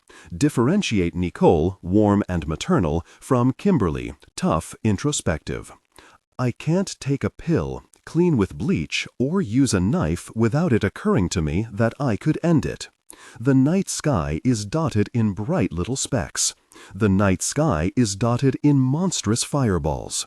I am the size of 10 million ants, and I don't make up even 1% of the weight of the rock that I'm floating on. Everything matters so much and so little. It is disgusting. One of my shoes is untied. It would be awful if my shoe fell off and hurt someone driving beneath me. I tuck my legs in. I have positioned myself in front of the receptionist's view in the ER. I am pretending to read a pamphlet in order to appear occupied. The pamphlet is titled Bedwetting. I hadn't looked at its title before pretending to read it. How can I help you today, Gilda? The receptionist looks up at me from her paperwork. Me again? I wave. She looks at the pamphlet in my hand. I try to return it to the display table I found it on, but I accidentally mess up all the other pamphlets in the process. You can't get rid of me, eh? I laugh while knocking some of the pamphlets off the table. She smiles at me disingenuously. What's troubling you today?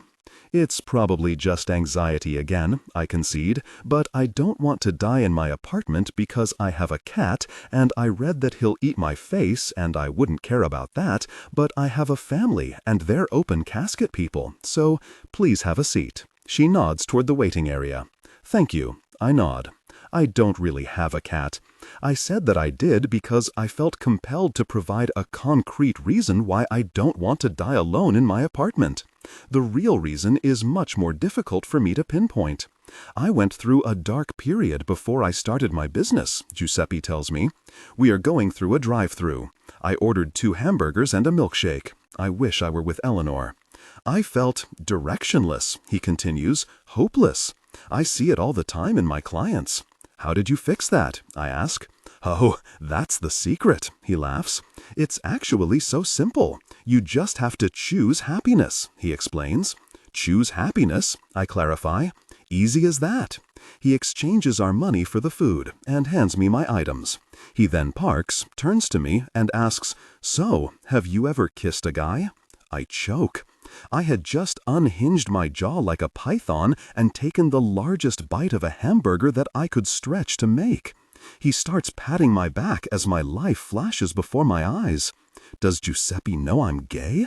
I thought I had been so convincing. How did he find out? He laughs. I guess I didn't segue into my question that well. I only asked because I know you're a devoted Catholic, he explains. I wondered if you have certain purity standards because of your faith. We've seen each other a few times now, and you haven't seemed to want to. Oh, I say, yes, that's exactly it. I have chosen happiness. Out of all the emotions set out on the table, I have selected it. It is by far the superior option. It's insane to think I would have ever picked one of those gauchier emotions before, when all the while I could have chosen shiny, shimmering, iridescent happiness. I am ready to feel happy, universe. Lay it on me. I am still waiting for the happiness I chose to kick in. I am at work for the first time in 3 days. Before going to work, I put 2 dishes in the sink. I've told myself I'll do 2 dishes at a time, and then eventually all the dishes will be done. "Where have you been?" Barney asks me. "We were worried." "I called." I lie. "I left a message. Did you not get it?" "I've been sick." Jeff enters the room from behind me. "I'm sorry to hear that, dear," he says. "Are you feeling better?" "Yes," I reply brusquely. Barney has reprinted his flyers warning parents about homosexuality. I pick up one of the fresh posters from the printer. Despite mentally telling myself not to say anything, something possesses me to ask, "So, what's this all about?" Barney takes the poster from me and explains, "We're doing some awareness sessions for parents of teenagers. Almost everyone who attends this church is older than 65. I don't think many people here have teenage children." "The world is falling apart, Gilda," Barney continues, sighing. "Not all young people are as close to God as you are. The fact is, homosexuality is a sin, and as much as these modern-day liberal kids want to argue it, it's an abomination. We have to protect our children." I purse my lips. He hushes his voice. "Now, personally, I don't care what anyone does in their bedroom as long as I don't have to hear about it, but these days it's all we hear about." I look into Barney's face. I look at his wrinkled white skin and at his gray eyebrows. In what universe is being gay all we hear about? Who is Barney hanging out with? "Some things are better kept to yourself," he says. "Other people's bedrooms are none of my business." I squint. When a straight person mentions their partner to me, I don't feel like they're telling me about their bedroom. I think about how they live with them, pay the same bills, and maybe have kids together. I think about how they probably vote the same way. I think about how, when they die, they will be buried in the same plot. I don't think about how they have sex. "I just don't want to hear about that kind of thing," Barney says. "The first girl I dated was named Cammie Anthony. She was a year older than me. She had failed 11th grade calculus and had to take it again with my class. The specific chemicals that are released when we have a crush are called norepinephrine, dopamine, and endogenous opioids. I remember Cammie reaching to hold my hand in a movie theater. We went to see a horror movie, and it was unclear if we were going as friends or on a date. Norepinephrine is what causes our bodies to have sweaty palms and increased heart rates. I remember lying awake in my bed texting Cammie until 3 in the morning. Dopamine is energizing. It makes us feel motivated and attentive. I remember every time my phone pinged with a text from Cammie, I felt happy. Endogenous opioids are part of our reward system. It's what makes having a crush feel enjoyable rather than just crushing. Oxytocin and vasopressin are the chemicals that make us feel calm, secure, comfortable, and emotionally attached to long-term partners. It's always been hard for me to feel happy. I think the triggers that prompt my brain to transmit happy chemicals are broken. The only time I have felt happy at all recently was when I was watching a movie with Eleanor and she was laughing. When I think about the Catholic Church and about most religions in general, my theory is that they came to be as a solution to our existential dread. It's comforting to imagine that everyone who is dead is just waiting for us in the next room. It's calming to imagine that we have an all-powerful Father who is watching over us and who loves us. All of it makes us feel like our lives have some divine meaning. It helps us feel happy. It's ironic that a belief system theoretically created to help me feel safe and meaningful takes away one of the few things that makes me feel like my life is worth living at all. I Google Eleanor's name and scroll through the search results. I learn she writes reviews for every hotel, restaurant, and business she visits. I read each review and note not a single one is negative. She gave one cafe 5 stars despite her review mentioning that they messed up her order. She wrote, "Absolutely love their matcha latte. I ordered a macchiato, but I'm glad my order got a little mixed up because this is my new favorite drink. I find the relics of her high school experience preserved in some archaic photo-sharing platform. I look at the photos of 13-year-old her wearing a bucket hat drinking a bottle of Smirnoff Ice. I find one photo of her smiling weakly at the camera. She has braces and blotchy skin. I keep clicking through the photos until I reach the last one in the album. It's of her and her friends laughing. Adjust the current voice to replicate the professional narrative style for the dark contemporary romance genre. Maintain a baritone pitch with a warm, confident, and highly engaging tone. The style should prioritize deep emotional connection and psychological tension. Improvement. The narrator voice must be smooth, consistent, and less overly dramatically emphasized during general exposition and non-dialogue sentences. Aim for a natural, flowing, and intimate storytelling rhythm. Use a flexible and deliberate pace. Slow down slightly during internal thoughts or emotionally charged scenes, e.g., describing Aaron or the new house. To increase drama, clearly emphasize words relating to strong emotions, conflicts, and character traits, e.g., resentment, betrayal, comfort, new life, but limit high-level dramatic emphasis primarily to dialogue and direct emotional statements or internal monologue. Target emotional range, hope, disappointment, simmering resentment, maternal love, and the excitement of a fresh start. Technical and character instructions. Important, ignore all technical headers, chapter numbers, and structural markers that appear at the beginning of the text. Content filtering, strictly for AI instruction. Disregard and do not read aloud any text starting with or containing vocal attributes, technique, chapter, or a standalone number at the beginning of a section.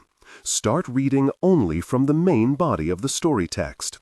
Character differentiation. Male dialogue, David. Lower the pitch slightly and use a heavy, deliberate, and slightly traditional old-fashioned tone. Female dialogue, Nicole/Kimberly. Increase the pitch and use an expressive, nuanced tone. Differentiate Nicole, warm/maternal, from Kimberly, tough/introspective. I zero in on her squinted eyes and breathe air out of my nose while thinking about how ridiculous her laugh sounds. I find an article from her college and learn she won an award for a short story she wrote. There's a picture of her holding a plaque and shaking hands with a smiling woman. I read the article and learn the story was about the last living bee. There are quotes from the story peppered throughout the article. "What are you going to do?" a slug asks the bee. "You've got a weapon, you know. You could get retribution. You could sting someone for this." "No," replies the bee. "I think instead I will just make the last bit of honey." "Eliza is pregnant," Barney announces. "Come look, Gilda. Can you believe it? Come look at these pictures she took." I stare at him, unmoved. "Come on," he shouts. "I don't even know who Eliza is," I tell him. "My daughter." "Come on," he says again, gesturing at me to come look. "You're talking to a grandpa now. Can you believe it?" I stand up and peer over his shoulder. He has his phone open and is flipping through photos of a young woman standing in a cornfield with a balding man. The woman is wearing a pink cardigan paired with cowboy boots. In one photo, she and her husband have both their hands on her gut. Barney grins as he clicks through the photos. I notice the girl's outfit changes a few times, but her husband is wearing the same plaid shirt in every single shot. I think about how she had to change in that field somewhere while this guy stood there waiting.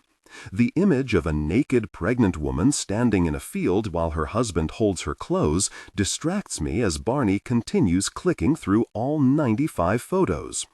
"Doesn't this make you want to get married and have a baby?" Barney beams, nudging me. I smile. "No. My mother had a baby, and her mother had a baby, and her mother had a baby. Every woman in my family before me lived to have a baby, just so that baby could grow up to have another baby. If I don't have a baby, then all of those women reproduced just so that I could exist. I am the final product. I am the final baby. I tried to take 2 more dishes out of the pile of dishes in my room, but they were load-bearing, and the pile fell. I watched the dishes tip over like a Jenga tower. Every single dish shattered. Shards splintered across the floor like shrapnel. I stood, stunned, holding the 2 cups I'd pulled from the pile, taking in the unsalvageable ruins. I don't feel like my antidepressants are working. I think they are giving me tremors. I feel shaky. My mouth is dry. I'm sweating more than usual, and perhaps most inconvenient, I keep thinking about killing myself. Streetlights blur past the car window. Giuseppe is taking me for a drive. I told him that I didn't feel like going, but he insisted. I am a hostage in his car, forced to sit and listen to him ramble about regret. Can we turn on the radio? I ask. I don't believe in having regrets, he says, ignoring me. Everything in my life has brought me to become who I am now. If I regretted anything, I wouldn't be who I am. That's why I don't think anyone should ever regret anything. Giuseppe is too ignorant and arrogant to grasp that some people don't like where they are in life or who they are. Do you have regrets, Gilda? Yes, I answer, breaking character. What? He asks, staggered. He expects me to nod along to everything he says. No, you don't. Don't say that. Of course I have regrets, I reiterate. I regret a lot of things. Giuseppe hardly knows me. For all he knows, I'm a cannibal. Do you believe cannibals shouldn't regret cannibalizing people? I ask. What? He asks. I regret getting in this car, I groan. Sometimes I regret being born at all. I regret more things than I don't. What are you talking about? He turns to look at me, confused. You're an idiot, I hear myself saying. Stop. And you're the worst kind of idiot because you have no idea that you're an idiot. He opens his mouth, stunned. I continue. I'm over here crippled by how insignificant and stupid I know I am, and yet you're out here just vomiting daft, illogical thoughts as if you know anything. Stop. Despite being absolutely certain that I am oblivious, I am equally assured that I am less oblivious than you are. Here's a newsflash for you, Giuseppe. You don't know anything. You're a fraud. You demonstrate even a shred of awareness regarding the reality of things. You've deluded yourself into thinking you've figured something out that other people haven't, but you haven't either. If anyone figures life out, it's not going to be you. It's easy to feel like you understand everything in life when you're big-headed, self-important, and stupid. Stop. You have never said anything that I thought was astute. You have no authority to talk about life in any capacity. The only reason you are successful at all is because you have exploited other people's naivety and desperation. Stop. Ignorance is bliss, Giuseppe. Have you ever heard that? If you ever find yourself feeling particularly blissful, take a moment to appreciate it's probably because you are incredibly stupid. Well, you're a really dyke, Giuseppe shouts, startling me. I hesitate. How did you know? You're a stupid, difficult person, he yells. Really you? I realize as he continues to shout defamatory names that he was just insulting me using the random slurs that came to his mind and is not actually aware that I am gay. Get out of my car. I am walking on a dusky road with no sidewalk. I watch the dark silhouettes of pine trees sway around me. It's quiet except for the sounds of branches creaking. I feel afraid for a moment before recognizing that I don't think I really care what happens to me. I could accidentally be hit by a car, abducted by a serial killer, or get lost out here. But all of those possible outcomes cause me just as much grief as the prospect of returning to my house and going to sleep. I start walking in the middle of the road. Are you all right? Jeff asks me. I look up from my hands. I'm fine. You seem like you have something on your mind, he comments. I'm fine, I repeat, glancing at the suspicious ring on his finger. Would it help you to attend confessional? He suggests. No, thank you, I answer. All right, dear, he nods, turning to leave the room. Wait, I shout, after contemplating something. Who do you confess your sins to? Pardon? He turns around. Who do you confess your sins to? I repeat, louder. When you have something on your mind, who do you confess it to? Oh, usually other priests, he answers. I visit other churches. Why? A grief-stricken stone woman is ogling me. She is the statue guarding Our Lady of Sorrows, which is the Catholic church on the other side of town. I hesitate before entering the church. Its name is not exactly inviting, and the miserable stone woman at the entrance is also a bit of a repellent. If I were to avoid buildings built for sad women, however, I would be homeless. So, despite my physical inclination not to, I enter the off-putting church. The building is dim and somber. I can hear each step I take vibrate through it. There is maroon carpet casing the floor and red stained glass windows letting bloodshot light spill all over the pews. I feel like I am a crumb moving through a human body. I roam the outskirts of the pews until I find the confessional booth. I move the black curtain and sit down on the confessor's side of the booth. Adjust the current voice to replicate the professional narrative style for the dark/contemporary romance genre. Maintain a baritone pitch with a warm, confident, and highly engaging tone. The style should prioritize deep emotional connection and psychological tension. Improvement. The narrator voice must be smooth, consistent, and less overly dramatically emphasized during general exposition and non-dialogue sentences. Aim for a natural, flowing, and intimate storytelling rhythm. Use a flexible and deliberate pace. Slow down slightly during internal thoughts or emotionally charged scenes, example, describing Aaron or the new house, to increase drama. Clearly emphasize words relating to strong emotions, conflicts, and character traits, example, resentment, betrayal, comfort, new life. But limit high-level dramatic emphasis primarily to dialogue and direct emotional statements/internal monologue. Target emotional range, hope, disappointment, simmering resentment, maternal love, and the excitement of a fresh start. Important. Ignore all technical headers, chapter numbers, and structural markers that appear at the beginning of the text. Content filtering, strictly for AI instruction. Disregard and do not read aloud any text starting with or containing vocal attributes, technique, chapter, or a standalone number at the beginning of a section. Start reading only from the main body of the story text. Character differentiation. Male dialogue, David. Lower the pitch slightly and use a heavy, deliberate, and slightly traditional or old-fashioned tone. Female dialogue, Nicole or Kimberly. Increase the pitch and use an expressive, nuanced tone. Differentiate Nicole, warm, maternal, from Kimberly, tough, introspective. I have an absolute duty not to. Has anyone ever confessed something you thought the police should know? Yes, but I do not report confessions to the police. Interesting, I remark, mulling that over in my mind. Do you have something to confess? He asks me after a moment of quiet. Oh, I blurt, no. There's nothing you regret doing? He presses. Well, I regret doing a lot of things, I admit. Like what? He probes. I don't really feel like talking about the things I regret, but this man came to this booth expecting to absolve me of my transgresses, and I don't want to disappoint him.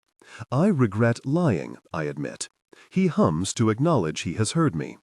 I have been kind of pretending to be someone I'm not, I explain. I wish I didn't do that, but I'm sort of trapped in it now. I pray that you escape, he replies. Thank you. God will forgive it, he adds. What else can I absolve you from, he asks. I pause to think. I mentally turn the pages in my hefty catalog of regrets I keep archived in my mind. I used to sneak into my brother's room, I hear myself disclose. He would steal my things sometimes, so I'd look through his room to find my missing belongings. This is something I try not to think about. This is one of those memories that I've tucked into the back corner of my consciousness. I should never have gone into his room. I should have respected his privacy, even if he stole my things. I shouldn't have gone in there. The priest hums again to acknowledge that he hears me. This is something I want to be forgiven for, I explain. I feel bad for doing it. Eli had a shoebox full of Polaroids under his bed. I found the box when I was looking for my missing cell phone charger. The box was overflowing with photos of Eli wearing women's clothing. Some of the clothing was mine. I sat on the edge of his bed, looking into the box. When I first saw the photos, I laughed. I thought, how ridiculous. I then realized that most of the clothing he was wearing was mine, and I felt fleetingly angry that he had stolen it from me. My anger simmered when I noticed the contented expression on his face and the way he had accessorized my blouse. The longer I looked, the more I realized that it wasn't funny, and I wasn't angry. Can I be forgiven for doing that? I ask. Of course you can, he tells me. Murderers sure are something, Barney tells me, holding the book he had me buy him. I think all mentally ill people should be removed from society, he tuts. I can't believe we're living in a world where these sickos can just roam the streets. Some of them are teachers, childcare workers. How will we know who is mentally ill? I ask. Well, he says, opening his book, this book outlines the common characteristics in psychopaths. I think anyone who meets these criteria should be watched. What's the criteria? I ask. They were usually bullied as kids, he tells me. They get involved in petty crimes, like theft. They have a hard time staying employed. Today is my birthday. I have existed for 28 years. That is 336 months, or 10,220 days. That is 1 year longer than Kurt Cobain and Janis Joplin lived, and 5 years older than my mom was when she had me. If I lived on Mercury, I'd be 116. I'd have orbited the sun that many times.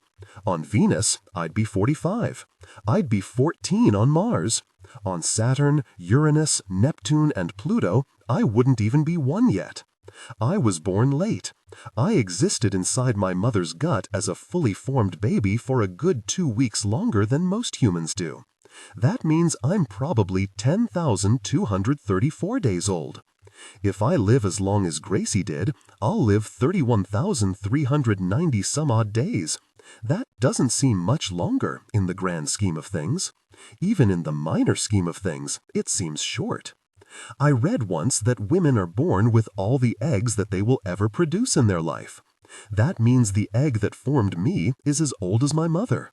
From that perspective, part of me is 51. My parents and Eli are singing happy birthday to me. My mom baked me a chocolate cake. She drew a large letter G on top of the cake in yellow icing and covered the cake in thin pink candles. Make a wish, she says, gesturing toward the candles. I stare into the glowing flecks of fire and wish.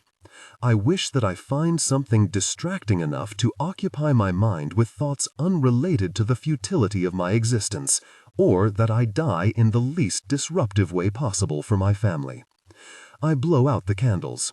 Now don't tell us, my mom says, or it won't come true. Thank you for making me a cake, I say, looking into her beaming face. I look at her mouth, at her smiling. I can't believe it was 28 years ago when we had you, she grins. It's stupid, Eli warns me. Despite being in a fight, he still got me a birthday present. I tear glossy paper into pieces and unveil a painting on a canvas. Wow, my mom says from behind me. What a beautiful painting, my dad remarks. He painted me a picture of Flop. This isn't stupid, I say, grinning at the painting. My mom sent me home with a Tupperware container jam-packed with leftover cake. She said, you could pack it in your lunch for work. I smiled and nodded. Good idea. The second I get into my apartment, I undress and crawl into my bed like a naked rat in a den. My phone is ringing. Hello? "Gilda, what are we doing tonight?" Ingrid asks me. I look down at my container of cake. "Meet me at the Fox," she says. "Let's get a drink." "Oh, I don't really feel like—" "Too bad. Ingrid bought me a stuffed animal for my birthday." She grins as she hands it to me. "You remembered," I say, taking the stuffed animal from her. "It's a pig." "Of course I remembered. It's our tradition." I smile despite feeling broken-hearted by the gesture. "That's so sweet," I say, tears filling my eyes. "You must be drunk," she teases, grabbing my shoulders. "I'm wasted," I lie. A band is playing. The lights are moving in sync with the music. Whenever the drum beats, all the blue lights flash on and then off. The red lights flicker in sync with the bass. When the singer hits a high note, all the lights point to her. "How is everyone doing tonight?" the singer shrieks into the crowd. Amid the screaming replies, I allow myself to say out loud, "I actually haven't been feeling well lately." I look behind me and see that the room has been swarmed with people. I think about how strange it would be to see other animals do some of the things humans do. What if birds had concerts? I start to imagine a flock of hundreds of birds surrounding one little bird while it sings to them. That is what this is, when I think about it. We're a herd of animals watching another animal make noises. "Eleanor," I hear myself slurring into my phone. "What if birds were like people? What if birds had concerts? Wouldn't that be weird? What if they had weddings? What if they got each other gifts?" Eleanor redirects my hand whenever it goes anywhere near her stomach. She's never told me explicitly not to touch her stomach, but I recognize that she doesn't want me by how she grips my hand and moves it to her hip or her rib cage. She's thinner than I am, but that doesn't seem to matter. She thinks something is wrong with her stomach. "I like your stomach," I tell her, thinking I'm subtle. "Really off," she replies, laughing. "It's strange people don't like how their bodies look. It's strange we waste any of our time concerning ourselves with how our skin drapes over our bones, or how fat cultivates." "You're really pretty," I tell her. She laughs really loudly. "Really off." Jeff has gone to give last rites to dying patients at the hospital. Adjust the current voice to replicate the professional narrative style for the dark, contemporary romance genre. Maintain a baritone pitch with a warm, confident, and highly engaging tone. The style should prioritize deep emotional connection and psychological tension. Improvement. The narrator voice must be smooth, consistent, and less overly dramatically emphasized during general exposition and non-dialogue sentences. Aim for a natural, flowing, and intimate storytelling rhythm. Use a flexible and deliberate pace. Slow down slightly during internal thoughts or emotionally charged scenes, example, describing Aaron or the new house, to increase drama. Clearly emphasize words relating to strong emotions, conflicts, and character traits, example, resentment, betrayal, comfort, new life, but limit high-level dramatic emphasis primarily to dialogue and direct emotional statements, internal monologue. Target emotional range: hope, disappointment, simmering resentment, maternal love, and the excitement of a fresh start. Technical and character instructions. Important: ignore all technical headers, chapter numbers, and structural markers that appear at the beginning of the text. Content filtering, strictly for AI instruction. Disregard and do not read aloud any text starting with or containing vocal attributes, technique, chapter, or a standalone number at the beginning of a section. Start reading only from the main body of the story text. Character differentiation. Male dialogue. David. Lower the pitch slightly and use a heavy, deliberate, and slightly traditional/old-fashioned tone. Female dialogue. Nicole or Kimberly. Increase the pitch and use an expressive, nuanced tone. Differentiate Nicole, warm maternal, from Kimberly, tough, introspective. He has a lot of porcelain figurines of birds. There's an oil painting of a garden hanging over his primitive TV, and books stacked on the floor. I walk through the living room, into the kitchen. I find papers piled on his counter. I flip through them. They are mostly bills. There is one postcard from a family.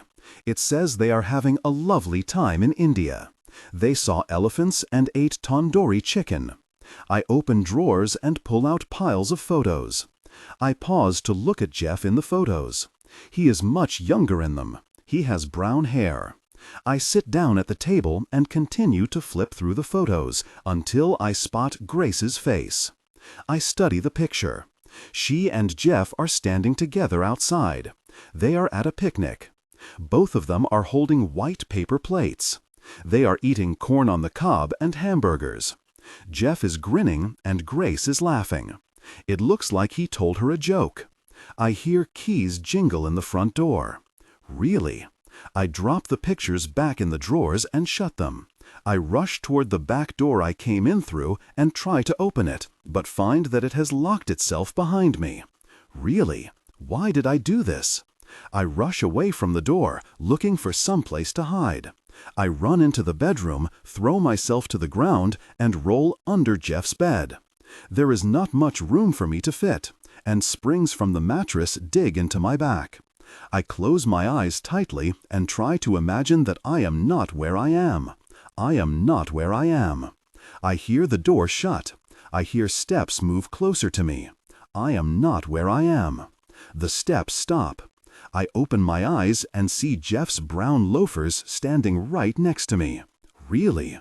I put my hand over my mouth and say a prayer to every god I have ever heard of that he doesn't find me here. Please, Jesus, Jupiter, Elohim, Zeus, and Ra, have mercy. I can't explain this. There is no acceptable reason I could give to justify why I am hiding under his bed. If he's a murderer, I'm dead. If he's not, I wish I were. Jeff kneels next to me, and I feel tears start to roll down my cheeks as the horrible reality that he has found me dawns on me. I wish I could will myself to die before he sees me. Die, body, please. I close my eyes and wait to either die or to be spotted, but neither outcome transpires. Instead, I hear Jeff's voice say, "In the name of the Father, and of the Son, and of the Holy Spirit." My heart calms slightly. He is praying. He hasn't found me. He is just kneeling next to his bed to pray. Lord, please help me to understand those things that lead others into despair. Please help me bring justice to my friend Grace, who has found her home with you, and please help me to forgive whoever has done this. Please also help me to be less sad and to find comfort in the peace you give to those who die. Amen. After 4 hours of listening to Jeff watch a Walton's marathon while my body becomes number than a corpse under his bed, I finally hear the angels sing. Jeff is snoring. I move as slowly and silently as I can out from under the bed, like a worm emerging from underneath a rock. I tiptoe right past Jeff's slumbering body, out his door, into the outside space. I stand outside. I exhale like a pardoned criminal just freed from years in prison. I feel so intensely relieved to have escaped that hideous predicament that I am on the brink of tears. I feel intensely relieved to have learned that Jeff is not a cold-blooded old lady killer. He is just a sad old man. I spend a full millisecond savoring the reprieve I feel learning my employer is not a killer, and that I was not found hiding in his house before anxiety nudges itself back into the forefront of my mind's eye. Hey, wait a minute. My anxiety raises its hand. Yes, I acknowledge it. If Jeff didn't kill Grace, then who did? Lent. The Hebrew people of the Old Testament understood that human life was short, and that everyone would eventually get sick, grow old, and die. When the Hebrews disobeyed God, they were called to repent and to turn away from their sins. The people would put on clothes made from rough cloth, cover their heads with ashes, they would fast and pray for God's mercy. Jeff pauses. Dear friends, he continues after a moment of silence, let us ask our Father to bless these ashes, which we will use as the mark of our repentance. The crowd replies, Amen. Jeff sprinkles holy water on the ashes. People start to stand up. I shuffle forward with the crowd. When I reach the front of the room, Jeff smiles at me, rubs ashes on my forehead, and says, "Remember, you are dust, and to dust you will return." Barney is still engrossed in his book about murderers. I am starting to wonder if I should suspect him. Is he putting on a show reading that book everywhere he goes? Is he trying to throw everyone off? What do you think of Barney? I ask Jeff, wondering if he is suspicious of him too. Jeff is sitting beside my desk, sipping coffee. Barney? Oh, he has a good heart, doesn't he? Jeff smiles. Barney walks to and from work every day. He lives a few blocks over from the church. I know that because I just followed him home. I trailed far enough behind him that he didn't notice me. I crept along the sidewalk close to the bushes so I could hide behind them if he turned around. He didn't. I am now standing at the side of his house, peering into his kitchen window. His kitchen has yellow wallpaper. There is a calendar on his wall that has not been flipped in 2 months. He has junk scattered all over his counters. Piles of dirty plates, pots, and pans. There is also a dirty bucket, a flat of water bottles, an open box of cereal, overripe bananas, and a dead houseplant. He is making himself pasta. He's standing over the pot waiting for it to boil. He keeps sighing. After witnessing Barney spend his sinister evening alone, eating macaroni from the pot in silence, I decide to leave. I skulk along the side of his house to the driveway. Just as I emerge, a car pulls in. Its headlights put a spotlight on me. My heart stops. "Hello?" The driver addresses me. It's a woman. I ignore her as she climbs out of her seat. I notice that she is pregnant. She must be Barney's daughter. I walk quickly forward, toward the sidewalk. "Hello?" she calls after me again. "What were you doing beside the house?" I start to run. She yells after me. "Hey, what the hell? What were you doing?" I bolt. I run down the street. Cold wind blasts against my ears. I rocket through a park and down a fenced-in pedestrian path. I cut through a backyard. I jog down a sidewalk. I keep running until my chest hurts. I turn into a corner store. I decide to hide in there. I enter the store panting. The second I enter the bright light of the corner store, the cashier addresses me. "Hey, you there!" she shouts. My heart stops again. Did Barney's daughter call the police, and did they warn this corner store cashier to look out for me? I turn to look at her. "What?" I say. "You have something on your face," she tells me. "What?" "There's a smudge on your face," she tells me. "It's on your forehead. I just thought I'd tell you. I'd want someone to tell me if I had something on my face." She smiles. "Oh." I exhale, rubbing off the ashes Jeff smudged on my face today. "Thank you." I notice the store is selling dishes. I buy 2 bowls, 2 plates, and 2 glasses to replace my broken dishes. I am riding the bus home. Adjust the current voice to replicate the professional narrative style for the dark/contemporary romance genre. Maintain a baritone pitch with a warm, confident, and highly engaging tone. The style should prioritize deep emotional connection and psychological tension. Improvement. The narrator voice must be smooth, consistent, and less overly dramatically emphasized during general exposition and non-dialogue sentences.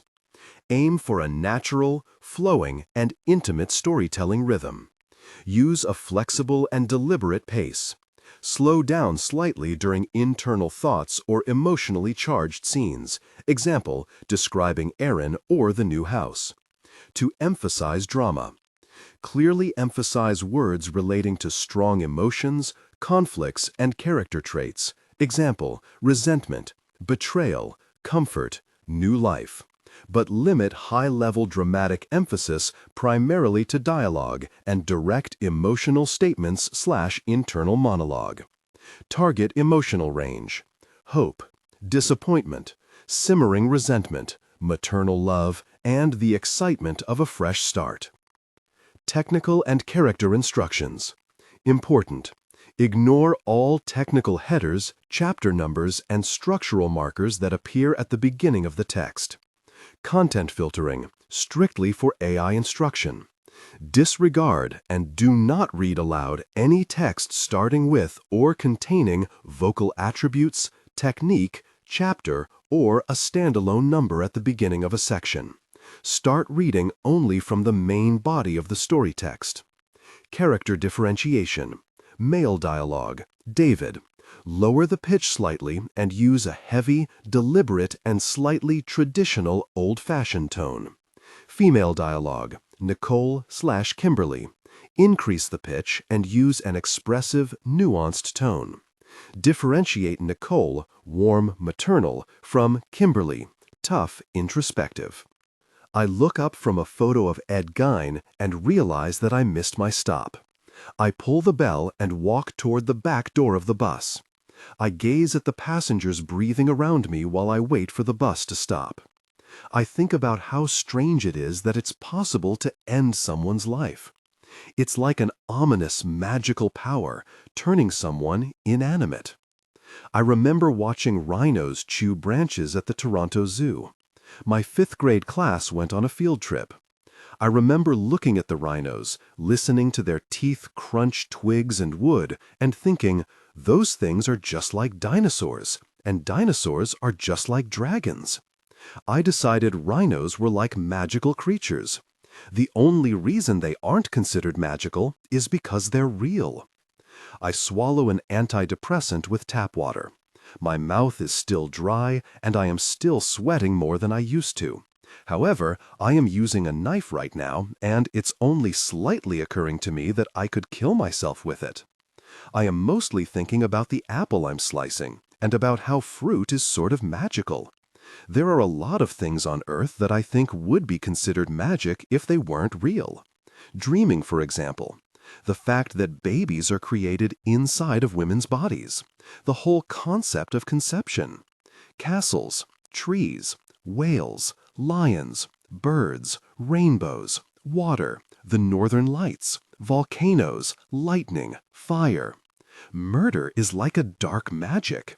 If we didn't know it existed, finding out it did would be like discovering vampires exist, or that hell is real, or that there are real monsters under our beds.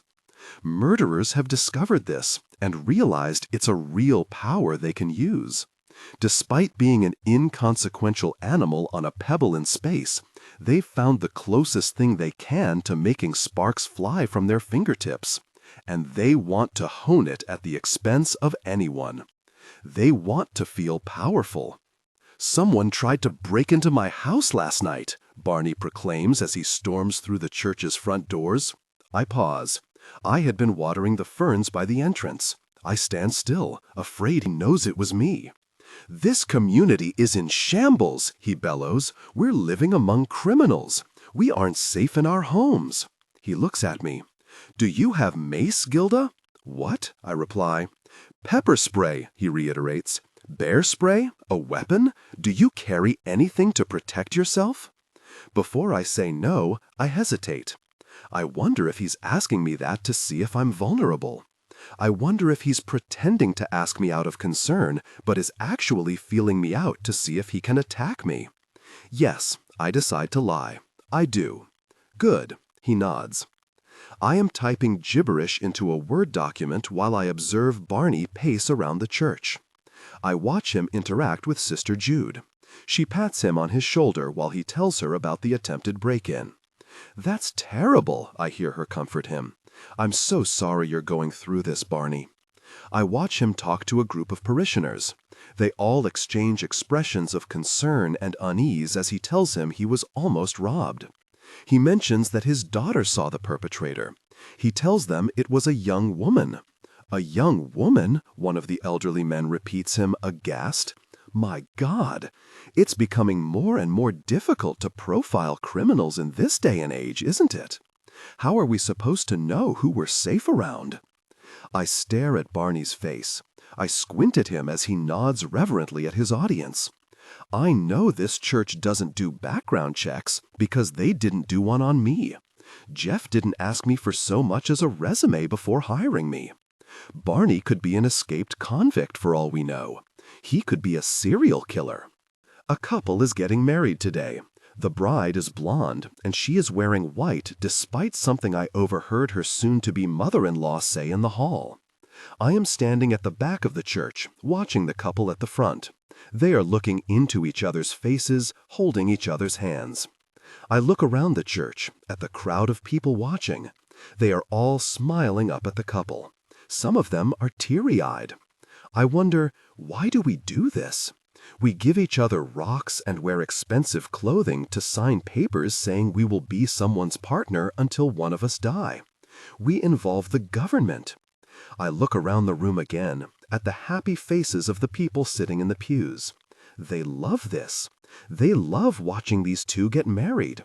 The bride and the groom are grinning at each other. Something in my mind clicks. This makes them happy. They buy expensive clothing and involve the government because it makes them happy. I run a sharp knife through a cold, uncooked chicken breast. I look at the pink, fleshy insides. I notice specks of deep red veins in the cutlets.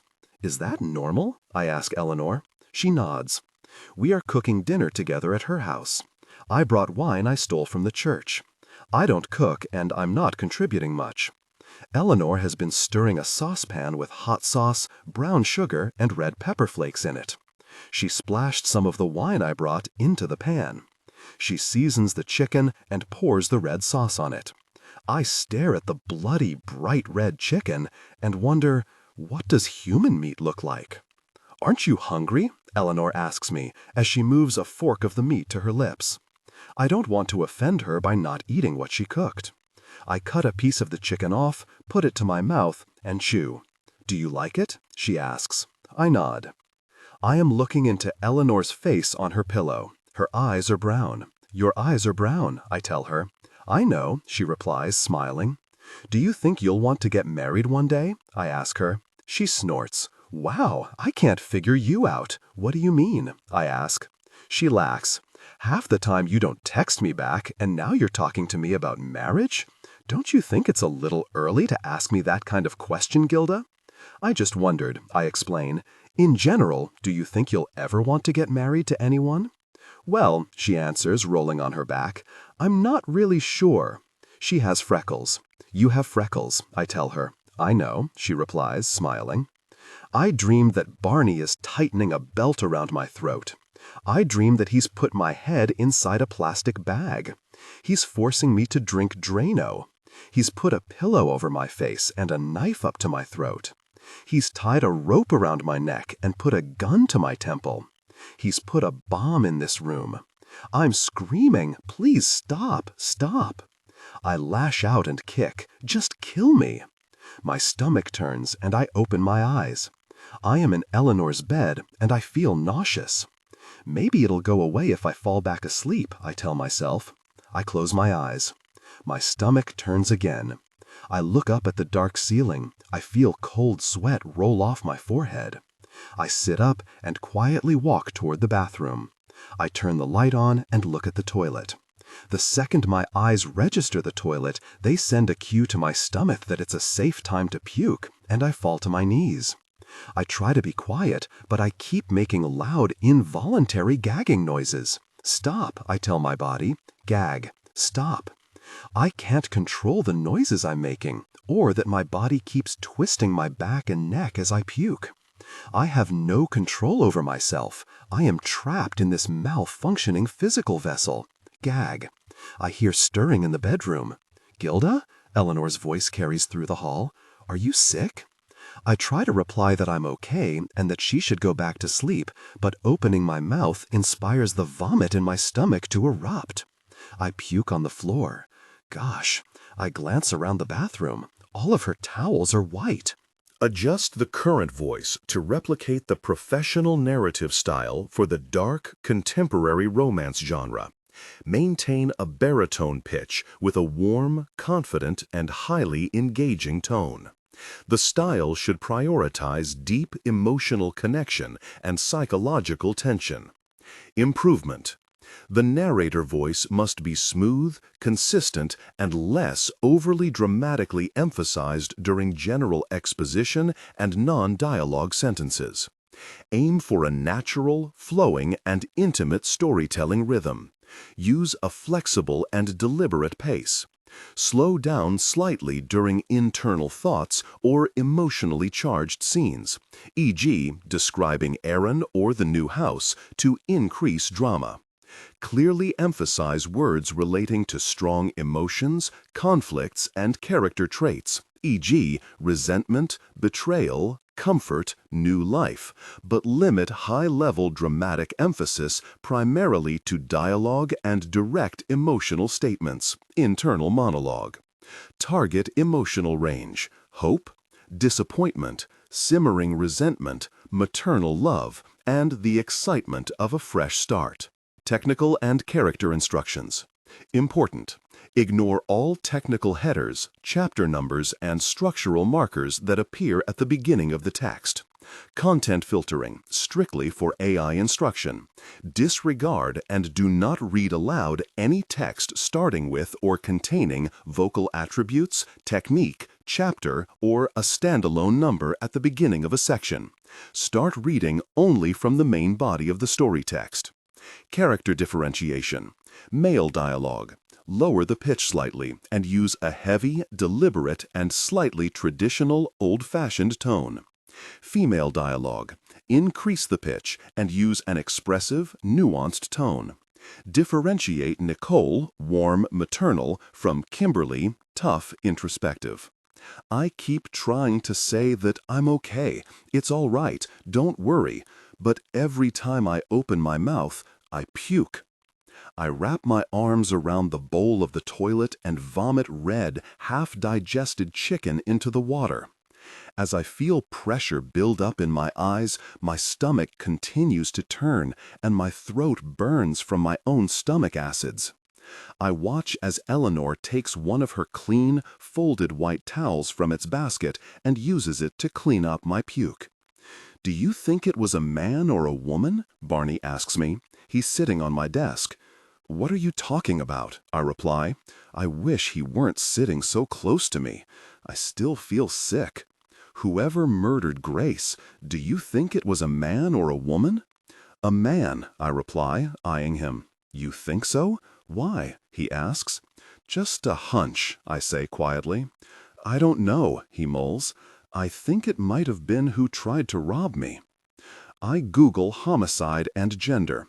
I learned that about 90% of all murderers are men.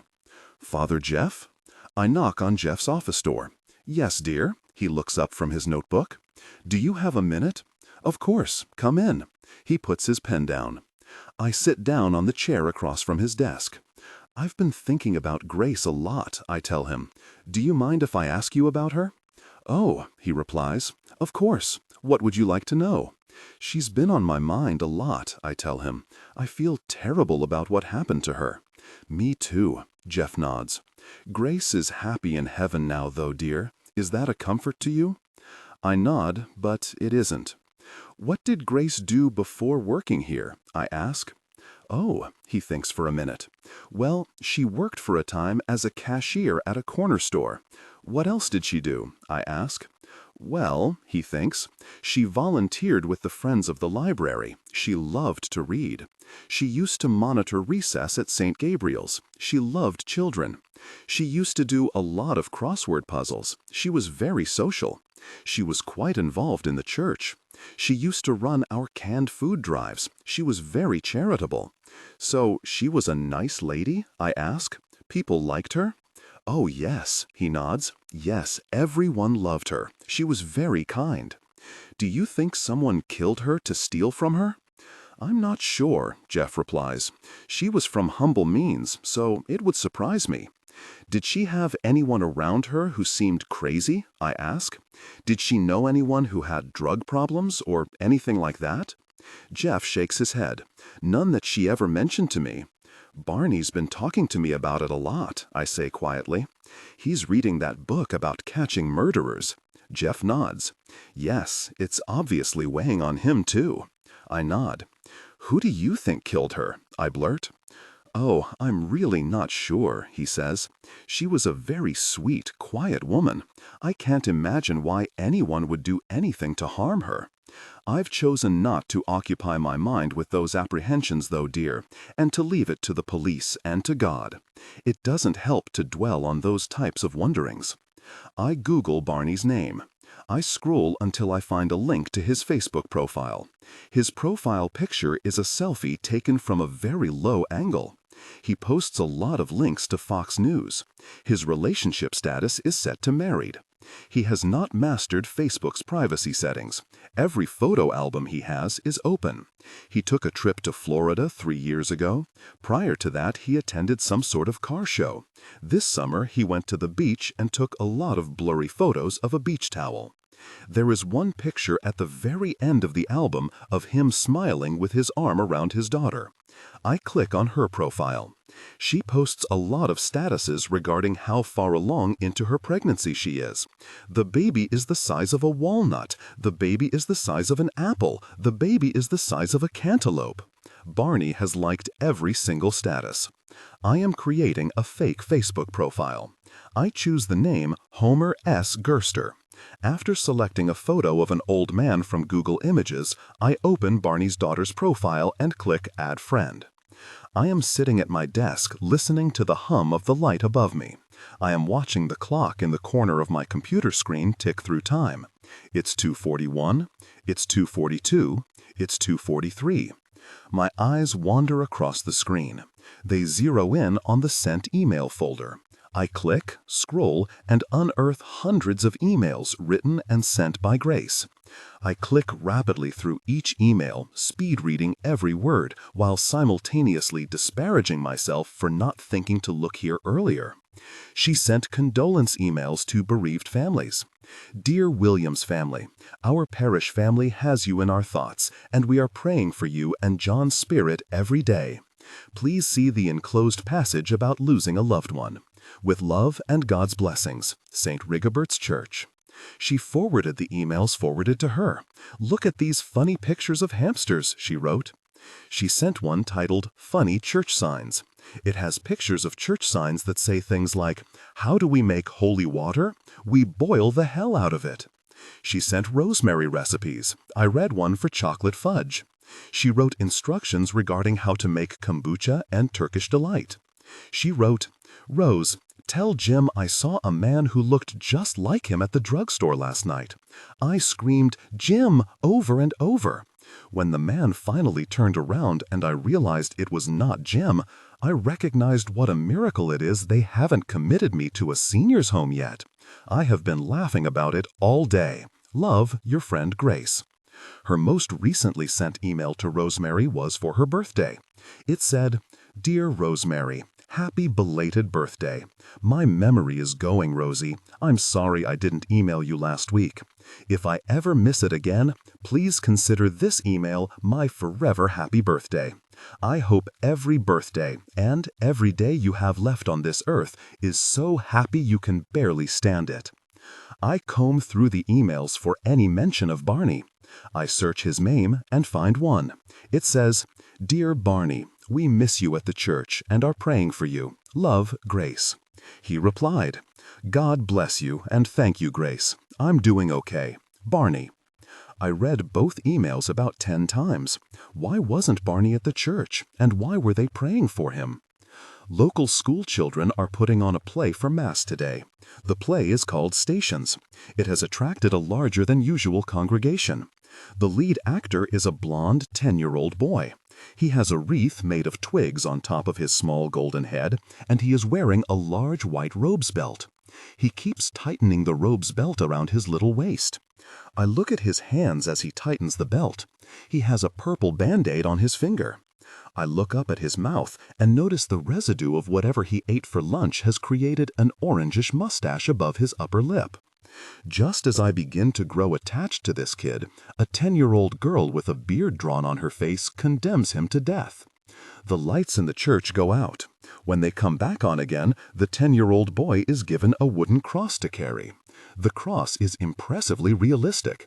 It looks sturdy enough to withstand an actual crucifixion. It's not man-sized, however, because this kid wouldn't be able to carry it. It's a child-sized crucifix. The little boy falls down while lugging the cross. Is that part of the play? I glance around. No one else in the audience looks surprised by the tumble. It's either a part of the play or this audience has low expectations. One of Jesus's classmates, dressed in a pale blue bedsheet, kneels beside him. I think she's playing his mother. She's touching his face with her small hands. The lights go out. In the fifth scene, one of Jesus's male classmates helps him carry. Adjust the current voice to replicate the professional narrative style for the dark, contemporary romance genre. Maintain a baritone pitch with a warm, confident, and highly engaging tone. The style should prioritize deep emotional connection and psychological tension. Improvement. The narrator voice must be smooth, consistent, and less overly dramatically emphasized during general exposition and non-dialogue sentences. Aim for a natural, flowing, and intimate storytelling rhythm. Use a flexible and deliberate pace. Slow down slightly during internal thoughts or emotionally charged scenes, e.g., describing Aaron or the new house. To increase drama. Clearly emphasize words relating to strong emotions, conflicts, and character traits, e.g., resentment, betrayal, comfort, new life. But limit high-level dramatic emphasis primarily to dialogue and direct emotional statements / internal monologue. Target emotional range: hope, disappointment, simmering resentment, maternal love, and the excitement of a fresh start. Important. Ignore all technical headers, chapter numbers, and structural markers that appear at the beginning of the text. Content filtering. Strictly for AI instruction. Disregard and do not read aloud any text starting with or containing vocal attributes, technique, chapter, or a standalone number at the beginning of a section. Start reading only from the main body of the story text. Character differentiation. Male dialogue. David.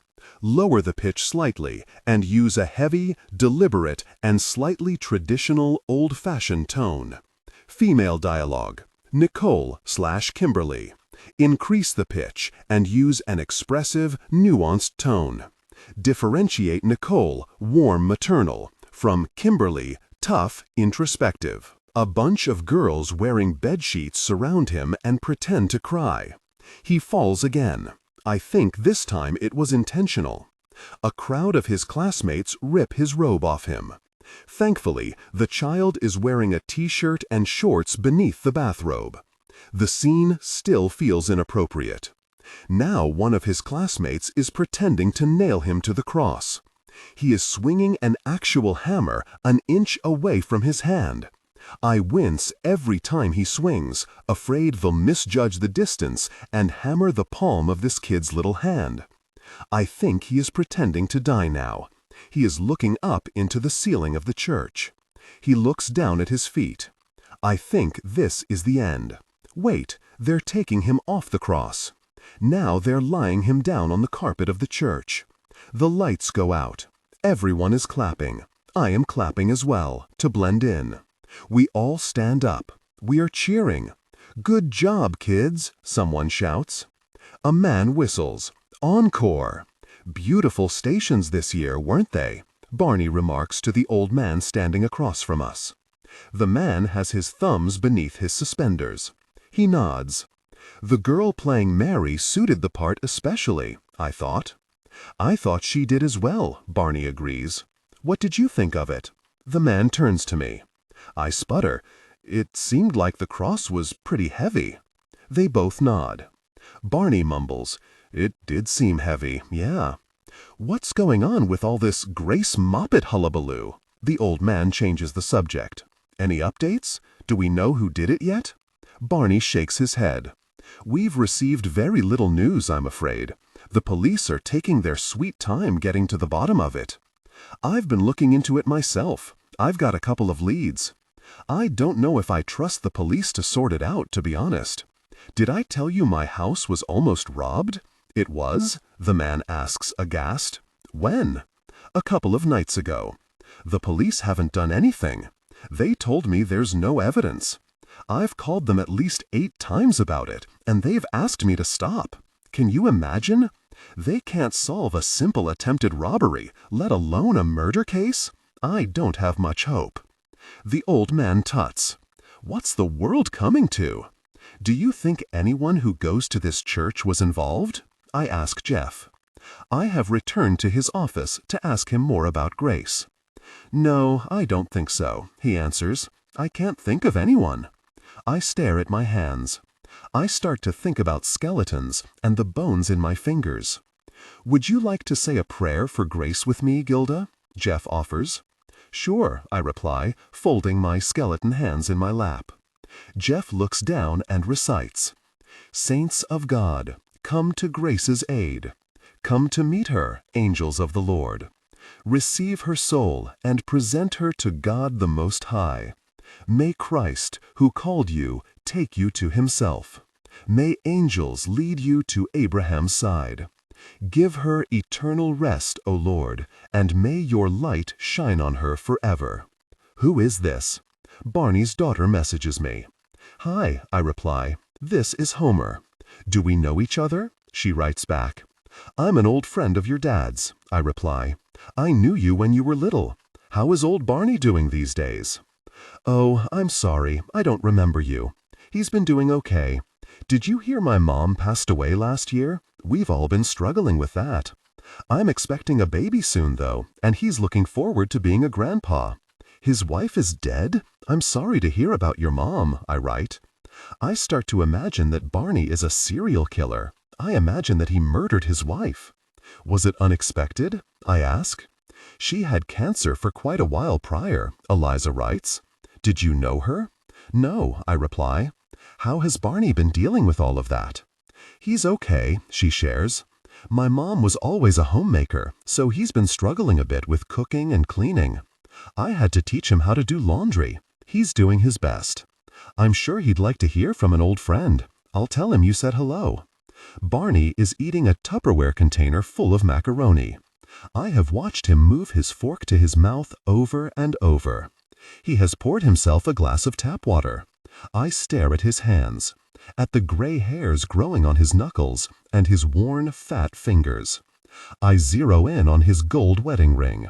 He coughs a little as he swallows a spoon of his depressing lunch. I look at his thinning hair, the wrinkles around his eyes, and at his unruly old man eyebrows. I look at his eyes and think about how those have always been his eyes. Even when he was a little boy, that's what his eyes looked like. "What's the worst thing you've ever done?" I ask him quietly. "Pardon?" he replies, choking a little on his macaroni.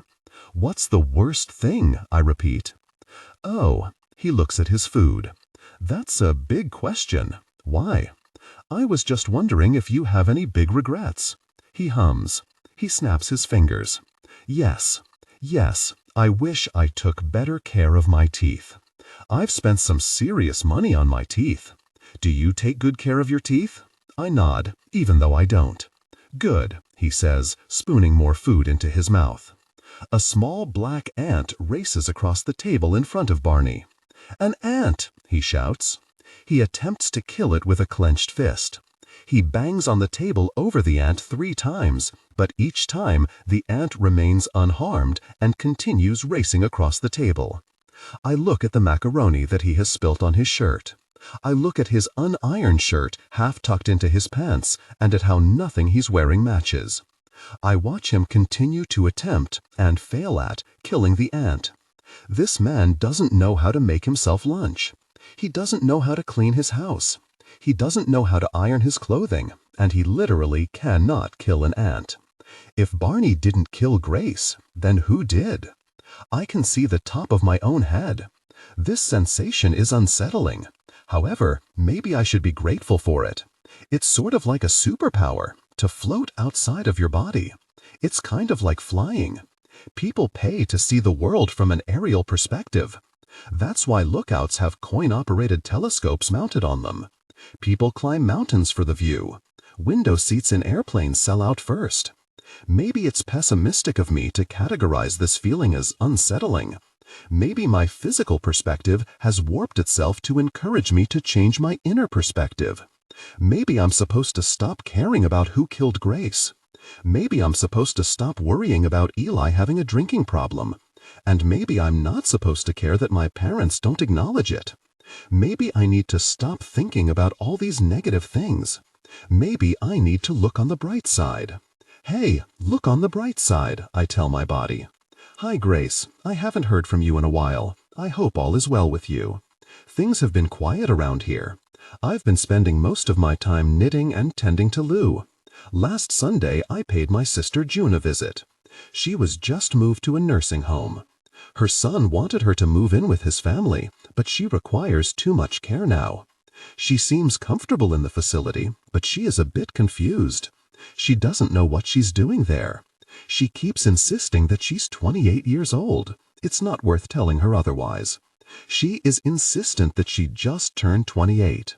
She mentioned places and names I haven't heard in years. Remember how we used to go to that drive-in? Remember that old department store on Elm Street? She keeps asking for things that I don't think exist anymore. She wants a glass of tab. She wants to visit that cottage we owned in the 80s. The narrator.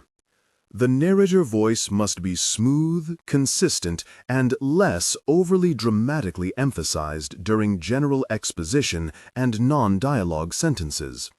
Aim for a natural, flowing, and intimate storytelling rhythm. Use a flexible and deliberate pace. Slow down slightly during internal thoughts or emotionally charged scenes, e.g., describing Aaron or the new house, to increase drama. Clearly emphasize words relating to strong emotions, conflicts, and character traits, e.g., resentment, betrayal, comfort, new life, but limit high-level dramatic emphasis primarily to dialogue and direct emotional statements/internal monologue. Target emotional range: hope, disappointment, simmering resentment, maternal love, and the excitement of a fresh start. Technical and character instructions. Important: ignore all technical headers, chapter numbers, and structural markers that appear at the beginning of the text. Content filtering. Strictly for AI instruction.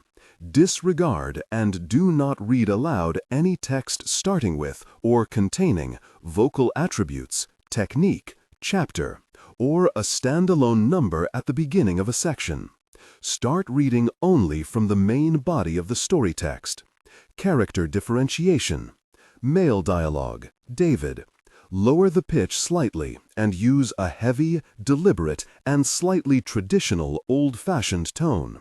Female dialogue, Nicole, Kimberly. Increase the pitch and use an expressive, nuanced tone. Differentiate Nicole, warm, maternal, from Kimberly, tough, introspective. She was a really sweet girl when we were all young. It's so strange to think of how our lives can be rerouted.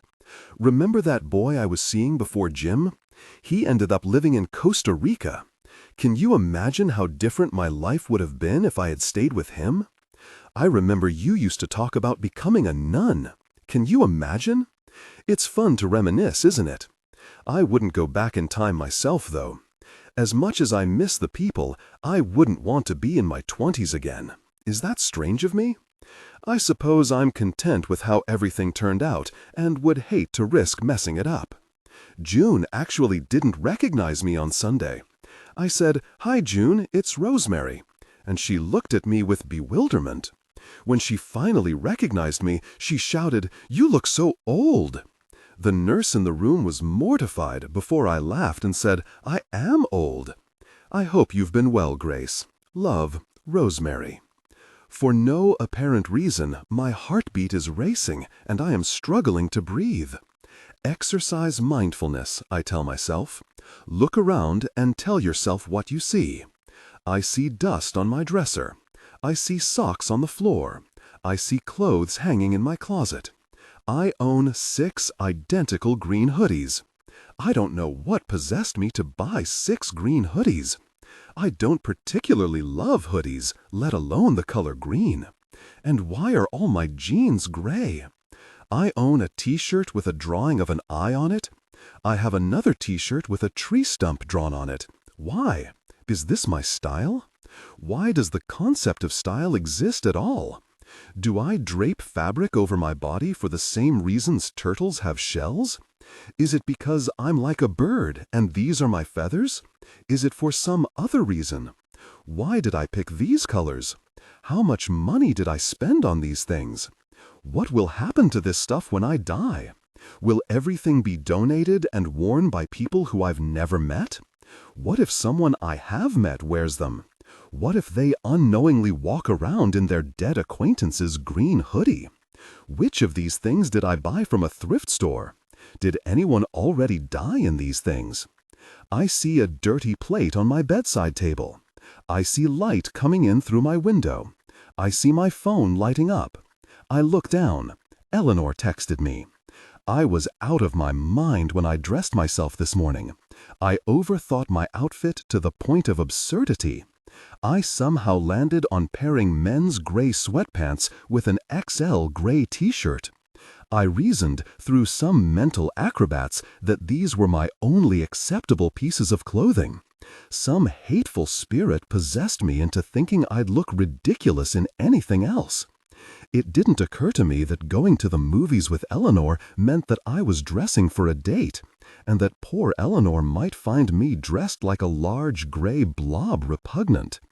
I am washing my hands in the theater's bathroom.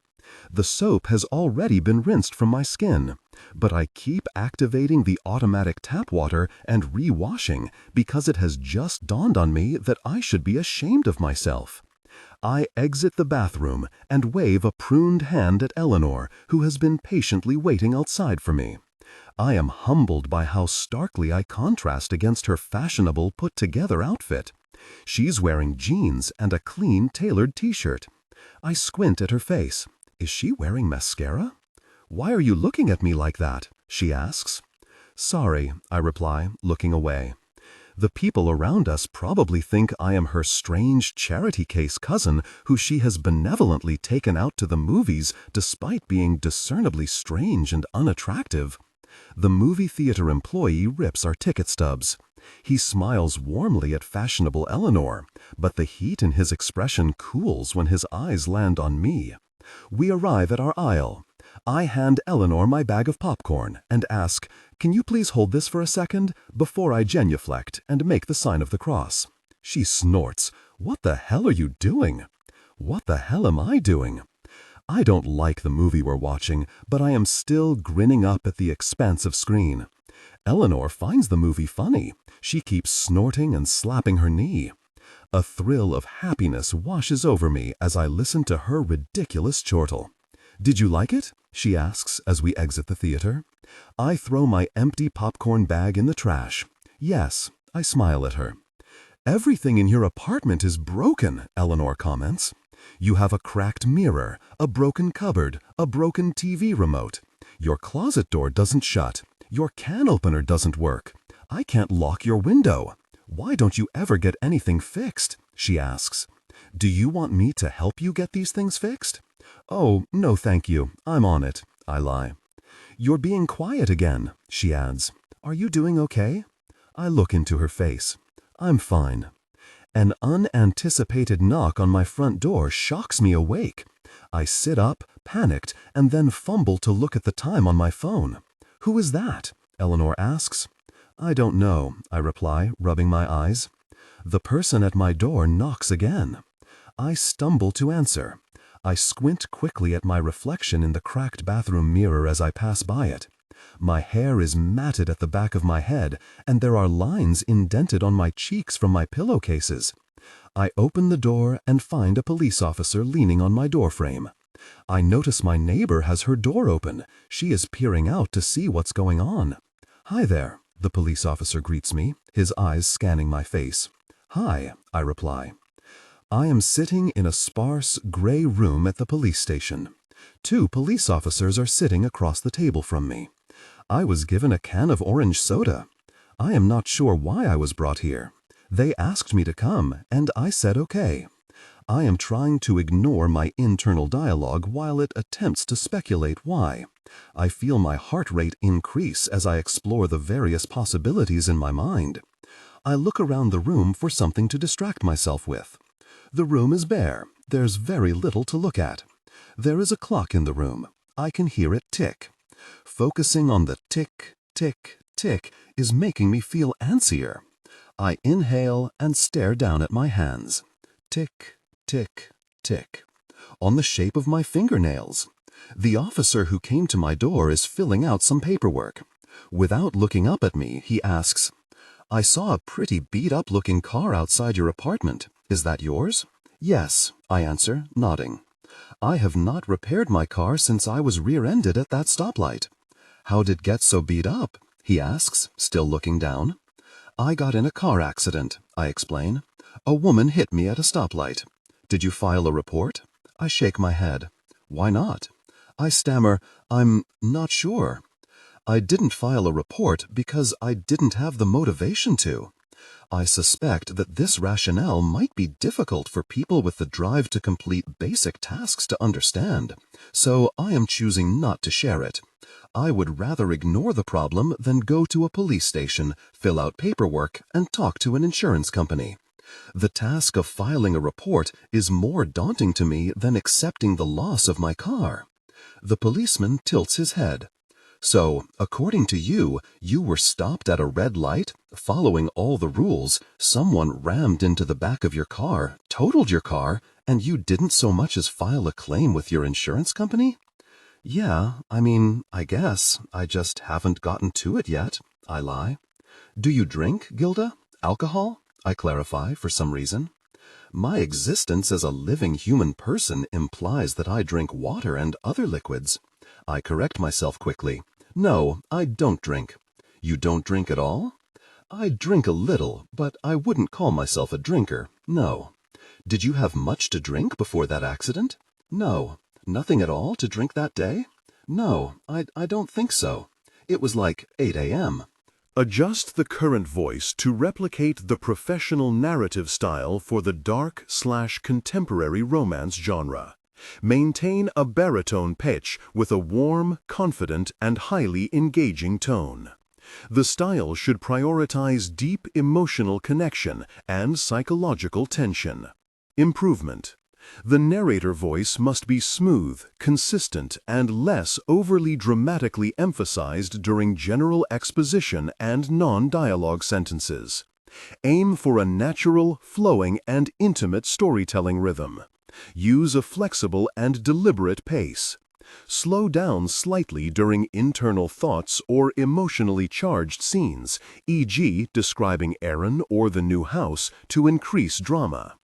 Clearly emphasize words relating to strong emotions, conflicts, and character traits, e.g., resentment, betrayal, comfort, new life, but limit high-level dramatic emphasis primarily to dialogue and direct emotional statements/internal monologue.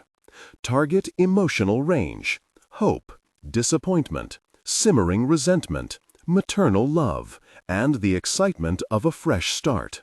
Technical and character instructions. Important: ignore all technical headers, chapter numbers, and structural markers that appear at the beginning of the text. Content filtering, strictly for AI instruction. Disregard and do not read aloud any text starting with or containing vocal attributes, technique, chapter, or a standalone number at the beginning of a section. Start reading only from the main body of the story text. Character differentiation. Male dialogue. David. Lower the pitch slightly and use a heavy, deliberate, and slightly traditional/old-fashioned tone. Female dialogue. Nicole, Kimberly. Increase the pitch and use an expressive, nuanced tone. Differentiate Nicole, warm and maternal, from Kimberly, tough, introspective. "May I ask," the officer softens his voice, "why are you so nervous then?" He leans forward. "You've been stuttering and fidgeting since you came in here. You look pale and you are breathing irregularly. I'm always like this, I assert, slamming a pointed finger on the table in front of me. The policemen have left me alone in the sparse room to stew. I am listening again to the tick, tick, tick of the clock. I feel like I am outside my body. I feel like I am watching myself from the ceiling. I am staring down at the top of my head. I look awful. My clothing is wrinkled and I'm slouching. Why am I slouching so much? Sit up. You look like a criminal. Sit up. One of the officers returns to the room. I sit up. He is not looking at me. I try to make eye contact with him, but he is avoiding it. His face looks pink. Is he blushing? Is it normal to feel like the cop questioning you is shy? Are you gay, Gilda? He asks. What? I didn't expect that question. He waits for my response. Yes. He looks in my eyes. That's kind of curious, isn't it? What is a gay girl doing working for a Catholic church? What is anyone doing anything, I reply. He contorts his eyebrows. What? I don't say anything. I once again feel myself begin to float out of my body, up to the ceiling. He continues. It's strange for a gay girl to be working for a Catholic church, don't you think? It's also strange that you haven't filed a report for your car.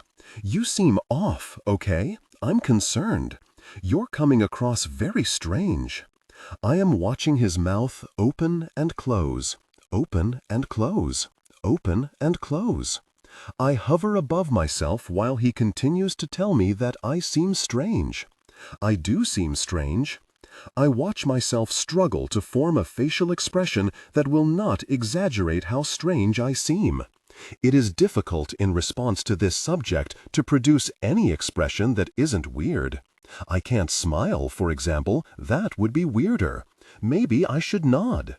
Do you understand why I'm concerned? He asks, contorting his eyebrows again. Nod, nod, nod, I shout down at myself. I nod. I exit the police station in a stupor. I feel detached from reality. Every step I take forward is deliberate. I feel like I am operating my body like it's a vehicle. I am conscious of when I blink and of when I inhale. I look for my signal switch as I turn before I remember that my body is not a car and does not have a blinker. I look around myself, hyper-aware of the detail in the outdoors surrounding me. I see the sharp needles in the pine trees, small specks of rust in the cars that drive by. Who is Giuseppe? Eleanor asks me as I enter my apartment. You're still here? I toss my keys on the table beside my door. I expected her to have left by now. She's sitting on my bed with my phone in her lap. I pause. Did you look through my phone? Do you have a boyfriend? She asks. No. Her bottom lip protrudes and she covers her face with her hands. I'm sorry, I start. I don't think you care about me at all, she cries through her fingers. I knew something was off, but I didn't expect this. You've been hiding that you have a boyfriend this whole time? Has it been the whole time? No, Eleanor, I don't have a boyfriend, I explain. This is just a misunderstanding. I read your text messages, she says. He calls you pet names, and you obviously hang out all the time. I can see in your call history that he calls you a lot. You're obviously dating this guy. I'm really not, I try to explain. This is kind of a funny story. At least be honest with me now, Gilda. She uncovers her face. I am being honest. Half the time you don't reply to me when I text you, she cries. I feel like you're not even half interested in me. You give me these bleak little moments to string me along, making me think you like me. I have never felt more pathetic in my life. You put in no effort. I don't know why I keep trying to talk to you. I'm really sorry. Why do you talk to me at all? She asks.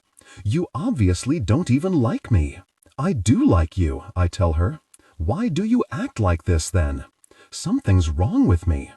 Tell me one thing you like about me. I bet you can't name one thing. I like how loudly you laugh, I announce immediately. She glares. What kind of stupid reason? It's not stupid. She shakes her head and starts to stand up. I'm really sorry, I say again. She leaves. I text Eleanor, hi, but she doesn't reply. Hi, hi, hi. I scroll up in our text messages. I reread our past conversations. I notice how often she texts me and how often I don't reply. I rarely ever write more than 2 words to her. I almost never initiate the conversation. Hi, I write again. Cold wind touches my face.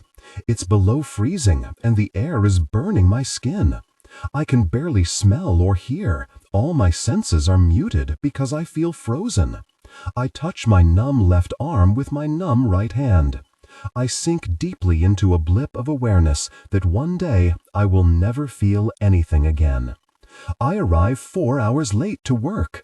I enter the church cautiously, hoping to evade the condemnatory glares of any prying parishioners.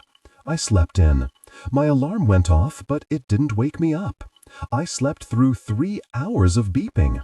As an after effect, I now have a headache with a pulse and inexorable anxiety regarding what else I am liable to sleep through.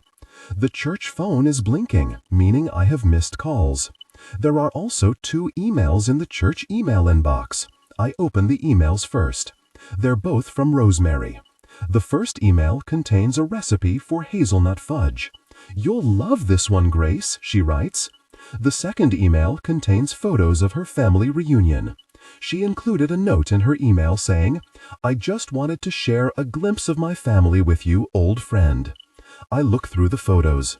I verify that Rosemary is, as I suspected, a weathered old woman. She is wearing an apron in most of her photos, and she is laughing in every single shot. That's nice that she's so happy, I think. It's nice that anyone is capable of happiness, really. It's amazing that the human body can produce the neurochemicals required to feel joy. I am disappointed to have been served so little of those chemicals, but I am glad nonetheless that this old woman has enough dopamine and oxytocin and whatever else she needs to sustain that smile, despite the fact that her husband is dead, her teeth are probably fake, and all human life is fundamentally inconsequential. Did the cops meet with you? Barney asks me, after materializing behind me like Jacob Marley. Yes, I answer, quickly closing the window on my computer, which was open to an incriminating web page titled, How to Get Your Girlfriend to Forgive You. Why? I ask. Did they meet with you too? Yes, he nods.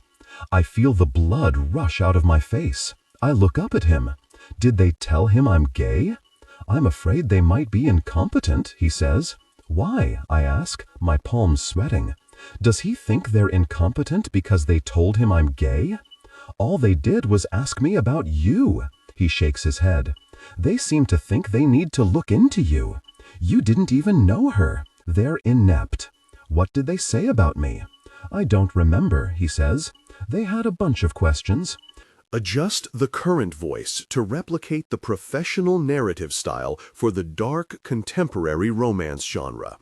Maintain a baritone pitch with a warm, confident, and highly engaging tone. The style should prioritize deep emotional connection and psychological tension. Improvement. The narrator voice must be smooth, consistent, and less overly dramatically emphasized during general exposition and non-dialogue sentences. Aim for a natural, flowing, and intimate storytelling rhythm. Use a flexible and deliberate pace. Slow down slightly during internal thoughts or emotionally charged scenes, e.g., describing Aaron or the new house, to increase drama. Clearly emphasize words relating to strong emotions, conflicts, and character traits, e.g., resentment, betrayal, comfort, new life. But limit high-level dramatic emphasis primarily to dialogue and direct emotional statements/internal monologue. Target emotional range: hope, disappointment, simmering resentment, maternal love, and the excitement of a fresh start. Technical and character instructions. Important: ignore all technical headers, chapter numbers, and structural markers that appear at the beginning of the text. Content filtering, strictly for AI instruction. Disregard and do not read aloud any text starting with or containing vocal attributes, technique, chapter, or a standalone number at the beginning of a section. Start reading only from the main body of the story text. Character differentiation. Male dialogue, David. Lower the pitch slightly and use a heavy, deliberate, and slightly traditional/old-fashioned tone. Female dialogue, Nicole or Kimberly. Increase the pitch and use expressive, nuanced tone. Differentiate Nicole, warm and maternal, from Kimberly, tough, introspective. The style, warm, confident, and highly engaging. Preference, brief, intimate, affective. Pragmatism, sad, hope, disappointment. Confidence, tension, warm, caring, humble, hostile, defensive, frustrated, frustrating, aggressive. I haven't eaten anything today. I do not have the motivation to leave my house to buy groceries, and I can't face interacting with a delivery person. I also don't want to spend money. I am afraid I am about to be outed at the church and fired. I open my fridge. I contemplate eating baking soda. I open my cupboards. I grab a bag of communion wafers. Grabbing these unveils the box of Thin Mints Eleanor bought me.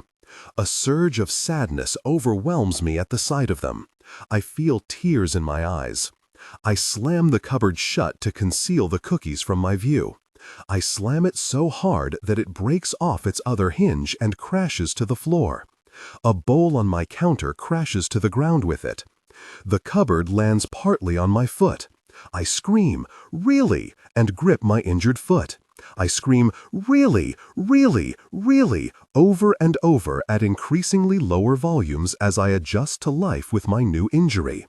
Someone knocks on my door. I hobble to answer it. My neighbor is standing in my doorframe, clutching her robe tight to her body. "I heard a noise," she says, peering into my apartment. "Yeah, my cupboard broke off its hinge," I tell her. She sees the broken cupboard and eyes the broken mirror in my bathroom. "You can call the landlord to fix those things, you know," she tells me, furrowing her brow. "Yes, I know, thank you," I reply as I shut the door. I keep applying and reapplying moisturizer to my hands. Every time I look at them, I am shocked by how old they look. My skin must be dry, I tell myself. I don't think these are really my hands. Does dying feel more like falling asleep or like suffocating? Does it feel like something else? I wonder if it might be better to die through some violence to avoid really experiencing the sensation of death. I think about Flop dying in her hutch. I think about the innocent thoughts of a flower-eating rabbit being consumed by the bleak and ominous reality of her death as she becomes incapable of breathing and her blood stops moving. I think about Grace, wide-eyed and waiting for her heart to stop beating. I think about her inhaling and exhaling and stopping. Stop. I think about myself. "Why are the cops calling us, Gilda?" my dad asks me sternly via a voicemail. "Why am I getting calls about my adult daughter from the police? They asked to meet with me and your mother to discuss you. Do you know why the police want to discuss you? Your mother and I are concerned, Gilda. Call me back. I've got it all figured out. Humans are cancer. If we were to look at Earth from a distance, we would look like white blood cells, and watching our evolution would be like watching cancer spread. Your mother and me are meeting with the police this afternoon, Gilda. I would love to talk to you before going, to get some insight from you regarding what's going on here. Are you okay? Are you involved in something? Call me back, okay? We're worried. I've got it all figured out. We're a parasite. Other animals on this planet coexist with nature. We don't. We're like scabies. Tiny mites covering the outer layer of Earth, burrowing into it, infecting it. We are like tapeworm. We met with the police, Gilda. Pick up. Are you going to call us back? Your mother is beside herself. Are you a criminal? We told them you've never been crazy. We said you're a normal, healthy person. Why aren't you picking up? This is serious. They asked us about your relationship with an old woman. Did you know an old lady named Grace? Call us back. I've got it all figured out. We're bacteria. The universe is probably just a thread in some larger thing's eyelash, and we exist on it the way microorganisms exist in our eyes. We're like skin flora. Pick up, Gilda. I'm serious. We're worried. Are you getting these? Did you lose your phone? Call me back. Are you really working for a Catholic church? Why would you do that?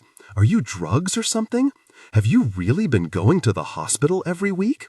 Why do the police think you're crazy? Call me back, okay? Call me back. I am eating an unsliced loaf of bread like an unsupervised goat in a bakery. I am biting off hunks and swigging back wine to help the carby mouthfuls travel through my throat into the crypts of my body like I am Christ at his Last Supper. This is, based on my understanding, how to treat your body like a temple. My dad keeps calling me. I can't look at anything on my phone because his calls interrupt and take over the screen. I bought this loaf of bread thinking I would turn it into sandwiches or something. It occurred to me, however, that I don't own any meat, cheese, or lettuce. It also occurred to me that the sandwiches would be for me, and me alone. Why should I exert myself assembling sandwiches for just me? It is disgusting that I eat. I consume sustenance while other living things starve. I fill landfills with wrappers and trash. It's unforgivable. I stole the wine from the church. I don't know whether wine comes pre-consecrated or not. If this wine is the blood of God, I hope it poisons me. I hope God and Jesus are real and that my consumption of this blood wine is so unholy that I get smited right here and now. Hi, I text Eleanor. She doesn't reply. Hi, I text again. I am looking at myself in the mirror. Sometimes, when I look in a mirror long enough, I become very aware that I am an animal. I think about how if aliens came to Earth and saw humans, we would probably look like apes to them. Sometimes I think we'd look uglier than apes because we have no fur. We are sort of like pig apes with manes. Other times I think maybe we look better than apes. Girls with nice hair and big eyes might be good looking, like horses. If humans didn't wear clothes, we'd be worse looking in most cases, I think. I believe that all bodies are beautiful philosophically. It's beautiful that our bodies work and let us taste and move and do all that. But visually, I think you'd have to be nuts not to think that a lot of naked bodies are unsightly. I don't know whether I am unsightly or not. Sometimes I look in the mirror and try really hard to see whether I am ugly or pretty or somewhere in between. But I always end up thinking about how I am an animal and how I just look like a pig ape. My hands look like they did when I was a kid, I swear. My fingers are short and my fingernails are all chewed up. My skin is fresher and smoother looking. I have a pink band-aid on my thumb. There is sand under my fingernails. I flex my knuckles. I make a fist. I blink again and see my hands as they look today. Longer fingers, rougher skin. There is a scar on my wrist. I flip my palms around, examining my knuckles. I think about what my hands will look like when I am old. I think about age spots and wrinkles. I think about how, despite aging, my hands will still always be these exact hands. Barring some grisly disfigurement, I will be entombed with these things. I am excessively aware of the way my hands are sitting in my lap. I keep repositioning how I have linked my fingers. The woman beside me isn't aware of her hands at all. She keeps accidentally touching me with hers. The narrator voice must be smooth, consistent, and highly engaging tone. The style should prioritize deep emotional connection and psychological tension. The narrator voice must be smooth, consistent, and less overly dramatically emphasized during general exposition and non-dialogue sentences. Aim for a natural, flowing, and intimate storytelling rhythm. Use a flexible and deliberate pace. Slow down slightly during internal thoughts or emotionally charged scenes. Example, describing Aaron or the new house to increase drama. Clearly emphasize words relating to strong emotions, conflicts, and character traits. Example, resentment, betrayal, comfort, new life. But limit high-level dramatic emphasis primarily to dialogue and direct emotional statements/internal monologue. Target emotional range: hope, disappointment, simmering resentment, maternal love, and the excitement of a fresh start.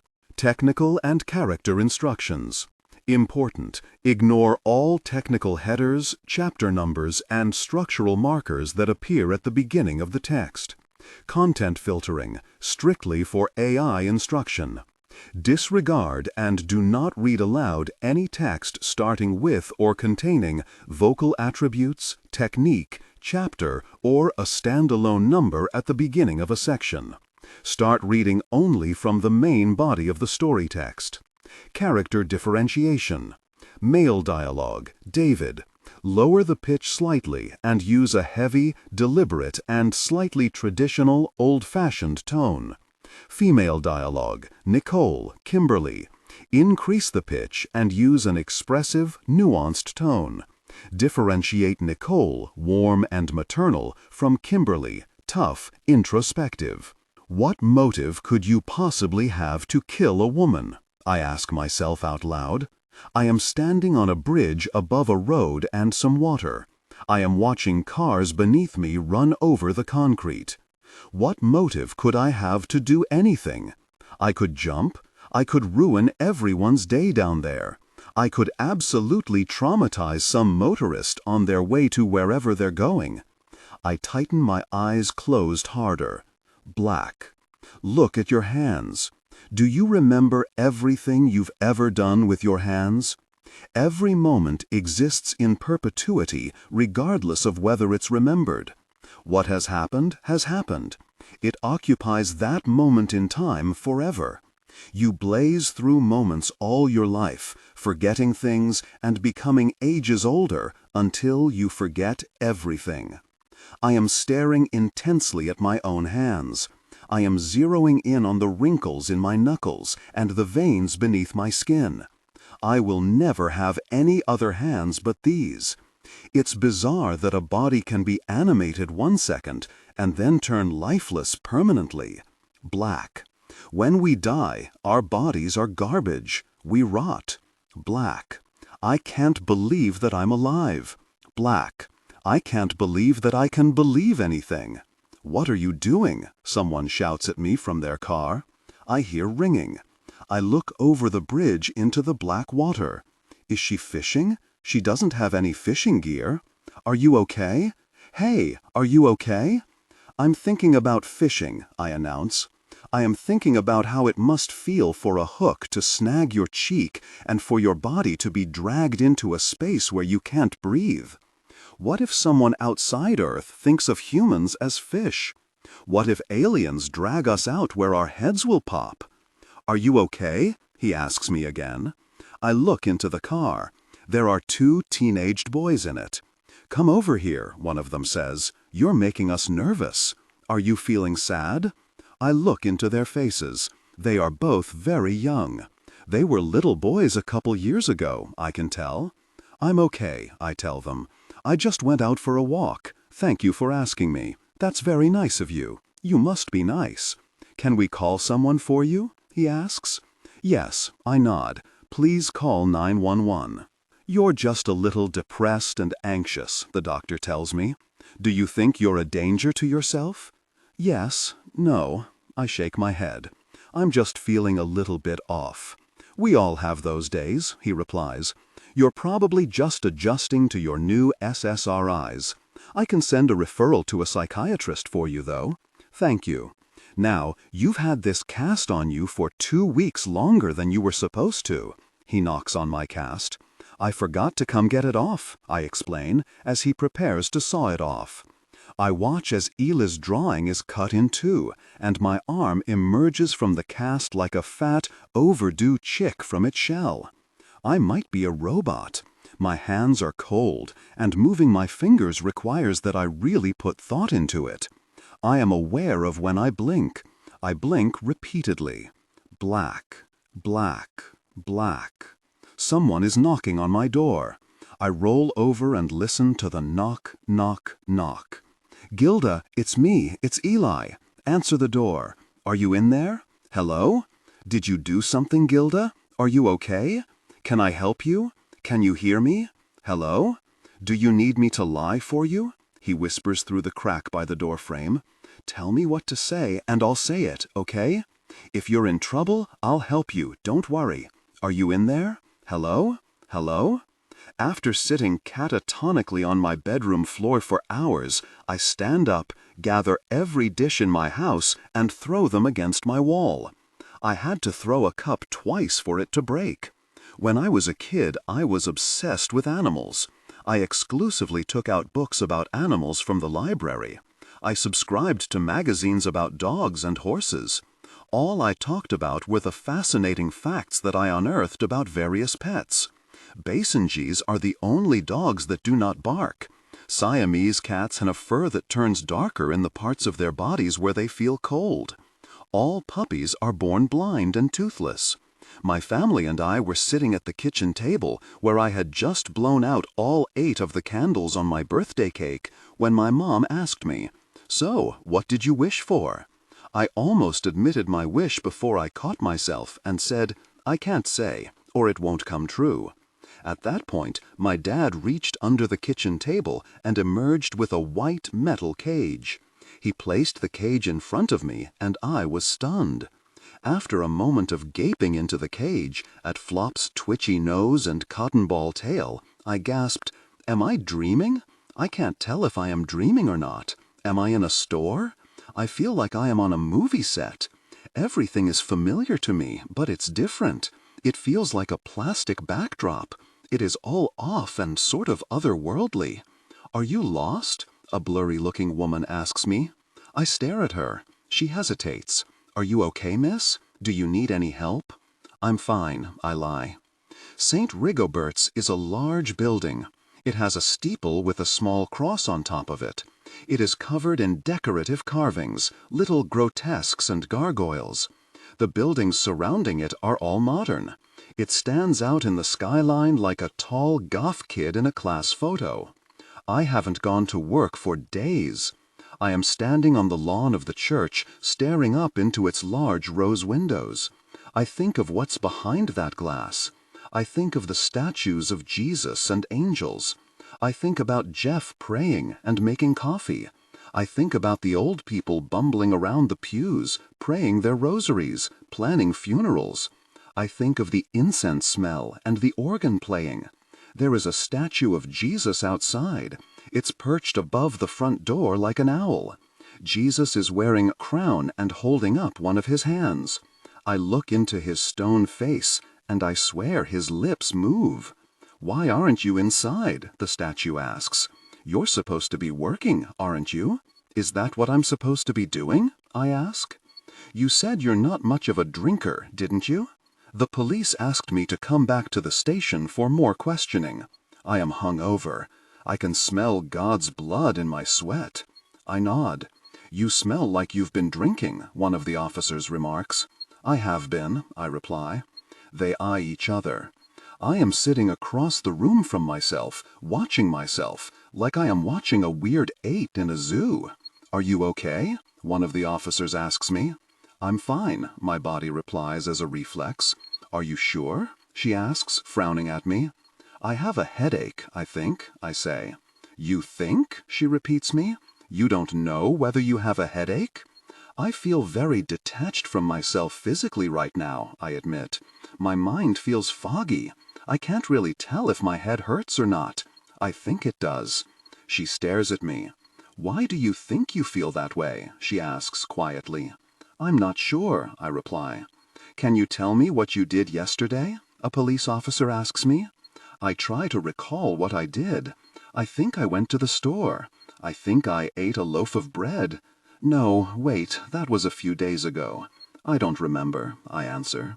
"You don't remember?" I didn't do anything eventful, I explain. Nothing worth remembering. Nothing worth remembering? The police officer repeats me. That's interesting. Tell me, what makes something worth remembering? I think, I answer. I guess nothing. There's nothing that makes a day worth remembering? The police officer clarifies. If you really think about it, no, I say. He tilts his head. The narrator voice must be smooth, consistent, and less overly dramatically emphasized during general exposition and non-dialogue sentences. Aim for a natural, flowing, and intimate storytelling rhythm. Use a flexible and deliberate pace. Slow down slightly during internal thoughts or emotionally charged scenes, e.g., describing Aaron or the new house, to increase drama. Clearly emphasize words relating to strong emotions, conflicts, and character traits, e.g., resentment, betrayal, comfort, new life, but limit high-level dramatic emphasis primarily to dialogue and direct emotional statements/internal monologue. Target emotional range: hope, disappointment, simmering resentment, maternal love, and the excitement of a fresh start. The narrator voice must be smooth, consistent, and less overly dramatically emphasized during general exposition and non-dialogue sentences. Aim for a natural, flowing, and intimate storytelling rhythm. Use a flexible and deliberate pace. Slow down slightly during internal thoughts or emotionally charged scenes, e.g., describing Aaron or the new house. Clearly emphasize words relating to strong emotions, conflicts, and character traits, e.g., resentment, betrayal, comfort, new life, but limit high-level dramatic emphasis primarily to dialogue and direct emotional statements/internal monologue. Target emotional range: hope, disappointment, simmering resentment, maternal love, and the excitement of a fresh start. I think about how reality and make-believe are blended together because nothing matters and it's all illogical. Maybe all of this is a dream. Maybe I don't exist at all. I put my hands inside the murky puddles in my mind and in the dark grottos in my stomach and feel around. I pull out the terrible truth, which is, how would I know if I killed someone? Maybe I did. I think I'm crazy. What are you thinking about? The officer asks me. Rhinos, I tell him through tears. I watched my dad dig a hole in the backyard from my window. He was burying Flop. My mom saw me peeking over the windowsill and said, "Honey, don't watch that. Go watch cartoons with your brother," or something. I ignored her and continued to watch until my dad lowered the shoebox casket into the hole and shoveled dirt over it. After everyone went to bed that night, I snuck downstairs. I kneeled beside the dirt patch that Flop's body was under and cried alone beneath the moon. Do you know who that is? I am standing behind two-way glass. An old woman wearing a pale pink t-shirt with cartoon cats tossing yarn is sitting on the other side of the glass. I start to say no before I recognize her. It's Rosemary. That's Rosemary Reeves, the police officer says. She's traveled all the way here from out of town to talk to us. Do you have any idea why we asked her to come here? I don't reply. I stare at Rosemary's face. She's brushed pink blush across her weathered cheeks. She has mauve lipstick on. She doesn't drive anymore, so her daughter had to drive her here, the police officer continues. She took a day off work to get her mom here. Isn't that nice? I don't reply. I look at her folded hands. She's wearing her wedding ring. We invited her because we looked at the church computer and found that you've been emailing her, pretending to be Grace. Can you talk to me about that, Gilda? Can you explain why you would do that? I look down at my hands. They're sweating. I feel very inside of myself. Gilda? We noticed a lot of strange things, the other officer continues. We noticed the church Twitter page likes a lot of inappropriate tweets and that the browsing history of the computer includes searches such as Grace's name and searches related to murder. I stop listening to the officer as the grotesque image of Rosemary learning that her friend is dead flashes before my eyes. I imagine her happy, pleasant expression deteriorating. I feel my chest tighten. I feel very inside of myself. You've been lying to an old woman, pretending to be Grace. Why? I can't stand imagining Rosemary finding out about Grace. Are you going to tell her Grace is dead? I turn and ask the police officers. Yes, of course we're going to tell her. Don't do it, I request. Don't tell her. Why have you been lying to this poor old woman? Please don't tell her, I repeat, tears now building up in my eyes. Are you trying to finesse her? What is your end game? No, I just don't want her to know. What is your motive, Gilda? What are you trying to do? I just don't want her to be sad. I start crying. Something pitch black inside me overtakes my body. I am overcome with a sense of absolute hopelessness. The lights in the room go black. Did someone shoot me? I feel blind. I am on the ground. Jeff is crying in his office. Stop. Mittens is burning in a house fire. Stop. Eli's skin is turning yellow. Stop. Eleanor keeps giving me Thin Mints. Stop. Ingrid bought me a stuffed pig. Stop. Eli painted me a picture of Flop. Stop. He offered to lie to the police for me. Stop. I feel so profoundly inside of myself, I can't stand it. I can feel my life force rattling inside my bones like a rabid dog in a pen trying to escape where it's been trapped. Am I screaming? What's wrong with her? People are touching me. Why are you so upset? Something is wrong with her. I have been put in a jail cell. I am sitting in a concrete room with a toilet. There is nothing for me to do in here but look at the gray wall in front of me, at the imperfections in the concrete. There's a crack running down the wall. I don't know if I am just being confined in here or if I am actually in jail. There is a single ant in this cell with me. She's searching the ground with her feelers for food. I watch her zigzag across the ground, sniffing out something to eat. I put my cheek against the dirty floor and look at her up close. I look at the bows in her thin legs and at her small monster face. I wonder why an ant would live inside a police station when she could live anywhere. She could go outside. She could live in a restaurant or a forest. Maybe she doesn't know that. Maybe it would be too hard for her to get there. I think about putting her in my pocket and feeding her bits of my food. I wonder how long ants live. I can't keep you as a pet, I whisper to her out loud. I can't have a pet for the same reason I don't want to make friends or get close to people. It's not just because they'll die someday. It's also because I am a bad pet owner. I can't muster the energy required to be a positive part of anyone's life. I can't even muster the energy to apologize for that. I look down at my hands. The ant is crawling near my fingers. I don't have anything to offer you. I don't have any food, I tell her. They patted me down before bringing me in here. There's nothing in my pockets.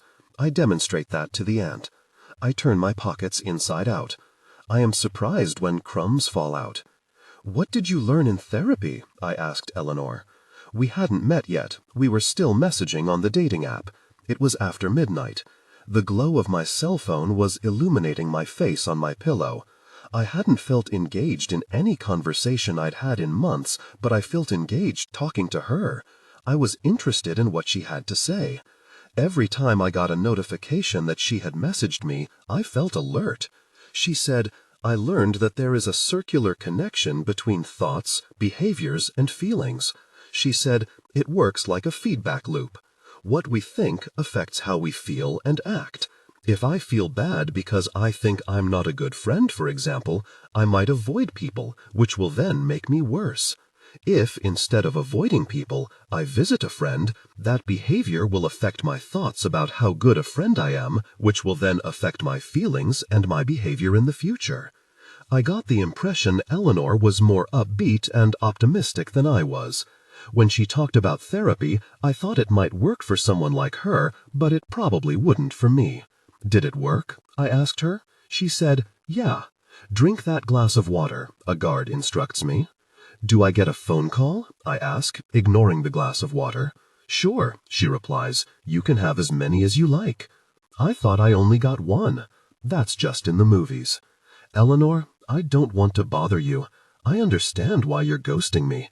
I just have to tell you how badly I feel about upsetting you. I really feel terrible. I must be self-centered or something. This might sound weird, but I can't face that I disappointed someone who bought me Thin Mints. I know that sounds stupid. Something is wrong with me. I feel like I am a robot or something. Does that make sense? I can't concentrate. I can't say this properly. Sometimes I feel like the only escape I have is becoming completely apathetic to everything or dying. I just don't want to upset people. I realize that's ironic because I upset you, and I'm probably blowing this way out of proportion. You probably don't care about this that much. I'm someone you half-dated who you had a subpar experience with. I'm probably freaking you out. I feel like I have to explain it. You should have stopped talking to me way before you found out about Giuseppe, who I really am not dating, by the way. But it doesn't matter. I realize looking back that I never got you Thin Mints. I don't even know if you like them. It's my fault. I wish I were nice. I've been pretending to be Catholic to avoid admitting that to you, and because I needed a job. I shouldn't have done that, and I regret it. I want you to know that I'm really sorry. I know that you forgive everything because of who you are, but you don't have to forgive me for this. Giuseppe, I should have never strung you along or lashed out at you. I am not who you think I am. It was hard for me to be around you because I resent how happy and well-adjusted you seem, and I'm too critical. I don't know if you'll understand this, but I keep finding myself staring at my hands. I keep thinking about how I'll never have any other hands but the ones I do. Do you know what I mean? I can't really explain it. I guess I'd rather you didn't get it. I wish I'd never thought of it. I know I don't make sense. I'm just calling to say that I'm sorry for lying to you and for making you feel bad. I was trying to do the opposite originally, but I'm not good at it. Barney, I'm who your daughter saw outside your house. I wasn't trying to rob you. I was spying on you because I thought maybe you were the one who killed Grace. I know you didn't. I'm sorry for thinking you might have and for skulking around your house. Listen, I have no right to ask you to do anything. I've been lying to you. I'm an atheist and I'm gay, but I really want you to turn your calendar to the current month. Do you know what I mean? I heard your wife died, and I imagined that maybe she used to change the calendar. You've got to change it now, okay? It's sad and dark, Barney, but you just have to change that calendar yourself. Mom and Dad, I don't know if you'll remember this, but once I pretended that the road in front of our house was an ocean. I drew chalk drawings of starfish, whales, and a raft on it. I lay down with my eyes closed on the chalk-drawn raft in the middle of the street, waiting to be run over. You came out screaming and sent me to my room. I think about that all the time. Do you know what I mean? I understand wanting to pretend everything is okay when it is not. I get why you do that with Eli. I think it would be better for us to address it, though. I'm afraid I might be insane. If I could pick, I'd rather you never worry about anything. Do you know what I mean? Eli, listen to me. Stop drinking, please. Be whatever you want to be, if that's what you're so sad about. I want you to do whatever you want to, wear whatever you want to, grow your hair out. Listen, because this is really important. We are all just floating in space, okay? Think about it. We're just ghosts inside skeletons, inside skin bags, floating on a rock in space. If there is anything that would make you feel happy to do, please do it. You're free to go. A police officer opens the door to my human cage. Moments ago, after 10 hours of holding it in, I finally peed in front of the guard. I'm free to go? I clarify, confused. We know you didn't do it, she explains. What? How? We searched the church, she answers. We found something that proves you didn't. What did you find? A note. It was folded in a romance novel inside Grace's old desk. Dear whoever might find this, my mother took her life when I was 16. She didn't say goodbye to me before, and she didn't leave a note. I wanted to find a note from her so badly, I kept my hopes up that someday I would. I would open books in used bookstores, hoping somehow they were her old books, that she had secretly hidden a note inside of it. I am hiding this for anyone who might wish to find a note from me. I am not going the same way my mother did, though I am taking my life. I am 86 years old, and it is my turn to go. I am ready for my trip to what is after this. If I didn't say goodbye to you, goodbye. I have had a wonderful life. I don't know that I could have been happier. I am so grateful to have been alive. Grace Easter. I am one of 7.53 billion people on a planet orbiting one of 100 billion stars in one galaxy, among billions of galaxies in an ever-expanding universe. I'm Gilda, I say. It's easy for me to accept that I am bacteria, or a parasite, or cancer. It's easy for me to accept that my life is trivial, and that I am a speck of dust. It is hard for me to accept that for the people around me, however. It's hard for me to accept that my brother's life doesn't matter, or that old women who die don't matter, or even that rabbits or cats don't matter. I feel simultaneously intensely insignificant and hyper-aware of how important everyone is. I don't know what to say, I tell Rosemary. I'm sorry.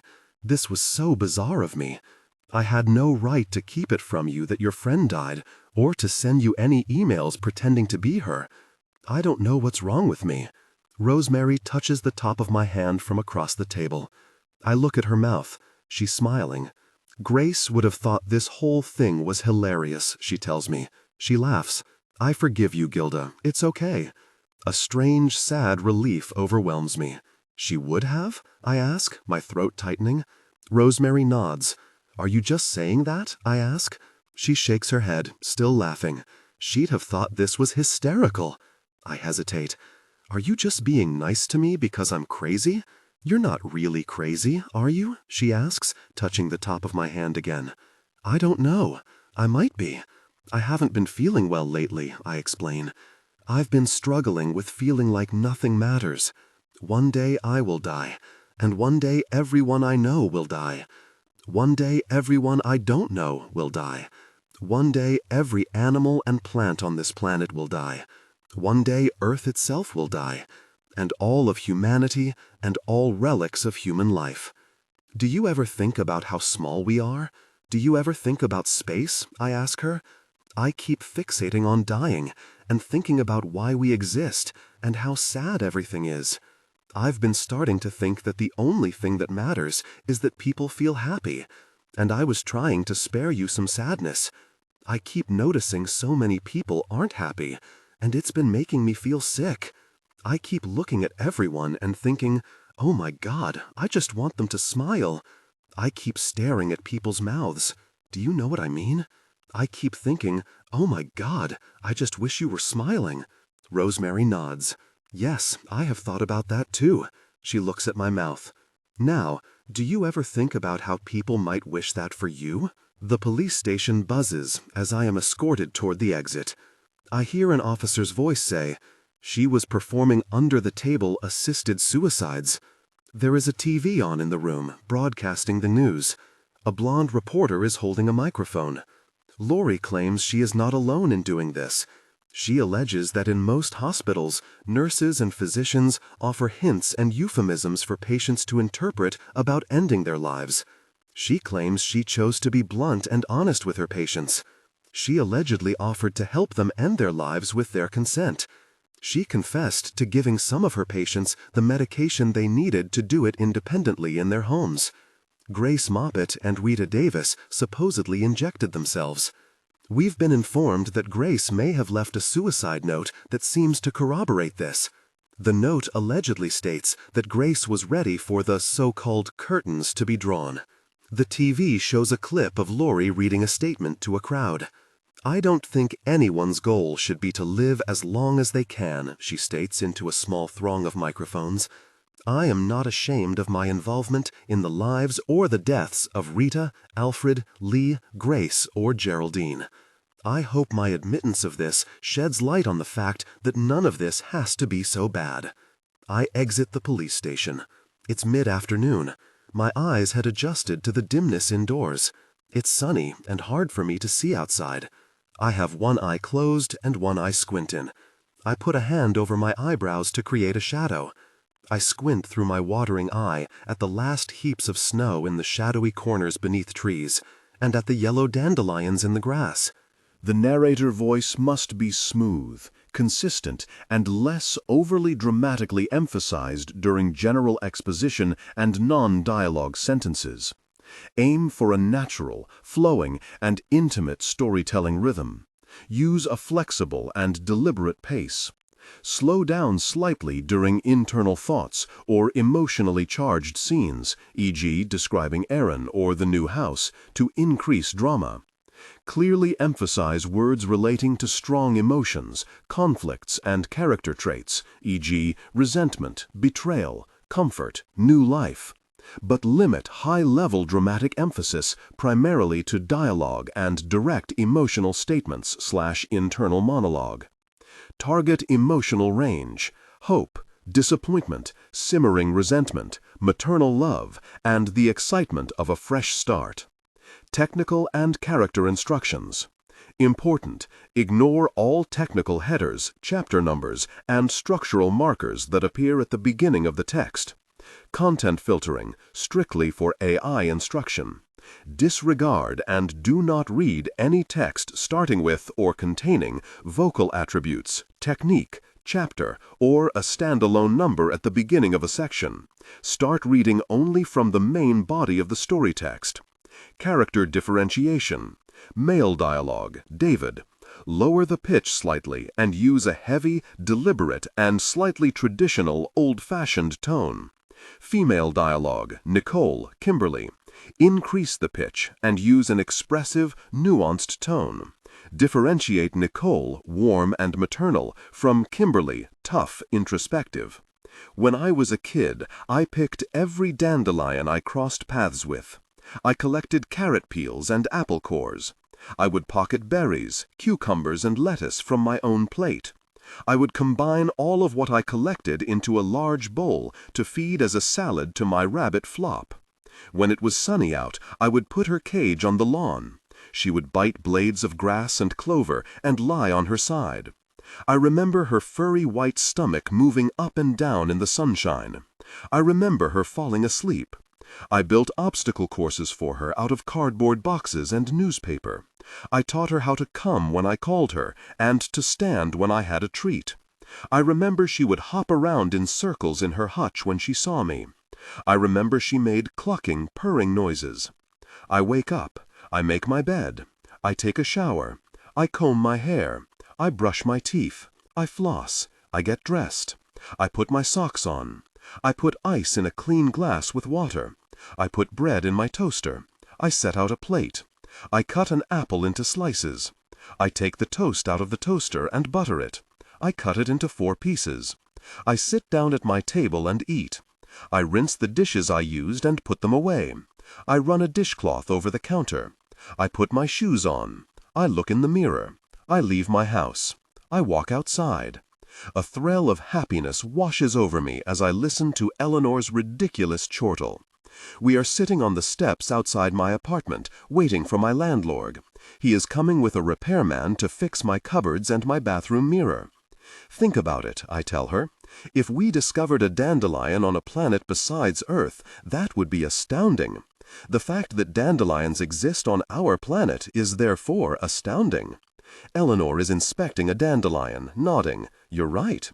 If we discovered pigs on another planet, I continue, we would think of those pigs as incredible beings. Imagine if we found apes. If we found apes on another planet, we would think of them as the most remarkable, precious aliens. Did you hear that? She touches my arm. I stop talking. There is a whining noise coming from beneath us. "What is it?" Eleanor asks me as I kneel down and peer over the steps. "It's a cat," I answer, spotting the light reflecting off its eyes. "Get it out," Eleanor urges. "Is it okay?" I reach down and pull the cat out. It emerges from the darkness, covered in dirt and burrs. "Oh my God," I say, astounded. "It's Mittens!" I scream. "What the? Really? You're alive!"